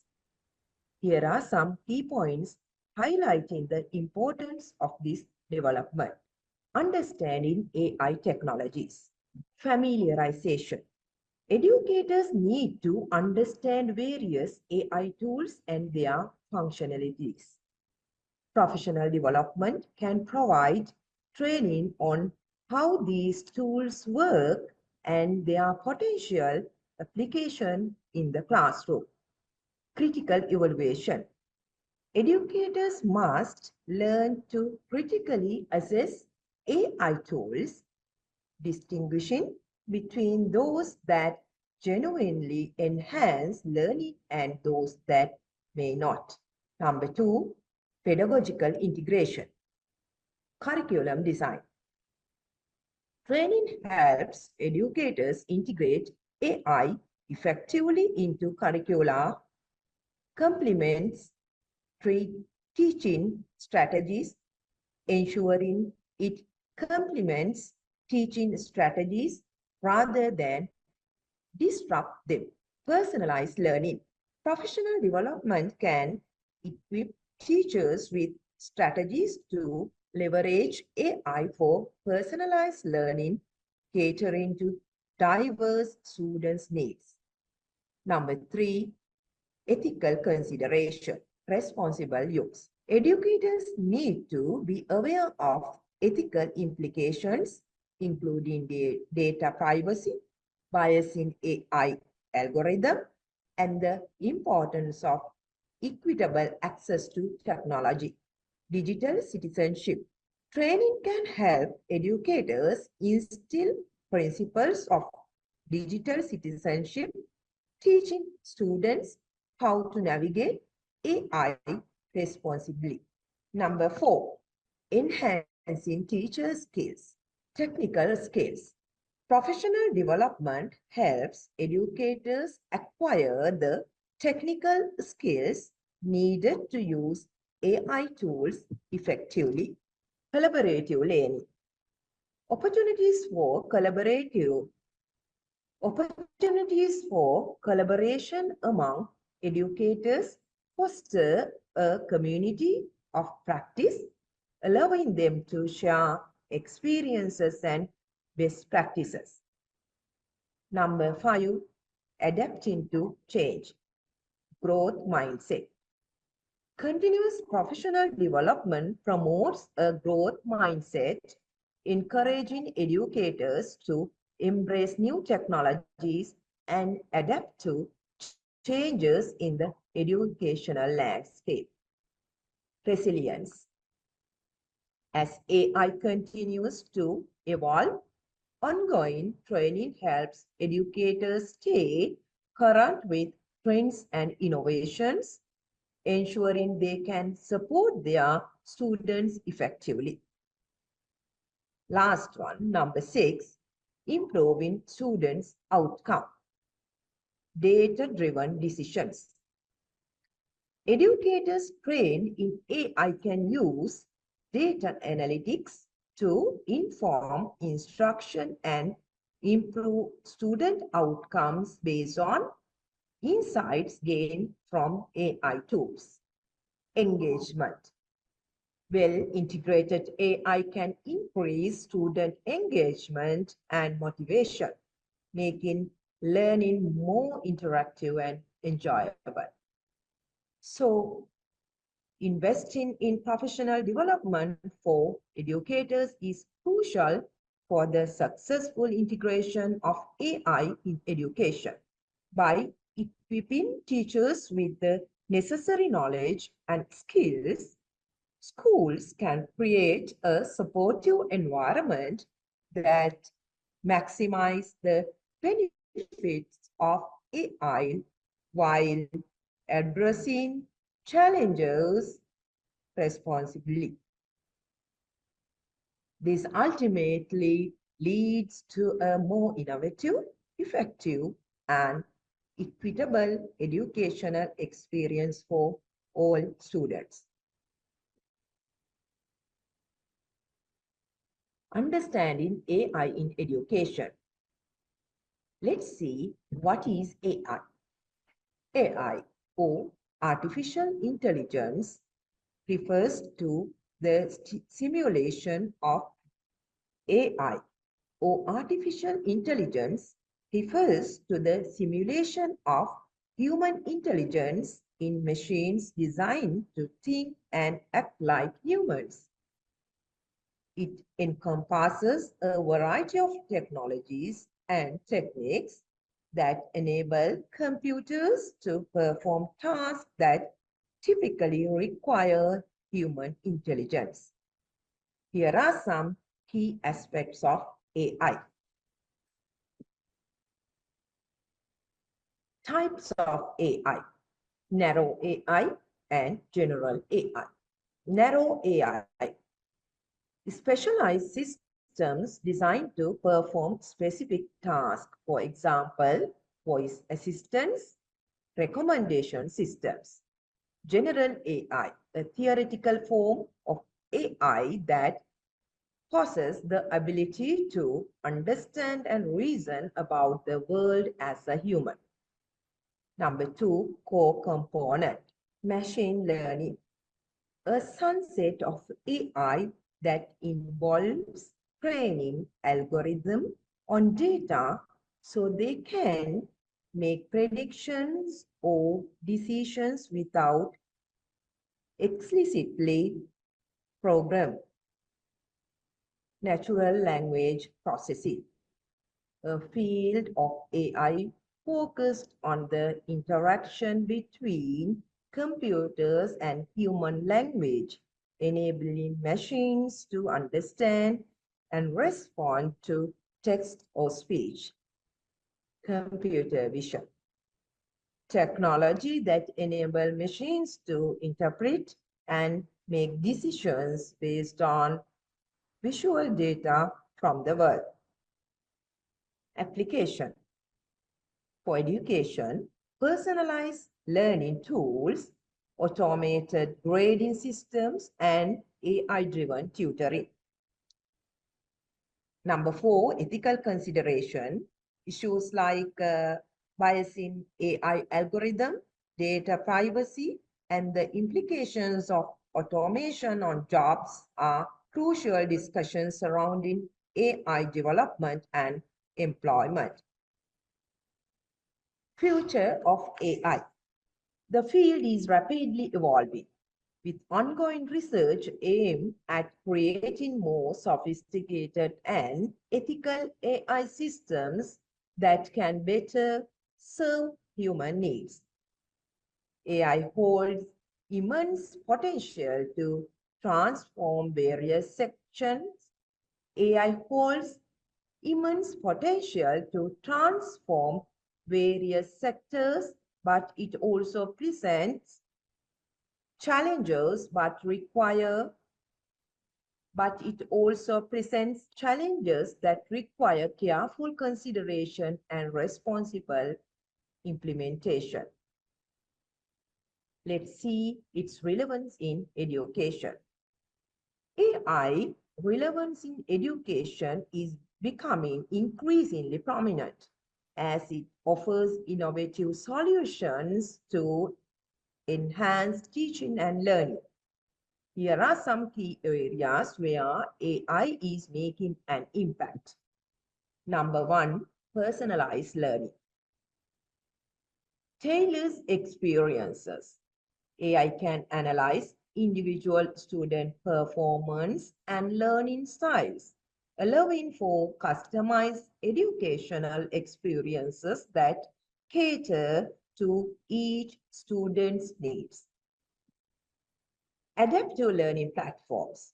This platform adjusts content and pacing based on student progress, ensuring that learners can advance at their own speed.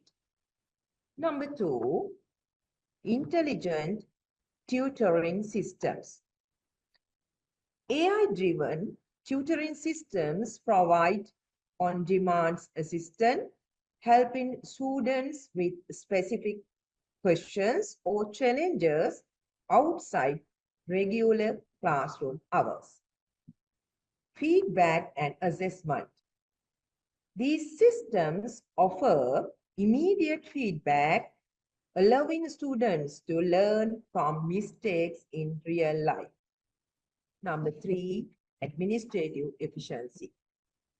Automated grading. AI can assist in grading assignments and tests, reducing the workload for teachers and providing quick assessments. Data management. AI tools help schools manage data effectively, from student record to performance analytics, improving administrative process. Number 4, enhance engagement. Interactive learning. AI can facilitate engaging and interactive learning environments through gamification and immersive experiences, such as virtual and augmented reality. Natural language processing. AI-powered chatbots can answer student inquiries. AI-powered chatbots can answer student inquiries and facilitate discussions, making learning more interactive. Number 5, identify learning gaps. Predictive analytics. AI can identify students at risk of falling behind.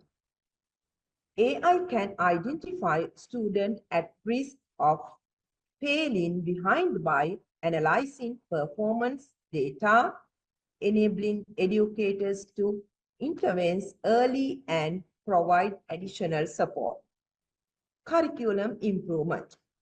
Insights from AI can help educators refine curricula based on student performance, trends, and needs. Number 6, professional development for educators. Training and support. AI can help identify areas where teachers may need further training or resources, enhancing their professional development. Collaborative tools. AI-driven platforms can foster collaboration among educators, enabling them to share best practices and strategies. Equity and access. Bridging gaps. AI can provide resources to underserved communities, offering equitable access to quality educational materials and support. Finally, language support. AI tools can translate materials and provide language assistance, making education more accessible to non-native speakers. So, AI is reshaping education by providing personalized, efficient, and engaging learning experiences. However, its integration requires careful consideration of ethical implications, data privacy, and the need for ongoing professional development for educators. By embracing AI thoughtfully, educational institutions can enhance learning outcomes and better prepare students for a rapidly evolving world. Let's see what are the examples for AI tools. Here are some examples for AI tools that are currently being used in education. Adaptive learning platforms. Newton. This platform personalizes learning experiences by adapting content and assessments based on individual student performance and preferences. Intelligent tutoring system. Carnegie Learning. Their Meteor software uses AI to provide real-time feedback and tailored instructions to help students master math concepts. Natural language processing tools. Grammarly.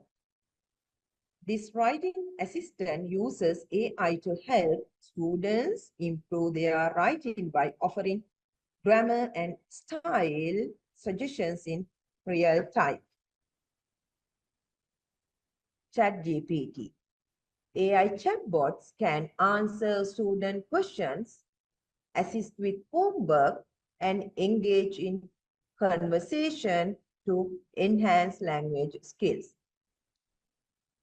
Automated grading. GradeScope.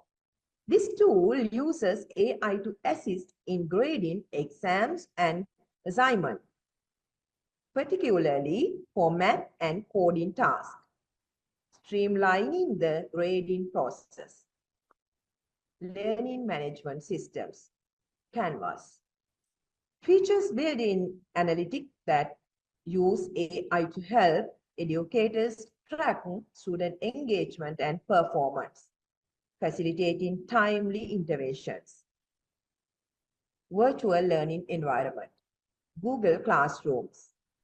Integrate AI features for organizing classes, assignments, and student feedback, helping teachers manage their courses more efficiently. AI-powered analytics. Civitas Learning. This platform provides analytics tools that help institutions identify at-risk students and improve retention through data-driven insights. Language learning apps. Duolingo utilizes AI to customize language lessons based on user performance, making language learning more effective and engaging. Gamified learning. Kahoot. This platform incorporates AI to create interactive quizzes and games that promote engagement and participation among students. Finally, robotic and AI companions. Milo, an AI-powered robot designed to help children with autism develop social skills through interactive conversations and activities. So these tools illustrate the diverse application of AI in education, enhancing both teaching and learning experiences in various ways. Importance of professional development. Under that, first, ongoing learning in a rapidly evolving tech landscape. So we are going to consider these points. AI for personalized learning. AI enables teachers to customize learning experiences based on individual student needs. Adaptive learning platforms powered by AI analyze students' progress in real time and adjust content to match their pace and comprehension levels. For example, AI-driven applications can identify when a student is struggling with the concept and provide additional resources such as targeted exercises or tutorial videos.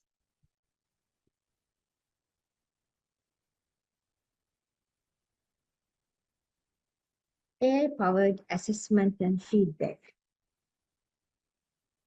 Grading and providing feedback can be time-consuming, but AI tools now help automate these tasks, especially for objective or multiple choice assessments.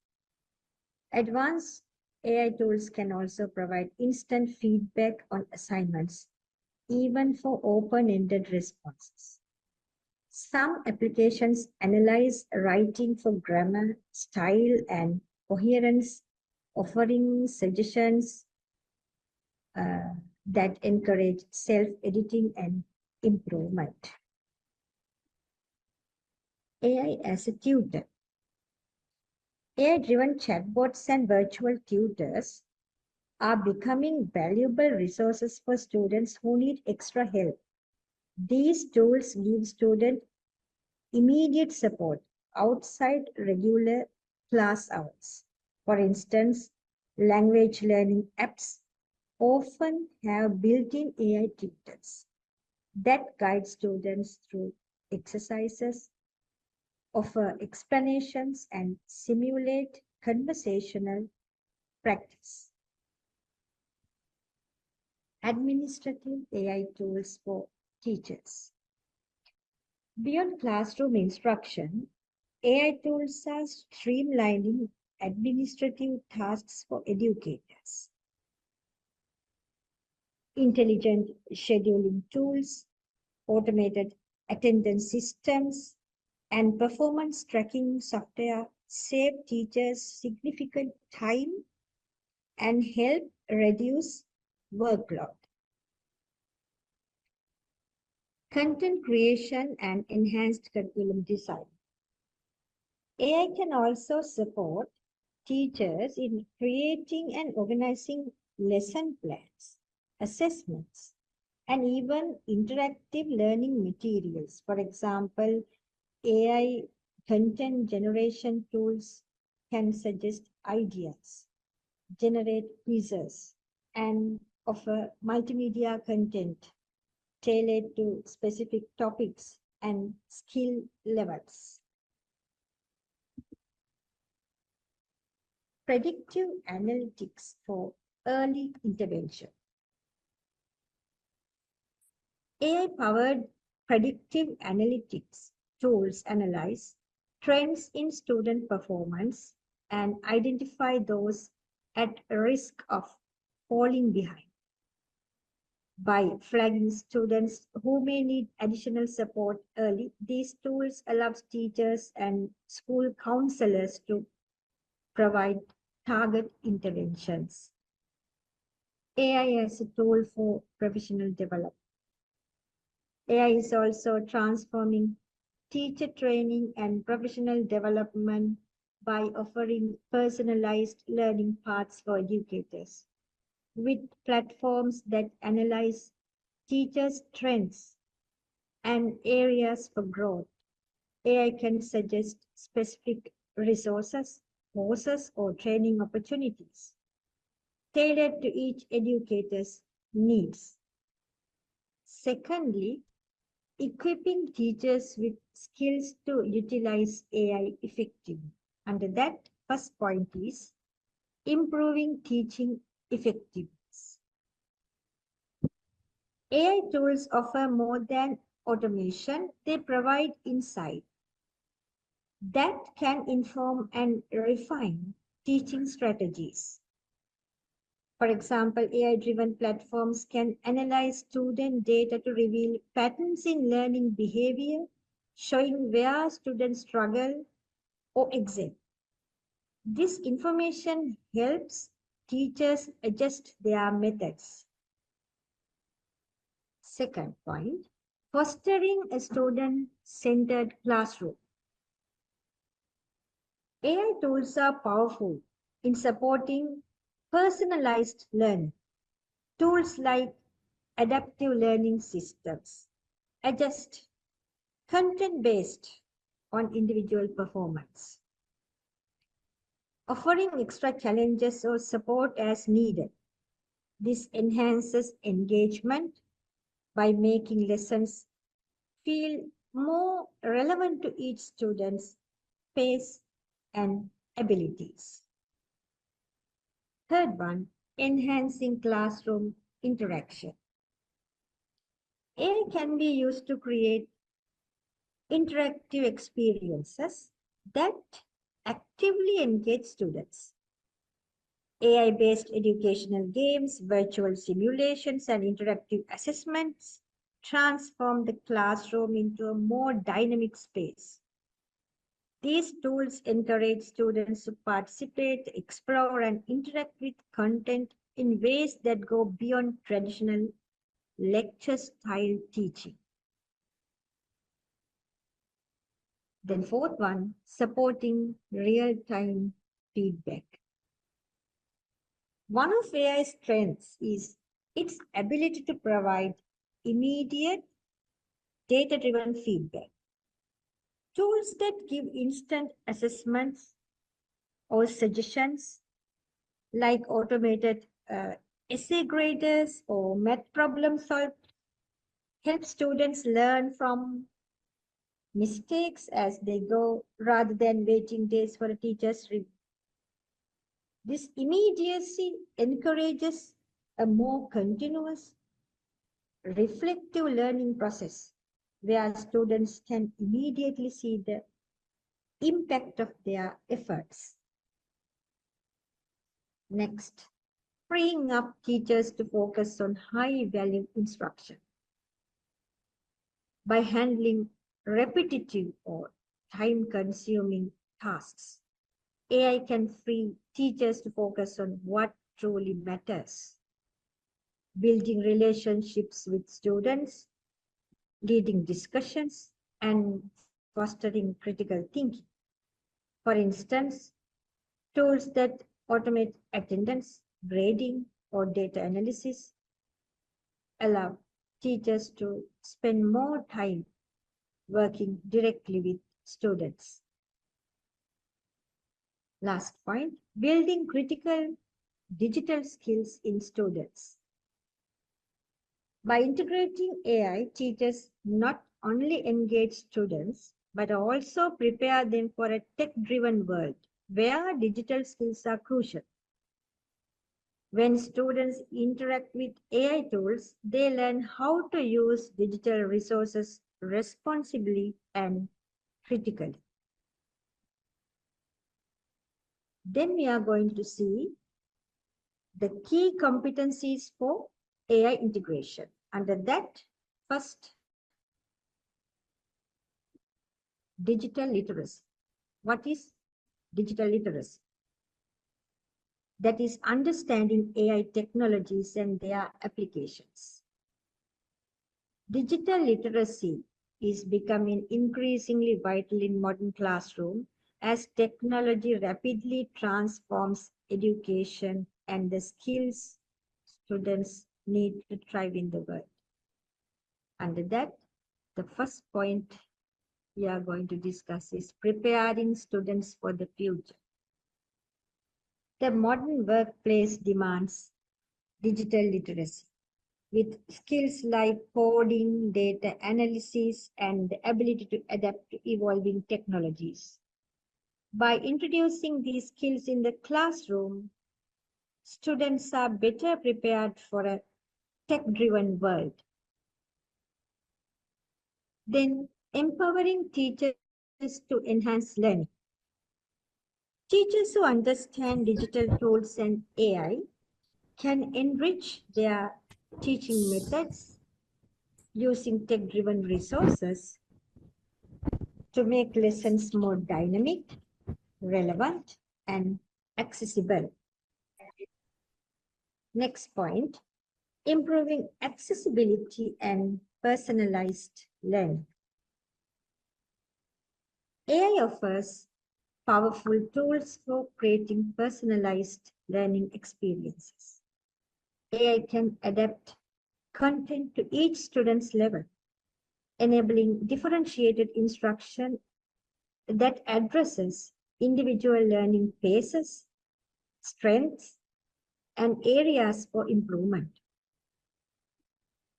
Enhancing student engagement and motivation. AI and digital tools bring interactivity and engagement to learning.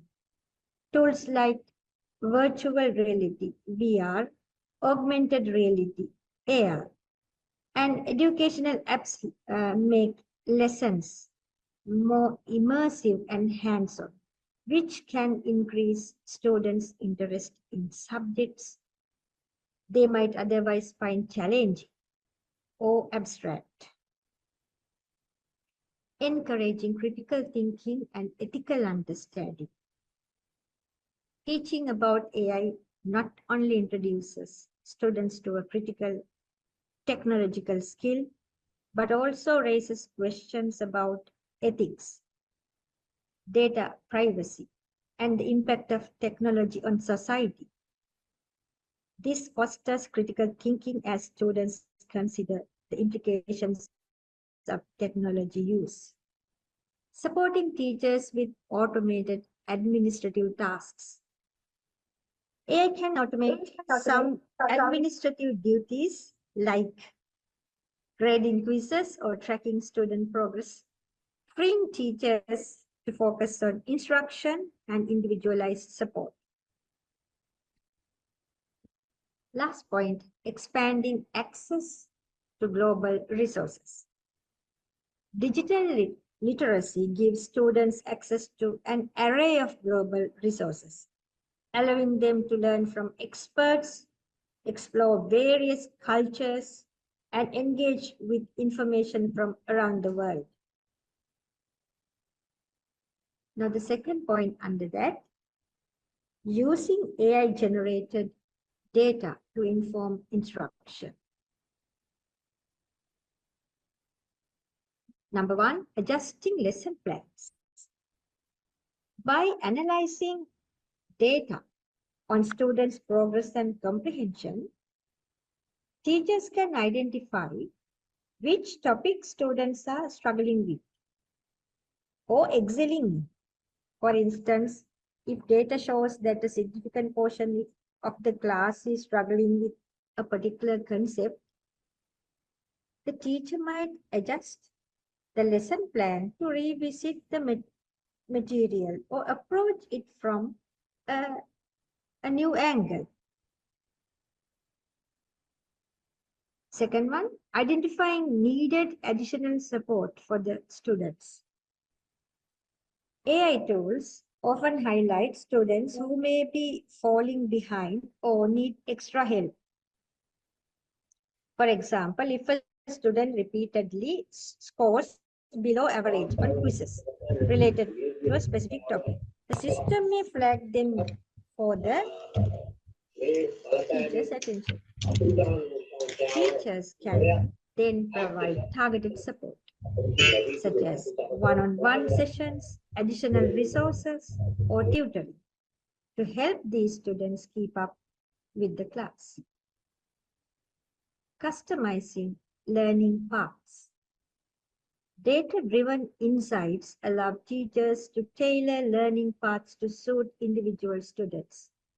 Adaptive learning platforms adjust the difficulty of assignments or offer additional exercises based on each student's understanding, helping advanced learners to stay challenged and those who need reinforcement to master the basics.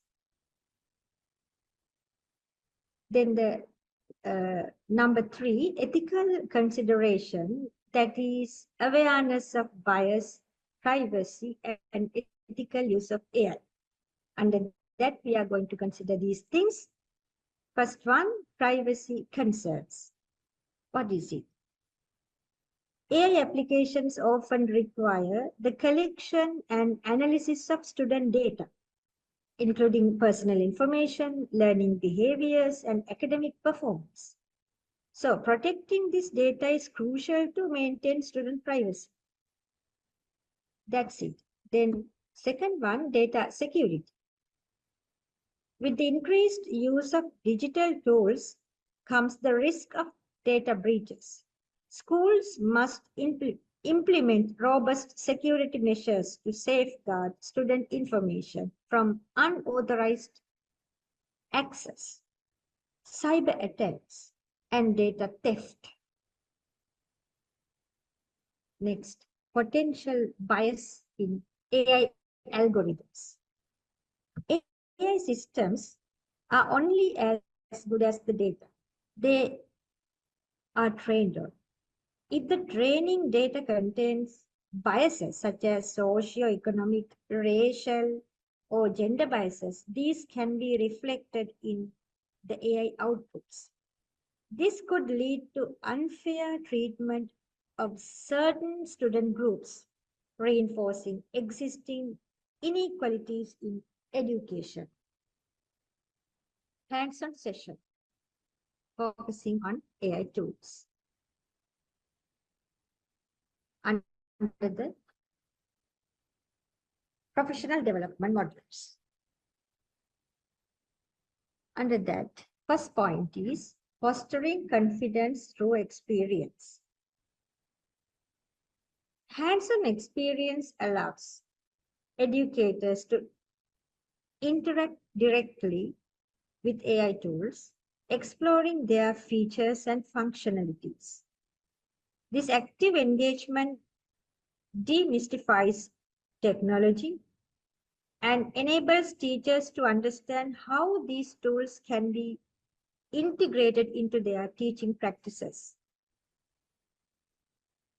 Next point, creating a supportive learning environment. Workshops often provide opportunities for collaboration among teachers, sharing experiences, troubleshooting challenges together, and discussing best practices can foster a sense of community and support. This collaborative environment encourages educators to take risks and experiment with new technologies without fear of judgment. Addressing individual needs. Workshops can be designed to meet the varying needs of educators, accommodating different levels of tech proficiency. Personalized training that considers individual comfort levels allows teachers to progress at their own pace, reinforcing their skills and building confidence. Promoting lifelong learning. Hands-on experience with AI tools encourages a growth mindset where educators view challenges as opportunities for learning and improvement. This perspective is crucial in a rapidly evolving technological landscape, as it prepares teachers to continually adapt to new tools and practices. And that second point is encouraging sharing of best practices among teachers. Number one, creating a community of practice. Forming professional learning communities or networks allows educators to connect with colleagues who share similar interests and goals. Regular meetings, whether in person or virtual, can facilitate discussions on the implementation of AI tools and other teaching strategies. Number two, sharing best practices. Regular opportunities for teachers to present their successful strategies and innovative uses of AI tools can inspire others to experiment with similar approaches. These showcases can take the form of workshops, webinars, or informal lunch and learn sessions. Discussing challenges openly. Creating an environment where educators feel safe to discuss challenges fosters openness and honesty. This vulnerability can lead to valuable discussions about common obstacles and potential solutions. It reassures that facing difficulties is a normal part of the learning process. Celebrating successes. Recognizing and celebrating individual and collective successes reinforces a positive culture of collaboration. This could involve sharing success stories during staff meetings, posting achievements on a bulletin board, or featuring accomplishments in newsletters. Professional development opportunities. Collaborating on professional development initiatives allows educators to learn from each other. Joint workshops led by teachers who have successfully integrated AI tools can provide practical insights and hands-on training benefiting all participants. Third module, flexible learning options for skill enhancement. Under that, number one, recognizing diverse needs. Teachers come with different backgrounds, experiences, and learning preferences. Some may thrive in structured environments, while others prefer self-directed learning. Flexible professional development allows educators to choose formats, online courses, workshops, or peer collaborations that align with their preferred learning styles. Accommodating busy schedules. Many teachers juggle multiple responsibilities, including teaching, grading, and personal commitments. Offering flexible professional development options, such as on-demand webinars, recorded sessions, like that teachers can engage in learning when it fits into their schedules, rather than having to sacrifice time from other important activities. Number three, enhancing retention and application of knowledge. Learning at one's own pace allows for reflection and deeper engagement with the material. Educators can take the time to explore concepts thoroughly, practice new skills, and apply what they have learned in their classrooms, leading to better retention of information and more effective implementation. Promoting lifelong learning. When professional development is flexible and accessible, it fosters a culture of lifelong learning. Teachers feel empowered to seek out new knowledge and skills beyond mandated training sessions, promoting continuous professional growth and development.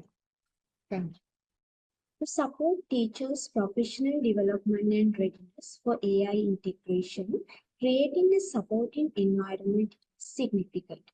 Under this, providing targeted training and resources, encourage collaborative learning and team support, embed AI in everyday teaching practices, support an open-minded culture towards AI, ensure continuous feedback and support, focus on ethical and pedagogical implications are the key factors to be considered. Conducting workshops and trainings offer practical workshops focused on AI tools and educational implications. Hand-on sessions would be helpful for teachers to explore AI potentials in their specific teaching areas. Develop resource hubs means creating digital libraries with AI-focused resources, including tutorials, lesson plans, and case studies. Certificates and badges can be given for teachers to show their proficiency with AI technologies.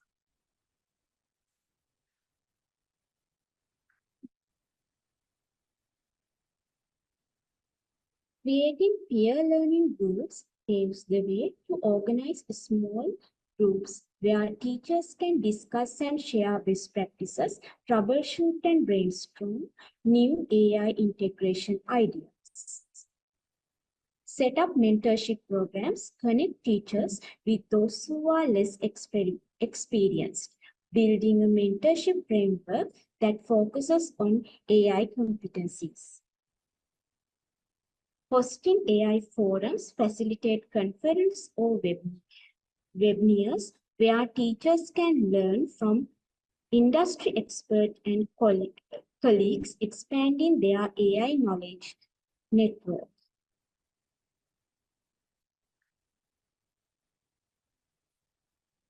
Gradual integration of AI is better to introduce AI tools in manageable steps to avoid overwhelming teachers, such as starting with simple applications like AI-grade tools or chatbots for administrative support.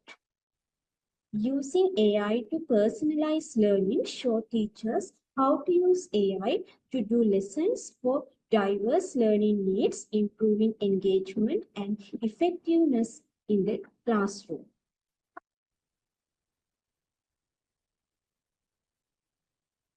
Promoting a growth mindset encourages teachers to see AI as an opportunity for growth rather than a challenge, and it highlights stories of teachers who have successfully adapted to AI tools.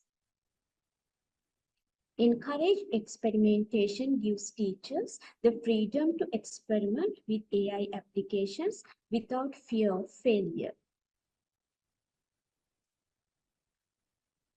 Celebrating small wins leads recognizing and rewarding teachers who take initiative with AI, fostering a positive outlook on its integration.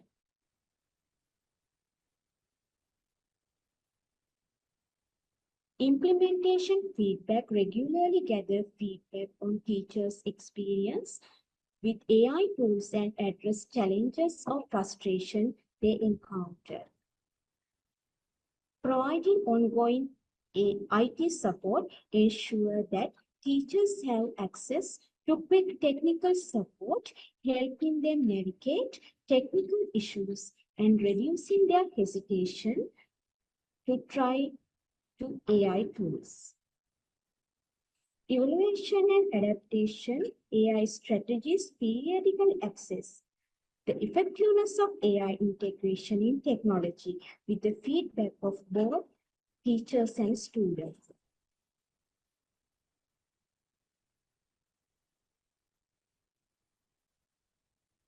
Assessing ESL teachers' readiness for AI integration requires a combination of evaluation of the technical skills, pedagogical approach, and openness to technology.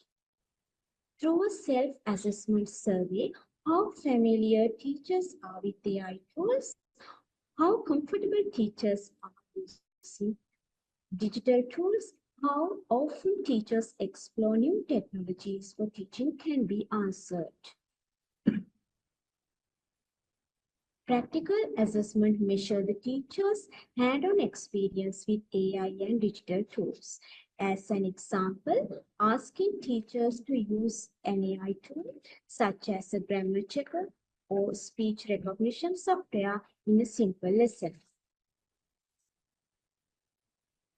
Furthermore, asking teachers to create AI-enhanced lesson. By doing such assessments, the proficiency of using the AI tools and how naturally they integrate AI into pedagogical strategies can be properly evaluated.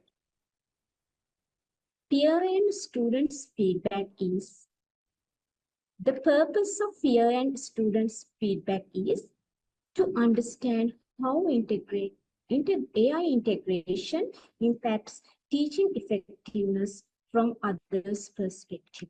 Peer review allows teachers to observe each other's AI integrated lesson exchanging feedback. Student feedback collect feedback from students on how AI tools affect their learning experience, engagement, and language development.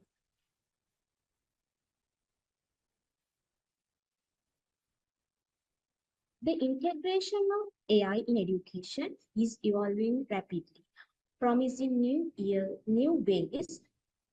The integration of AI in education is evolving rapidly, promising new ways to enhance learning.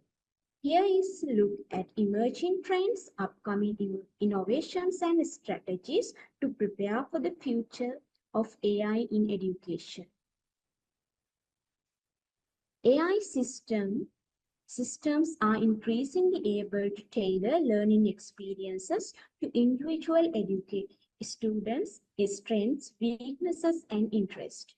Adaptive learning platforms will become more sophisticated, helping teachers provide custom lessons that meet each student's unique needs.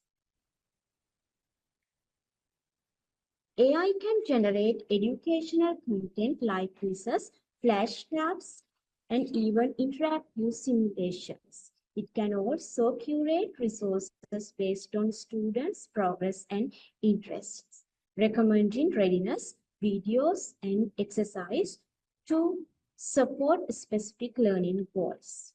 In future, AI could create entire lessons or units, freeing up time for teachers to focus on more complex teaching tasks and classroom interactions. AI integration calls for a curriculum that prepares students for the future workforce, emphasizing the skills like critical thinking, creativity, problem solving, and digital literacy. So, dear teachers, we have come to the end of the presentation. Today, we talk with you about the importance of professional development in integrating AI into education. These books are suggested for further reading. Thank you very much for listening and have a nice day. Ladies and gentlemen, now we have reached the Q&A segment of this session.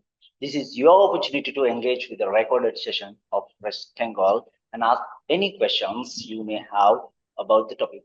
And this is kind reminder To those asking questions, please ensure your camera is on before asking the question. Thank you for giving opportunity to clarify some questions. First of all, I would like to congratulate RESC for that informative session. So I would like to raise my question.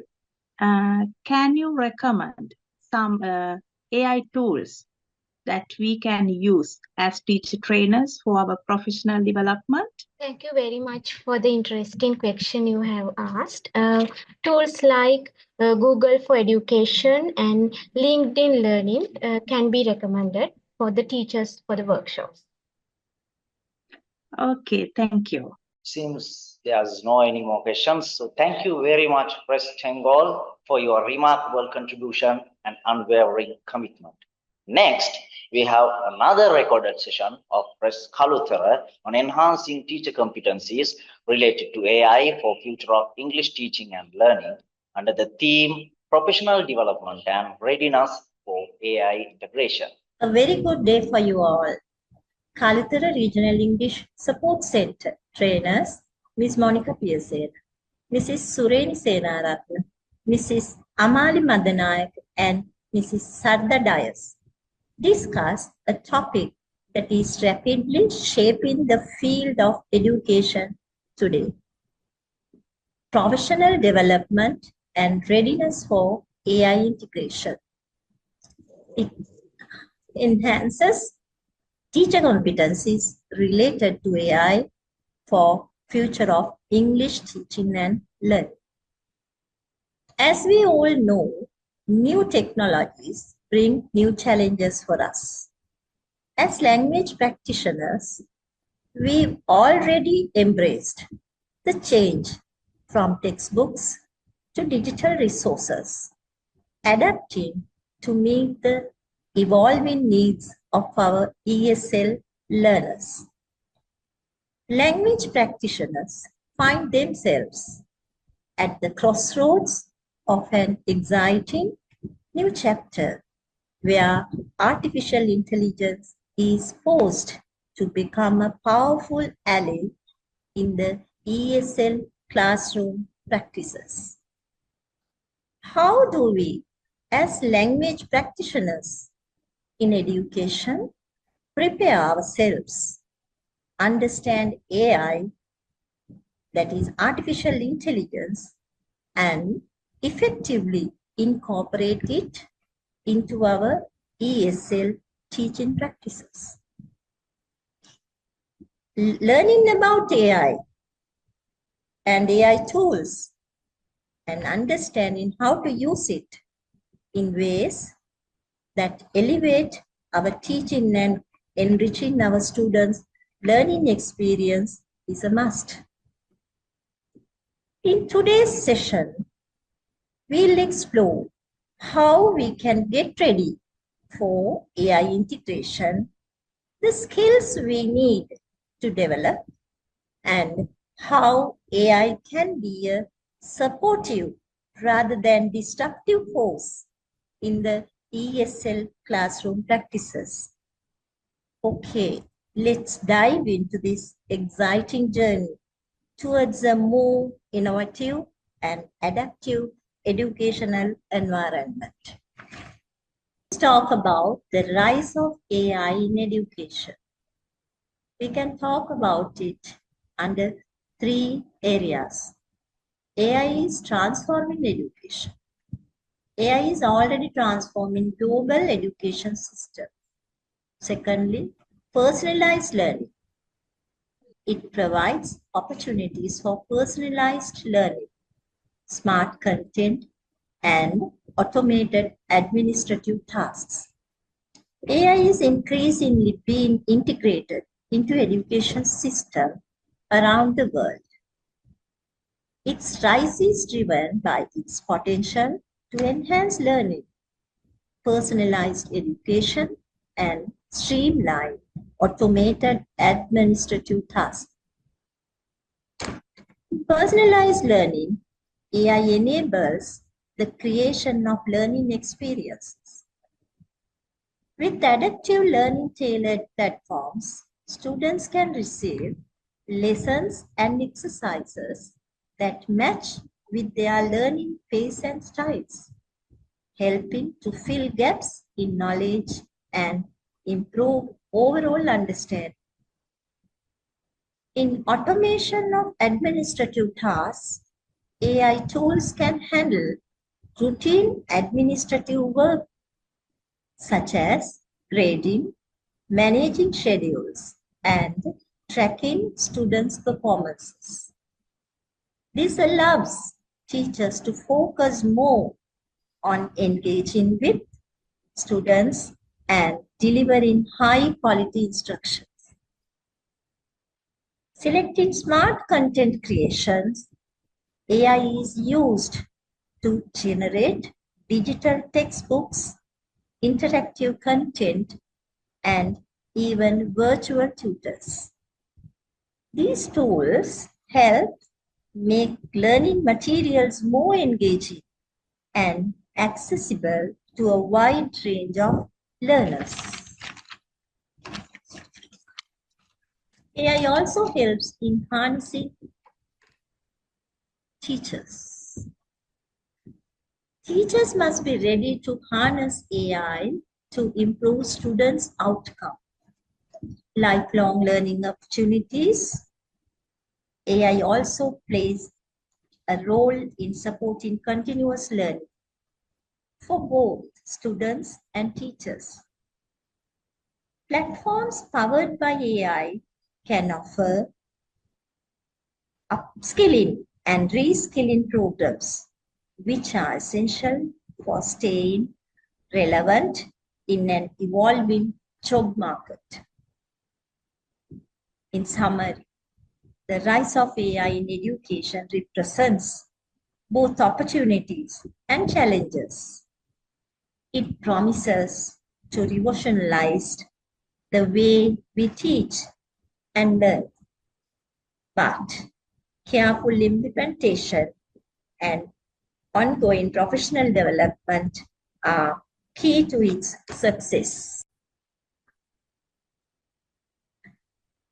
This slide shows you understanding AI in language education, AI in language teaching, AI-driven apps, and AI tools for English teaching. Let's talk about it more and more.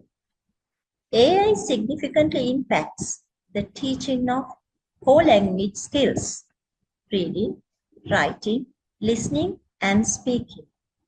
Here's how teachers can integrate AI to boost learning in each area.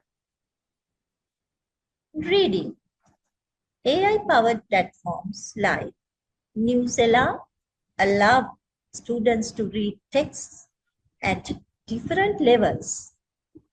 This can help students access materials appropriate for their reading ability, whether beginner or advanced learner, keeping the content engaging and accessible. In writing, tools like Grammarly or SlickWrite can instantly provide feedback on grammar, style, and tone. This saves time for teachers by automating basic error correction and let students receive real-time feedback on their writing. In listening, AI-based transcription tools can convert audio to text, helping students with listening comprehension. For example, AI could be used in dictation exercises or for transcribing complex audio materials, making lessons more inclusive. Speaking pronunciation apps powered by AI give immediate feedback on fluency, accuracy, and pronunciation, helping students become more confident in their speaking skills. Examples. For speaking, students can practice with an AI chatbot like Replica, which stimulates conversation in English. It's like having a speaking partner available anytime. AI detects mispronunciations and provides corrections in real time, which helps students become more fluent. Differentiations. AI adapts lessons to meet individual students' needs. Teachers don't have to worry about making different lesson plans for varying skill levels. The AI platform does this automatically, catering to both stronger and less able students. Automated assessments. AI tools can automatically grade quizzes, essays, and even spoken responses. Access to resources. With AI-driven platforms, teacher can access a vast range of materials like articles, videos, and exercises tailored for English language learners. Apps like Kahoot and Quizlet can be recommended resources based on specific learning goals and students' performances. In this slide, we are discussing why teachers need to be AI ready. Because changing the nature of language teaching. Teachers must be prepared for these changes to stay relevant and effective.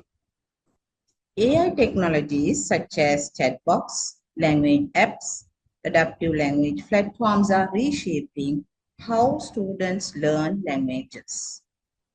These tools can provide personalized learning, as we discussed earlier, analyze individual progress, offer immediate feedback, etc. AI-powered tools help identify students' strengths and weaknesses, enabling more targeted instruction. With AI handling repetitive tasks like grading, assessments, teacher can focus more on critical thinking, creative writing, and nourishing language skills in a more dynamic and individual way. In an AI-supported environment, teachers are no longer just the source of knowledge. When we go to the next point, evolving role of the teacher, it's changing. So in an AI-supported environment, teachers are no longer just the source of knowledge. Instead, they become guides, facilitators, etc. of learning. This means helping students navigate AI tools, interpret data insights from AI systems, and encouraging collaborative problem solving and creativity. Teachers must foster students' critical thinking skills so they can effectively interact with AI technologies. In these evolving roles, teachers support students in developing not only language proficiencies, but also digital literacy and AI awareness. When we further discuss this point,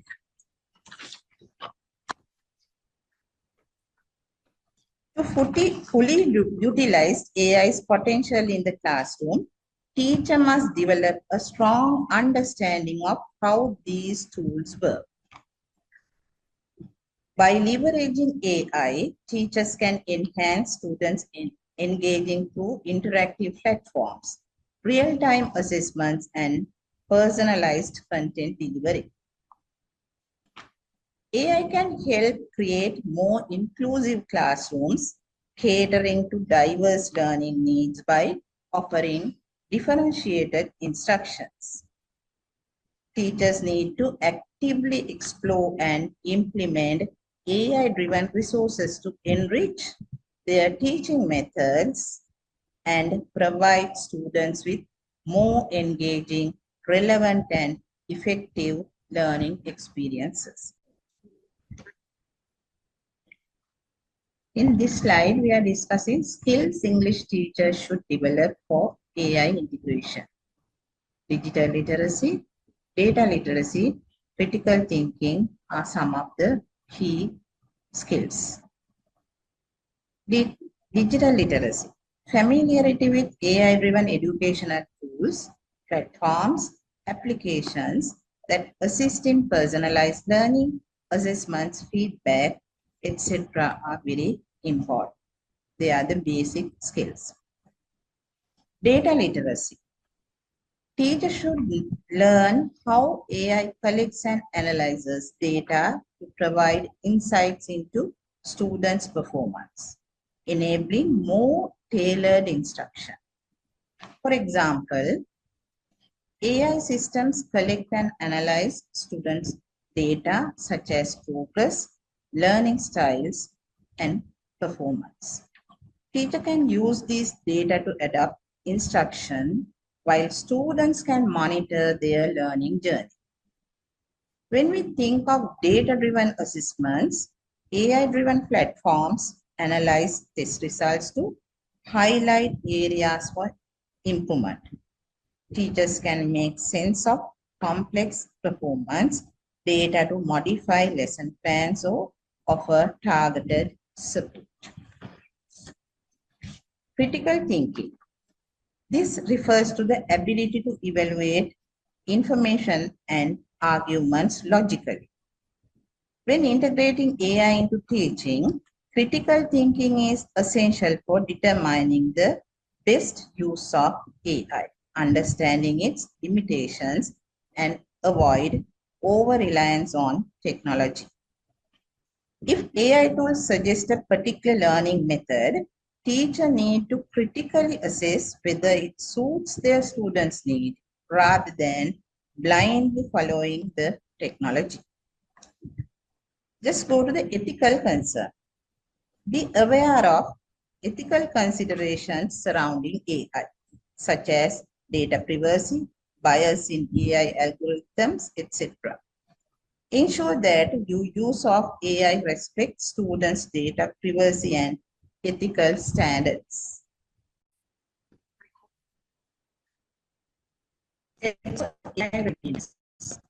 Understanding AI concepts, explore AI tools, integrate AI tools, foster a growth mindset are some of the steps for AI readiness. It is important to familiarizing yourselves with basic AI terms like learning management systems, speech recognition, chatbots, virtual classrooms, etc. Explore AI tools. Take the time to explore these tools. Experiment with them and find the ones that best fit your teaching styles and classroom goals. Integrate AI tools. This step involves practical application. Incorporate AI tools into your everyday lesson planning. For example, using AI-powered language practice apps as part of homework to reinforce grammar and vocabulary. Incorporating chatbots or virtual assistant to stimulate conversational practice in class, helping students improve their speaking and comprehension skills. For that, we can use language learning apps like Duolingo, Rosetta Stone, or Barbell. They often have chatbots for practicing conversations. The goal here is to encourage you to seamlessly embed these AI-powered tools into the existing lesson frameworks, rather than seeing them as extra or separate components. AI tools should complement and enhance traditional teaching methods. Foster a growth mindset. Developing a mindset of openness and adaptability. Many teachers may feel apprehensive about AI, feeling that it will replace them or that the technology is too complicated. But AI is a tool meant to assist and enhance teaching, not to replace the teacher. AI technology is evolving, so staying updated is essential. Mistakes and challenges are part of adopting any new technology, but these experiences are valuable learning opportunities.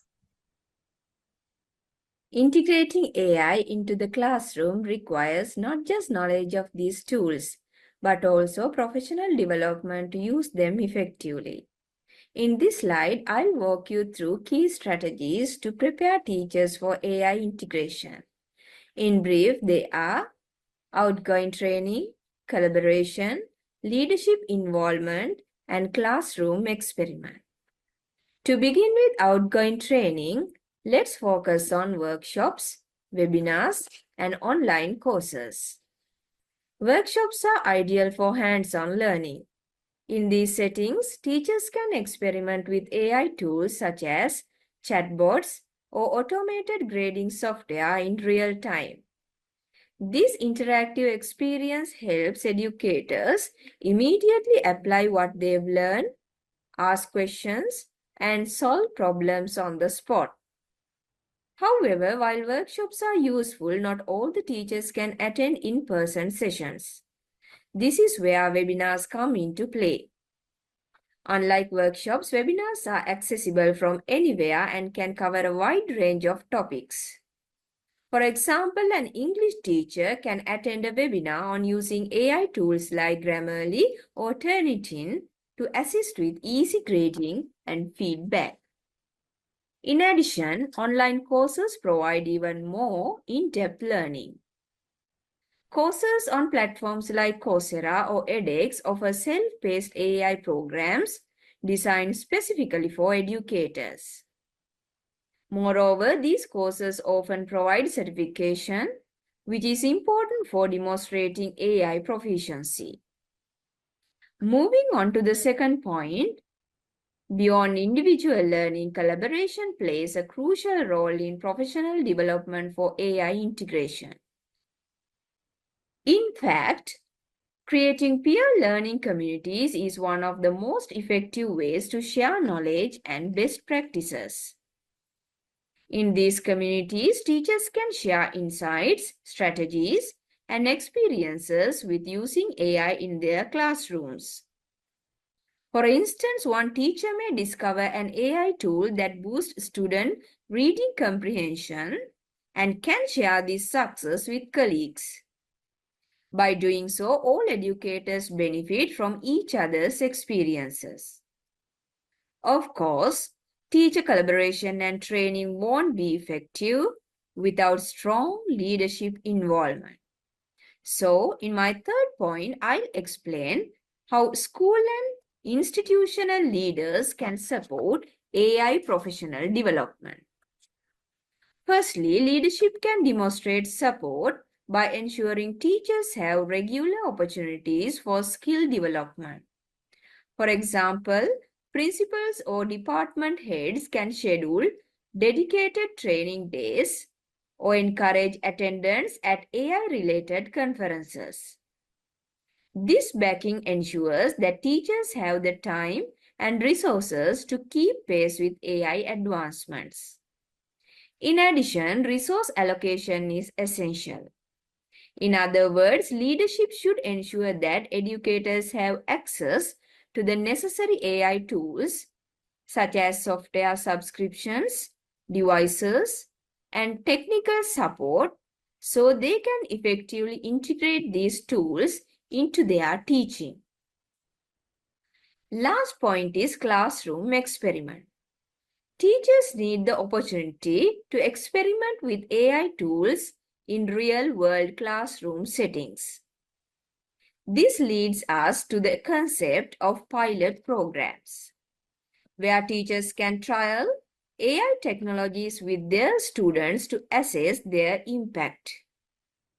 For example, a teacher might test an AI-powered writing assistant like Hemingway Editor to see how it influences student writing quality. By running these small-scale experiments, teachers can determine the effectiveness of different tools and fine-tune their approach.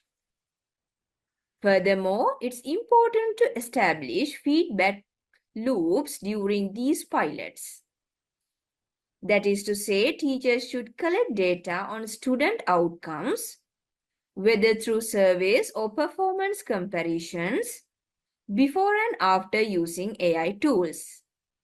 This data provides critical insights that help educators decide which tools truly enhance learning and where improvements can be made.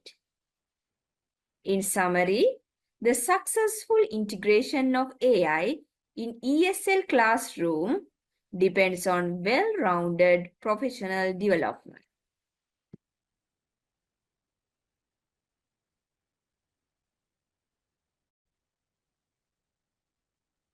Now let's shift our focus onto the challenges in AI integration in ESL classroom. To start with, one of the biggest challenges is the lack of infrastructure, particularly in under-resourced ESL classrooms around the world. First, many schools have limited access to technology, which creates a significant barrier. Devices like laptops, tablets, or even smartphones, which are essential for using AI-based tools, such as interactive language apps or virtual tutors, are not always available. Without these tools, students miss out on personalized learning opportunities that could significantly enhance their learning language skills. Moreover, even when devices are present, connectivity issues present an additional challenge. Many AI-driven tools require stable, high-speed internet to deliver real-time feedback or to load interactive lessons. In regions with unreliable or slow internet, both students and teachers find it difficult to make full use of AI resources. This lack of infrastructure can create an educational gap, especially between urban and rural areas. Now, moving on to another key issue, teacher resistance.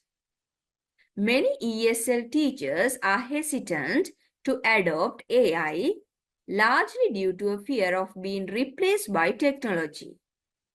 There is a concern that AI could take over important tasks like grading, providing feedback, or even teaching through AI-powered tutors. This makes teachers feel like their roles in the classroom might be diminished. Furthermore, ESL teaching isn't just about language mechanics. It also involves building cultural and social skills, which teachers feel AI cannot adequately handle.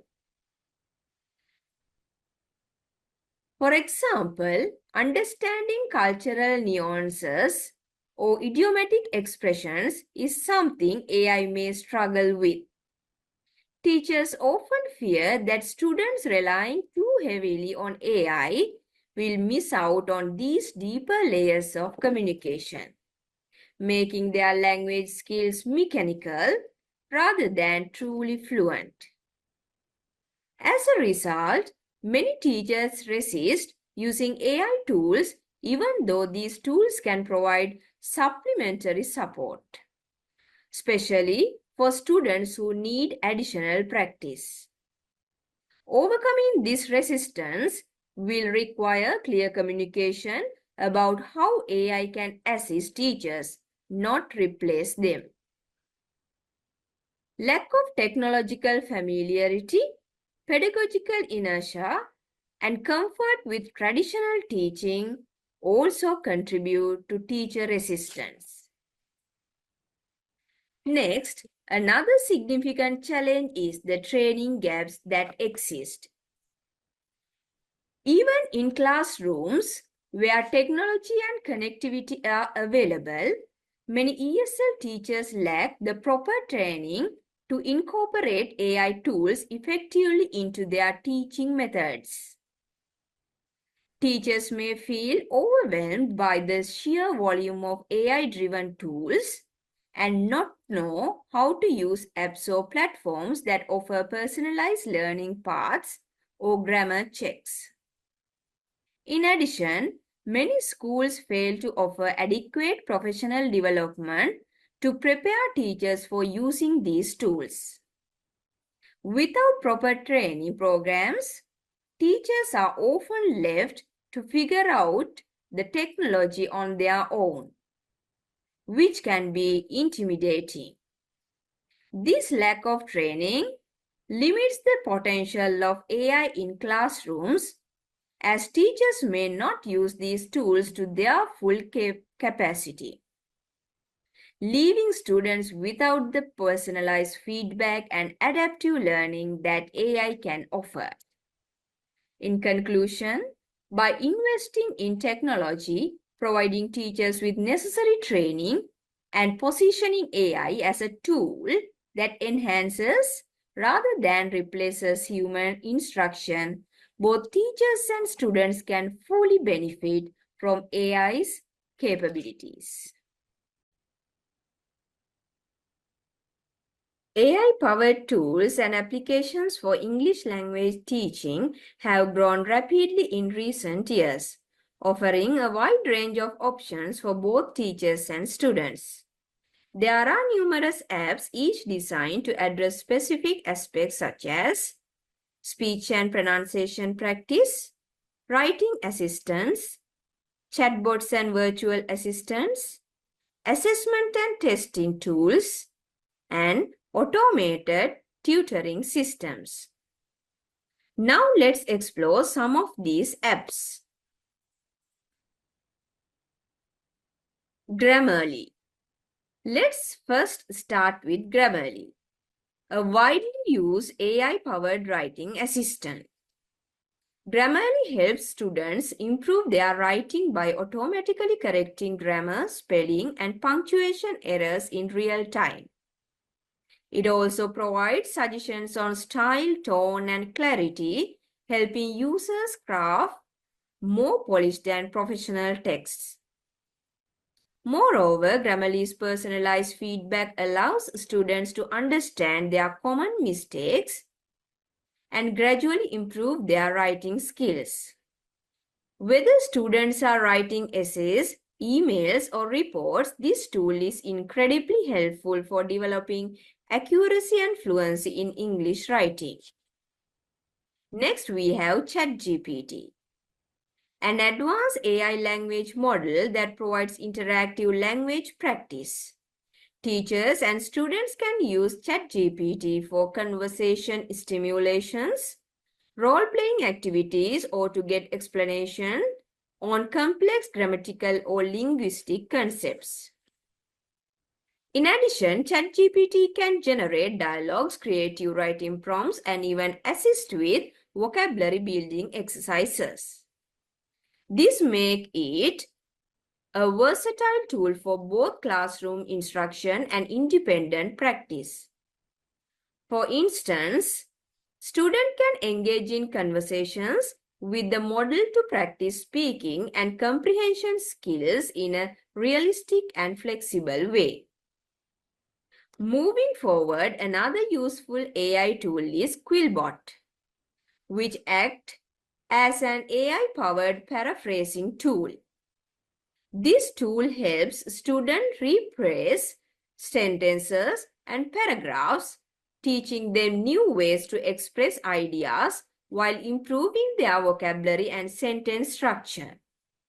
Moreover, Quillbot encourages critical thinking about language use by allowing students to explore alternative expressions for the same content. For example, a student working on an academic essay can use Quillbot to avoid repetition or enhance clarity by finding new ways to communicate the same point. Now let's take a look at Duolingo, a popular language learning app known for its AI-driven feedback and personalized learning experience. Duolingo adapts lessons based on the learner's pace and performance, making it suitable for students of all levels. What's more, the app uses gamification to keep students engaged through interactive exercises. The AI tracks progress, identifies areas for improvement, and adjusts future lessons accordingly. In addition to text-based lessons, Duolingo offers speech exercises that help learners practice pronunciation with instant feedback. This provides a fun game-like environment for students to strengthen their language skills. Following that, let's move on to the Speechify, a text-to-speech AI tool that can help students improve their listening and pronunciation skills. It converts text into natural-sounding speech, allowing students to listen to written material, such as books, articles, or notes. Additionally, Speechify is especially useful for auditory learners who benefit from hearing the content read aloud. Teachers can also use this tool to provide students with audio versions of reading materials, making language learning more accessible for students who prefer to learn through listening. Next, let's discuss H5P, an AI-powered platform that allows teachers to create interactive learning content. It enables teachers to design quizzes, games, and multimedia presentations, which make lessons more engaging and interactive. Moreover, H5P's tools support activities like drag and drop exercises, fill-in-the-blank tasks, and multiple choice quizzes. These types of activities are not only engaging but also help reinforce vocabulary and grammar rules. For example, teachers can create quizzes that offer immediate feedback, helping students to learn from their mistakes instantly. Moving forward, another valuable tool is Text Inspector, an AI-based text analysis tool that provides detailed feedback on a text readability and lexical complexity. It's a great resource for both students and teachers to analyze written content, ensuring that it's appropriate for the learner's proficiency level. For instance, teachers can use Text Inspector to evaluate how complex their teaching materials are and make adjustments for different levels of learners. On the other hand, students can use it to review their own writing, receiving instant feedback on the areas they need to improve, such as vocabulary range or sentence structure. Lastly, let's explore Quizlet, an AI-powered study tool that allows students to create flashcards and quizzes for vocabulary practice. In addition, Quizlet's AI-driven features such as spaced repetition help students retain words and phrases over the long term by reminding them to review material just before they are likely to forget it. Moreover, teachers can create customized study sets for students or use Quizlet's vast library or pre-made sets. This is a flexible tool for reinforcing vocabulary and grammar in a fun and interactive way. There are so many applications, but these are just a few examples of the growing number of AI tools available for language learners.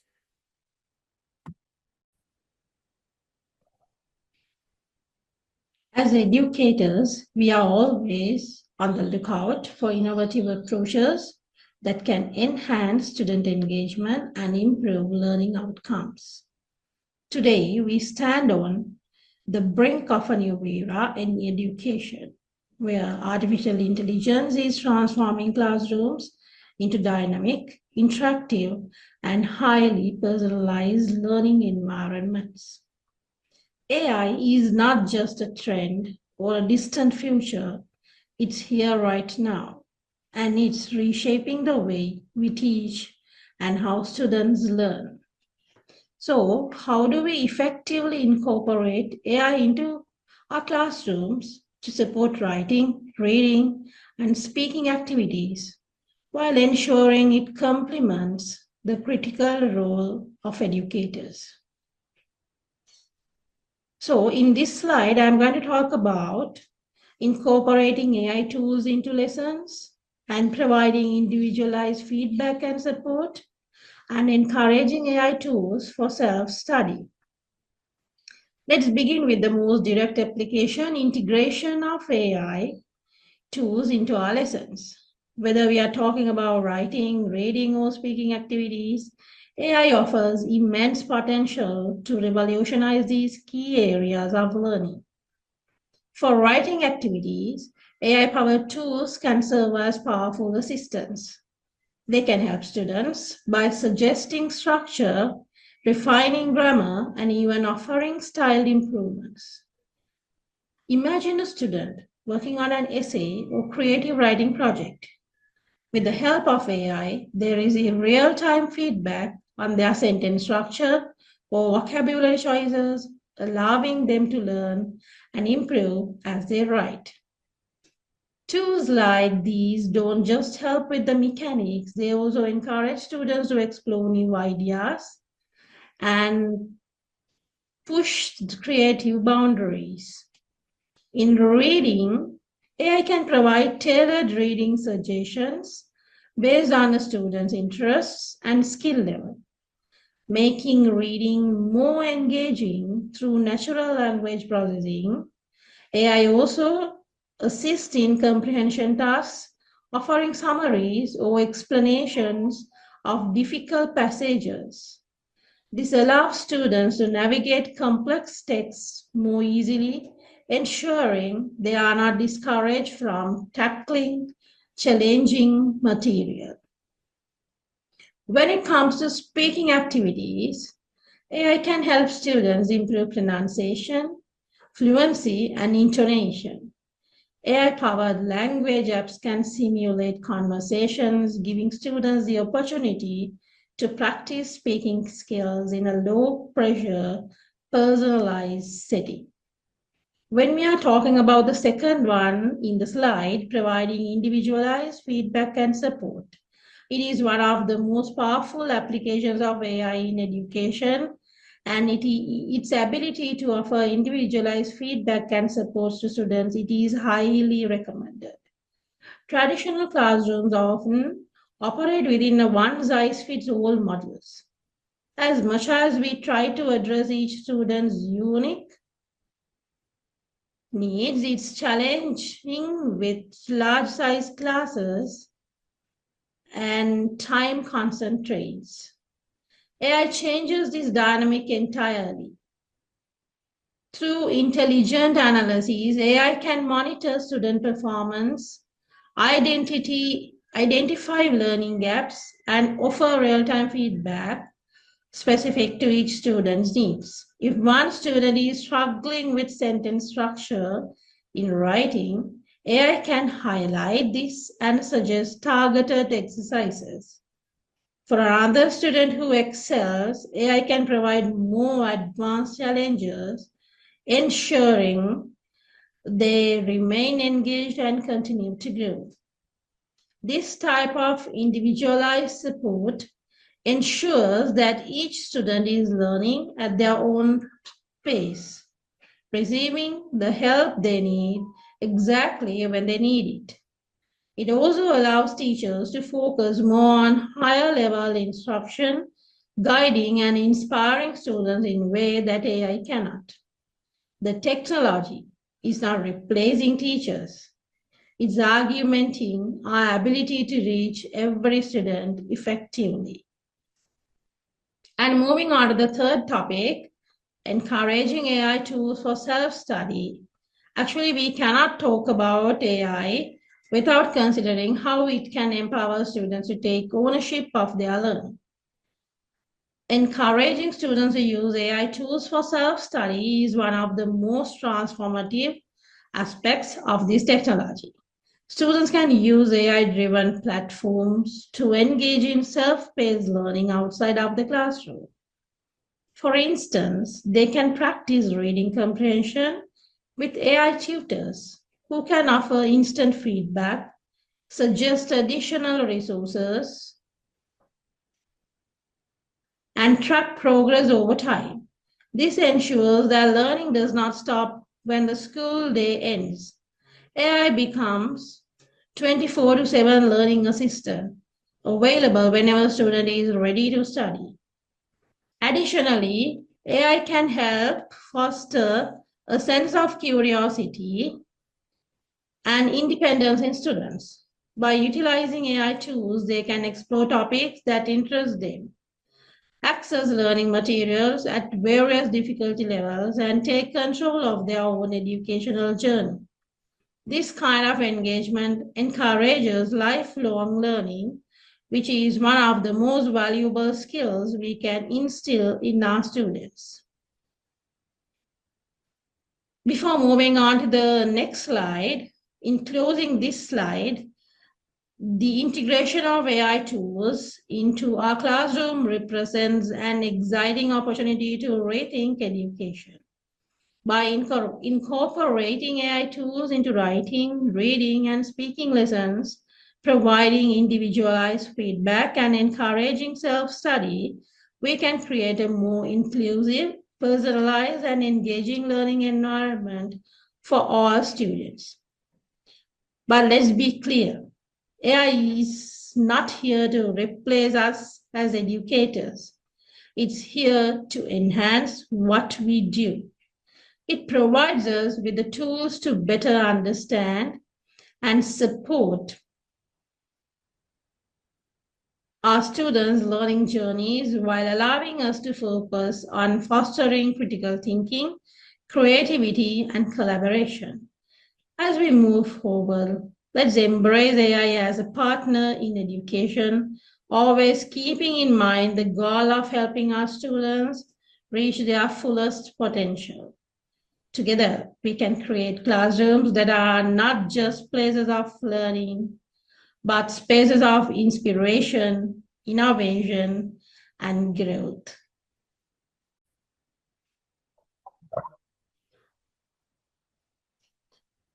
It's actually a privilege to be here today to talk about my next slide, future prospects.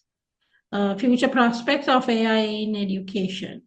As we look ahead, it's clear that artificial intelligence and data analytics will redefine how we approach teaching and learning. These advancements will fundamentally reshape the roles of both teachers and students, creating a more personalized and enriched educational experience. And when I'm talking about my first point, personalized learning experiences through AI and data analytics, one of the most exciting prospects of AI is its potential to create highly personalized learning experiences.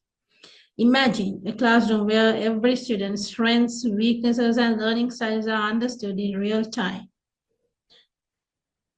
AI and data analytics are making this a reality by continuously analyzing student data ranging from academic performance to engagement patterns and using that data to adjust learning materials pacing, and difficulty levels to match individual needs.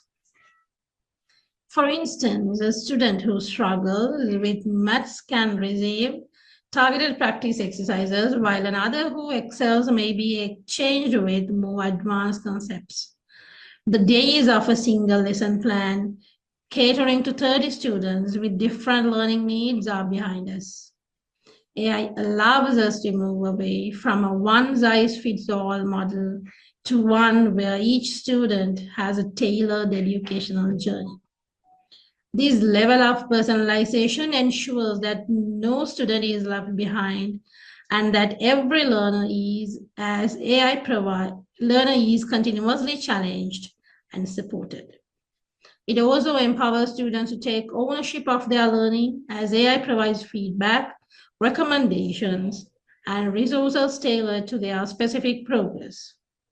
In short, AI will be a game changer in how we deliver education, ensuring that learning becomes a deeply individualized process. And teachers will become curators of AI resources rather than traditional instructions. Moving on to this one, with the rise of AI, the role of teacher is also evolving. In near future, teachers will become curators of AI resources rather than traditional instructors who deliver content in a one-directional way. AI tools will handle much of the routine tasks like grading, content delivery, and even some aspects of classroom management. This shift allows teachers to focus on selecting the best AI-driven resource apps and platforms that align with their students' learning goals. Teachers will still be at the heart of education, but their role will transition to guiding students through AI-enhanced learning environments. They will be curators, ensuring that the AI tools are used appropriately and in ways that foster deeper understanding. The teacher will select personalized AI resources based on individual student needs, curate relevant content, and facilitate meaningful discussions around the material. The relationship between teacher and technology will become more symbiotic. AI will handle the automation and analysis, while teachers will bring their expertise in pedagogy, human connection, and emotional intelligence, skills that AI cannot replicate. This evolution will allow teachers to work smarter, not harder, and to ensure that technology enhances the educational experience rather than diminishes it. And my third point, AI will free up time for teachers to focus on creativity and critical thinking in the classroom.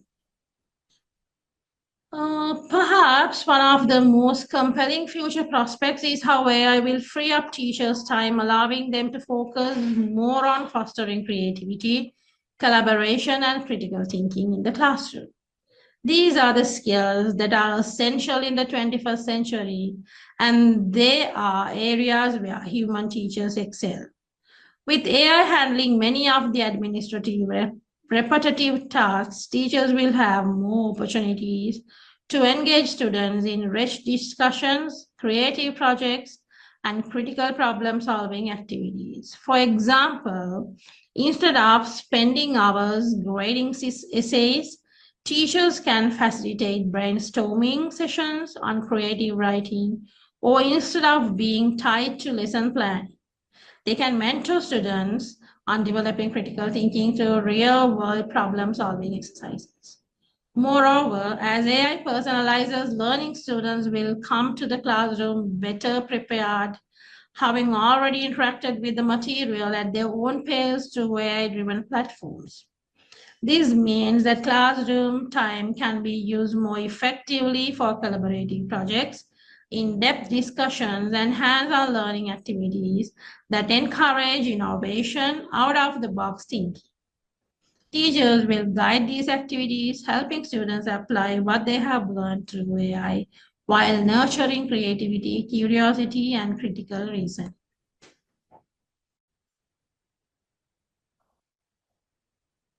As we come to the conclusion of today's discussion on AI in education, it's clear that we are standing at the threshold of a transformative era. From the rise of AI globally to its applications in language education, the opportunities for both teachers and students are immense. Yet, with these opportunities come responsibilities and challenges which we must be prepared to address.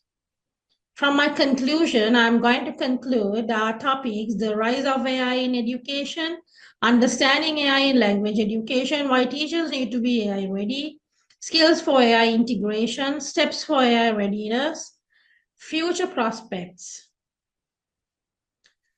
Moving on to my first subtopic, as we have discussed here, AI has already begun reshaping the global education system, offering personalized learning experiences, smart content delivery, and the automation of administrative tasks. These advancements are freeing teachers from routine tasks, enabling them to focus more on creative and impactful teaching. However, this shift also means that educators must be ready to harness the full potential of AI to truly improve students' outcome. That is actually the gist of the rise of AI in education. And moving on to my next subtopic, understanding AI in language education. When we come to this, it is one of the areas where AI is having the most profound impact currently. AI tools are enhancing the teaching of fundamental language skills, reading, writing, listening, and speaking by providing instant feedback on grammar, pronunciation, and fluency. English teachers, in particular, can use AI to differentiate learning, automate assessments, and access vast language resources. But to fully leverage these benefits, educators need to understand how AI tools fit into their teaching strategies. And when we talk about why teachers need to be AI ready, actually this brings us to an essential point. Teachers must be AI ready. The role of the teacher is evolving from being a traditional instructor to becoming a guide and facilitator in an AI-supported learning environment.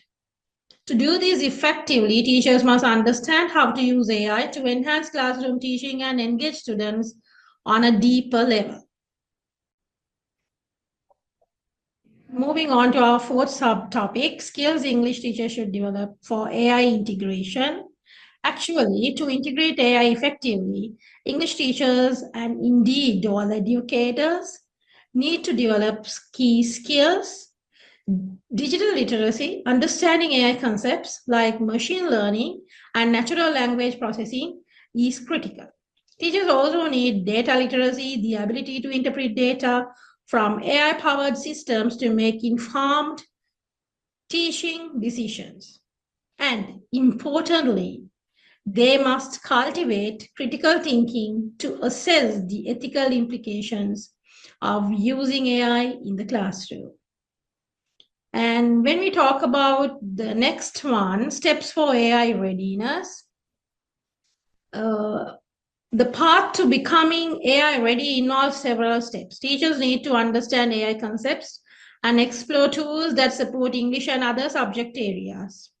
They must integrate AI-powered tools into their lesson plans and foster a growth mindset that embraces technological advancements. AI is a tool for enhancing the teaching process, not replacing it, and educators should view it as an opportunity for professional growth. And when we are talking about professional development, it plays a crucial role in this transformation. Ongoing training through workshops, webinars, and online courses can equip teachers with the skills they need. Collaboration among educators to share best practices and leadership support is also key to ensure continuous AI skill development. Of course, there are challenges. Limited infrastructure, especially in underserved areas, remains a significant barrier. There is also teacher resistance stemming from concerns that technology could replace the human element of education. And many teachers still lack sufficient AI training to fully integrate these tools into their classrooms. And finally, talking about the future prospects, and we are looking ahead, the future is bright. AI and data analytics will further personalize learning experiences, making education more tailored to the needs of each student. The role of the teacher will evolve even further into that of a curator, selecting the best AI resources for student learning. With AI handling more administrative tasks, teachers will have more time to focus on fostering creativity, critical thinking, and collaboration in the classroom. In conclusion, AI is not just a tool for the future, it's a tool for the present. It is already transforming education, and we must embrace it with a sense of purpose and openness.